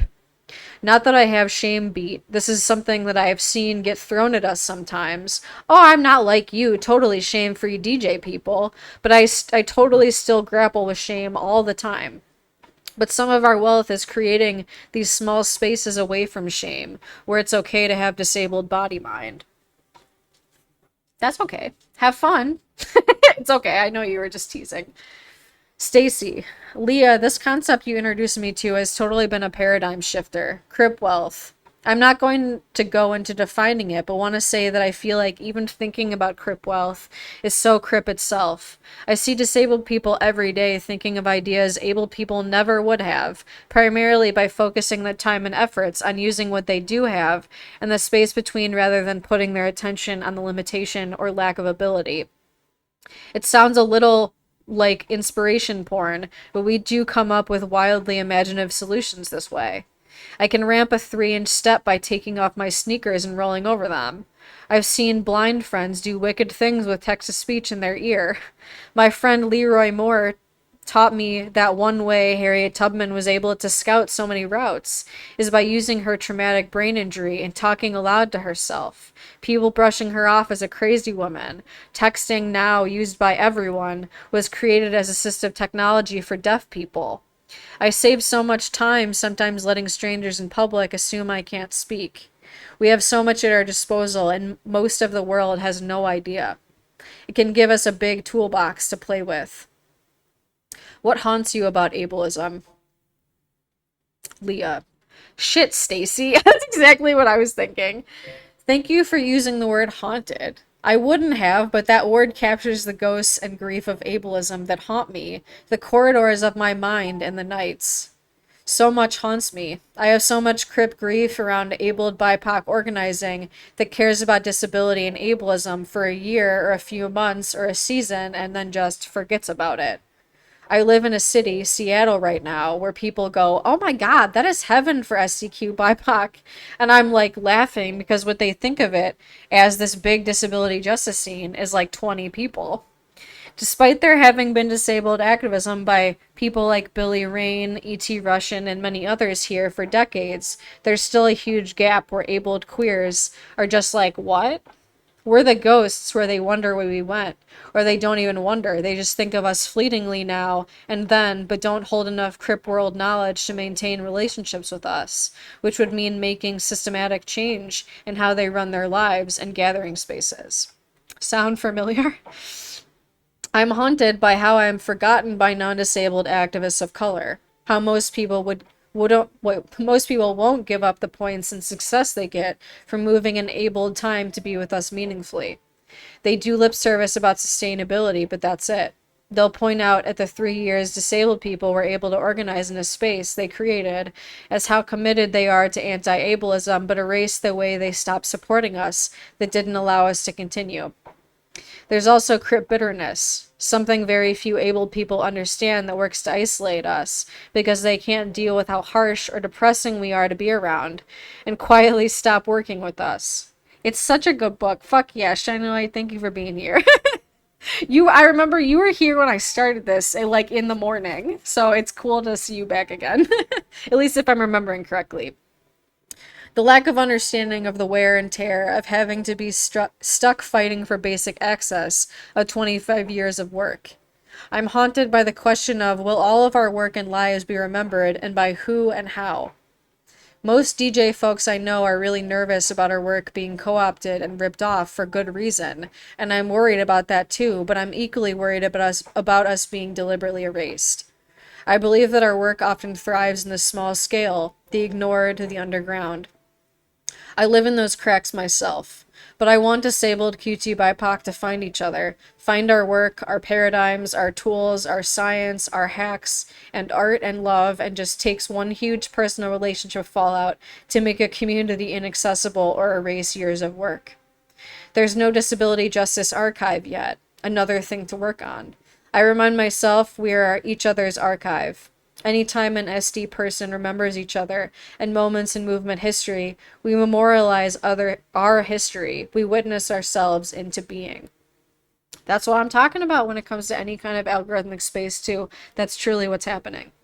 And because like I said, 2018. Finally, I'm being haunted by my dead. The first queer love I had was another unalival femme, and I have loved crazy femmes all my life, romantically, sexually, as friends. Many of them are not here anymore. I was organizing my storage closet yesterday and started to sift through my archives. All these piles of papers, zines, cards, event promo cards of 20 years of QT BIPOC organizing. And when I said online, wow, 2010 sure was different, and someone asked me to explain, one of my first thoughts was of how many more people were alive then. I'm haunted by the fact that I will continue to lose femmes I love, as much as I will fight to create and share tools that could help us stay here. Stacy. I feel heavy with the weight of our longing. Sometimes it haunts me. All of the dreams of our ancestors, disabled people currently living, and disabled people to come. There's so much I want for us, that we want for ourselves and each other. Every person I ever met in an institution, a day program, a sheltered workshop, on the street, on the bus, anywhere, has wanted and deserved so much that the world has not given. I feel immense privilege and responsibility for everything I have access to, and it haunts me how many disabled people do not share the same access, even to basic things, like a person to talk to who cares about you, or choosing the place you live, what you wear, eat, or who puts their hands on your body, etc. When I first moved to the Bay, I had a lot of survivor's guilt. The life I was getting to live that loved ones I knew wanted and deserved just as equally, but did not have. Have you thought about what you want your legacy to be? How have you held envisioning future, navigating trauma of past, surviving the present all at the same time? Leah. Oh Christ, I don't know. Yes, I have thought about it. I write my obituary in my head often. I want to be remembered as the person who broke the cycle of my abuse in my family. I want the messy, real, concrete ways I made this happen to be remembered as one of many possibility models for ending abuse. I want to be remembered as a writer, storytelling performer, and grassroots intellectual that by telling stories, I help change the world. I want the fragile and strong spaces where we came together as disabled BIPOC, the doorways coming and going, to be remembered. Fuck yeah, Danielle. Me too. Yeah. I want to be remembered as one of the many who hung out and lay down and laughed and texted each other ideas and did medical advocacy and did not forget each other and change the world. The live detected inactivity during current live. I gotta slide a puzzle piece so that we don't get kicked off. Okay, that was weird. I've never seen that happen during a live before, but here we are. Um, okay. I want to, yeah, okay, I'm gonna just, this is where I was. I want to be remembered as one of the many who hung out and laid down and laughed and texted each other ideas and did medical advocacy and did not forget each other and changed the world. Small and big changes that I pray will make a disability justice future. I want to be remembered as that femme cane dancing with you in your chair in the club, or hanging out on our couch plotting and laughing. Stacy. I want my legacy to be loving disabled people. It has been my life story and work. Through loving disabled people, I get to love myself. Oh, fuck, that was it, I think. There's an incredible amount of additional resources, by the way. Like literally this book ended on like, let me see, what page was it? I can never tell on a Kindle. Like that's what kind of sucks about reading on Kindle. Don't you all agree? Where it's like it tells you like what like partial page you're on, or like sometimes, God damn it, chili cheese fries. Or it just like doesn't give you a page number at all, and then you're like, oh. But no, there's like at least like probably 20, 30 pages of just resources at the end. I mean, and it's obvious, right? Just from like the wealth of everything that was said, like the wealth of knowledge that like every collective that was mentioned, let alone all the resources that they did, all the shows, all the references to like expand on ideas. So definitely pick up this book. I feel so good. I feel incredible about having done this today. I feel like this is the most impactful and necessary reading that I've done in a long time. And I've done good readings. Like, we're doing great readings even since just starting this Twitch like a week ago. Started Susan Sontag's Illness is Metaphor. Incredible book. Holy fuck, how have I not read Susan Sontag yet? Besides starting this last Thursday, so we're going to continue it tomorrow. Also, The Lonely Century. I also read recently, like right before starting Susan Sontag's, I just finished Amy Lutkin's memoir, The Lonely Hunter, How Our Search for Love is Broken. That's the end of that is available on Twitch also, but the sound, because I was still learning how to do Twitch stuff, was fucked up in the beginning. At least the beginning, meaning chapters 13 through 15. Because it was the end, because I read all of it on TikTok Live, basically, the whole book. Besides 13, I mean, I had 13 and 15 on TikTok too. I just can't find a way to like feasibly download the TikTok lives. They make it almost impossible for some reason. Like it saves as like a text document. I don't know why the fuck they do it that way. Because Twitch makes it really easy. I don't know. Which is the perks of why I'm doing this. Other than, of course, hanging out with all of y'all in a realer way that inspires me to actually be on both TikTok Live and Twitch at the same time. So, anyway, fuck yeah. Thanks for hanging out all day.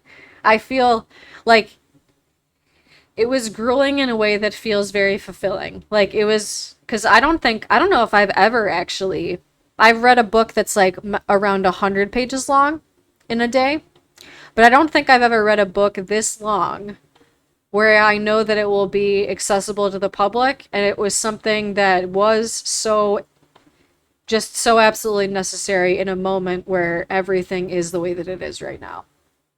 So I'm really glad. I'm really glad that I did this today and that y'all could hang out when it was available to you. Fuck yeah, Ed, no problem. Of course, Bennett. I love reading out loud. It gets me to read. It gets me to actually do the reading again. For the first time like since the PhD, because I swear I just couldn't get myself to read a damn thing until I started reading on TikTok, or I was reading a decent amount of books on that all audio app Clubhouse. I have like collections of readings over there. Like I read Capitalism and Disability. I read Re-Understanding Media, Feminist Extensions of Marshall McLuhan. I read my whole dissertation over there. I read Christine Nystrom's The Genes of Culture. So that's where I like started that whole thing of me doing readings like publicly. And then TikTok a little bit, and now I feel super good that we'll actually have like a solid archive to like save shit onto YouTube and everything from doing it live here. So I'm looking forward to what we got in store. And I'm excited. I'm like super excited though to continue Sontag's book tomorrow because her writing is just like it's just fucking perfect. It has been an emotional journey. And thank you obviously for everyone for all of the support both on Twitch and like the follows on TikTok today cuz like I've gotten probably more shares today and likes than like I usually do when it comes to reading and stuff. But I mean, I guess that's what happens when you read a book in an entire day for like cuz what it's literally been like 12 hours between I mean with hours breaks and stuff. So probably like 9 hours. But very, very worth it. Yay. Like I said, if you didn't catch it, which is completely understandable, it would have been intense as absolute fuck. Definitely check out the recordings that will be on the Twitch channel. Give me a follow if you haven't already, but I feel like basically everyone here probably already has. It's the same username, obviously, right here. right here. Same as on TikTok.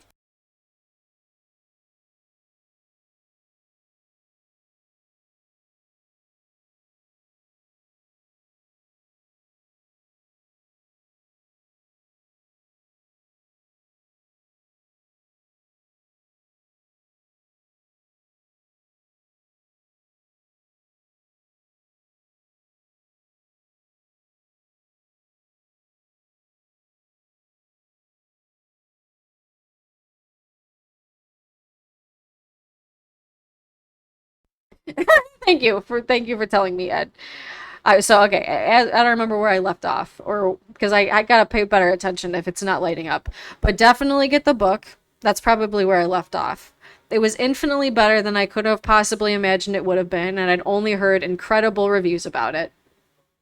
So it surpassed even everything that everyone. Because I mean, like I said, my research since my very first like published work was after my master's was about the aftermath of the Me Too campaign. It's absolutely ridiculous that I didn't read this sooner. The only reason that it would make sense is literally because what I said at the beginning of reading this is because ableism is so built into academia. I wasn't introduced to as much disability studies as I was anything else. It's the only thing that makes sense. That's why I didn't read this book sooner, because it wasn't introduced to me in a classroom, and it should have been. Like if I was in a class, I mean, but it is what it is. It didn't need to be now because we got it in the books. But check out the recordings in your leisure. Never any rush or pressure, though. Yeah, understandable. Hopefully, it becomes a catharsis, though. I feel like I experienced some sort of cleanse from doing it, like in a way that I can't quite describe. But it feels, it's just like like a hard day's work. Like anyway, thanks for hanging out. I gotta wind down. But thanks for everyone that stopped by. Like I said, check out the recordings. I finally reorganized all the stuff. Like during the dinner break, I put some of the other previous Twitch recordings into the folders. So the readings of this are all there. The other two for today. So that's where they are. Tomorrow we'll, like I said, pick up with Susan Sontag. We might finish that one tomorrow because honestly, those chapters are way shorter, and I feel like I could just like read and read and read and read and read. Now that I've done this, it feels like any other amount is just gonna be feeling small in comparison. Thank you. I will. You too, Danny, and everyone. Get your water, stickers or not. Get some rest. We all deserve better, as this book at length discussed. That's the theme of all the things. So have a good night or day wherever you are. I hope to see you all soon. Thanks again for being so supportive. Agreed. I'm definitely I'm feeling like I was so inspired impulsively to do this today, and I couldn't be any more like content and like fulfilled in having completed the mission. Like my PDA profile is like, we fucking did it. Like it's the best. Good. I'm glad you enjoyed it, Danielle. I hope everyone did. And yes, we get one more water for the road. Everyone drink the water.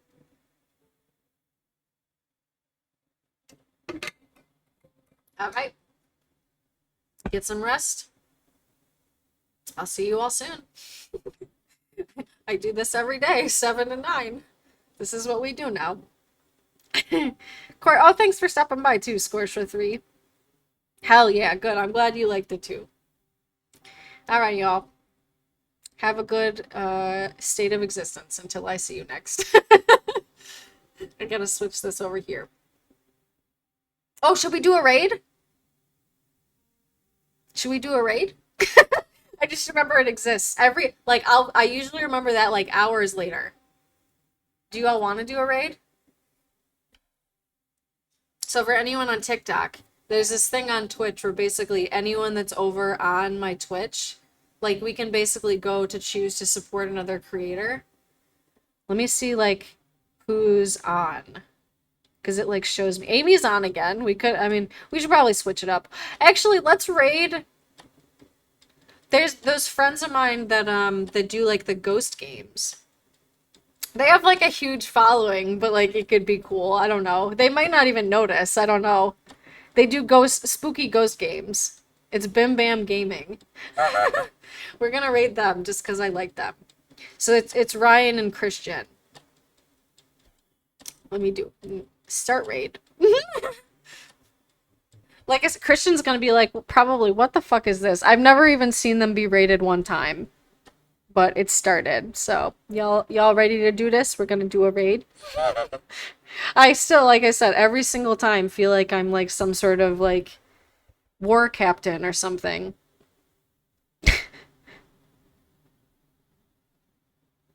They, like I said, they have at least 200 and some people over there, so we may not get a word in edgewise, but it's the thought that counts.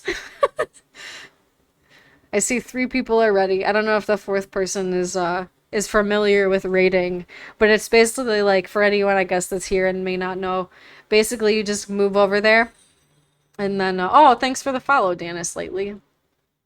So we're doing a raid.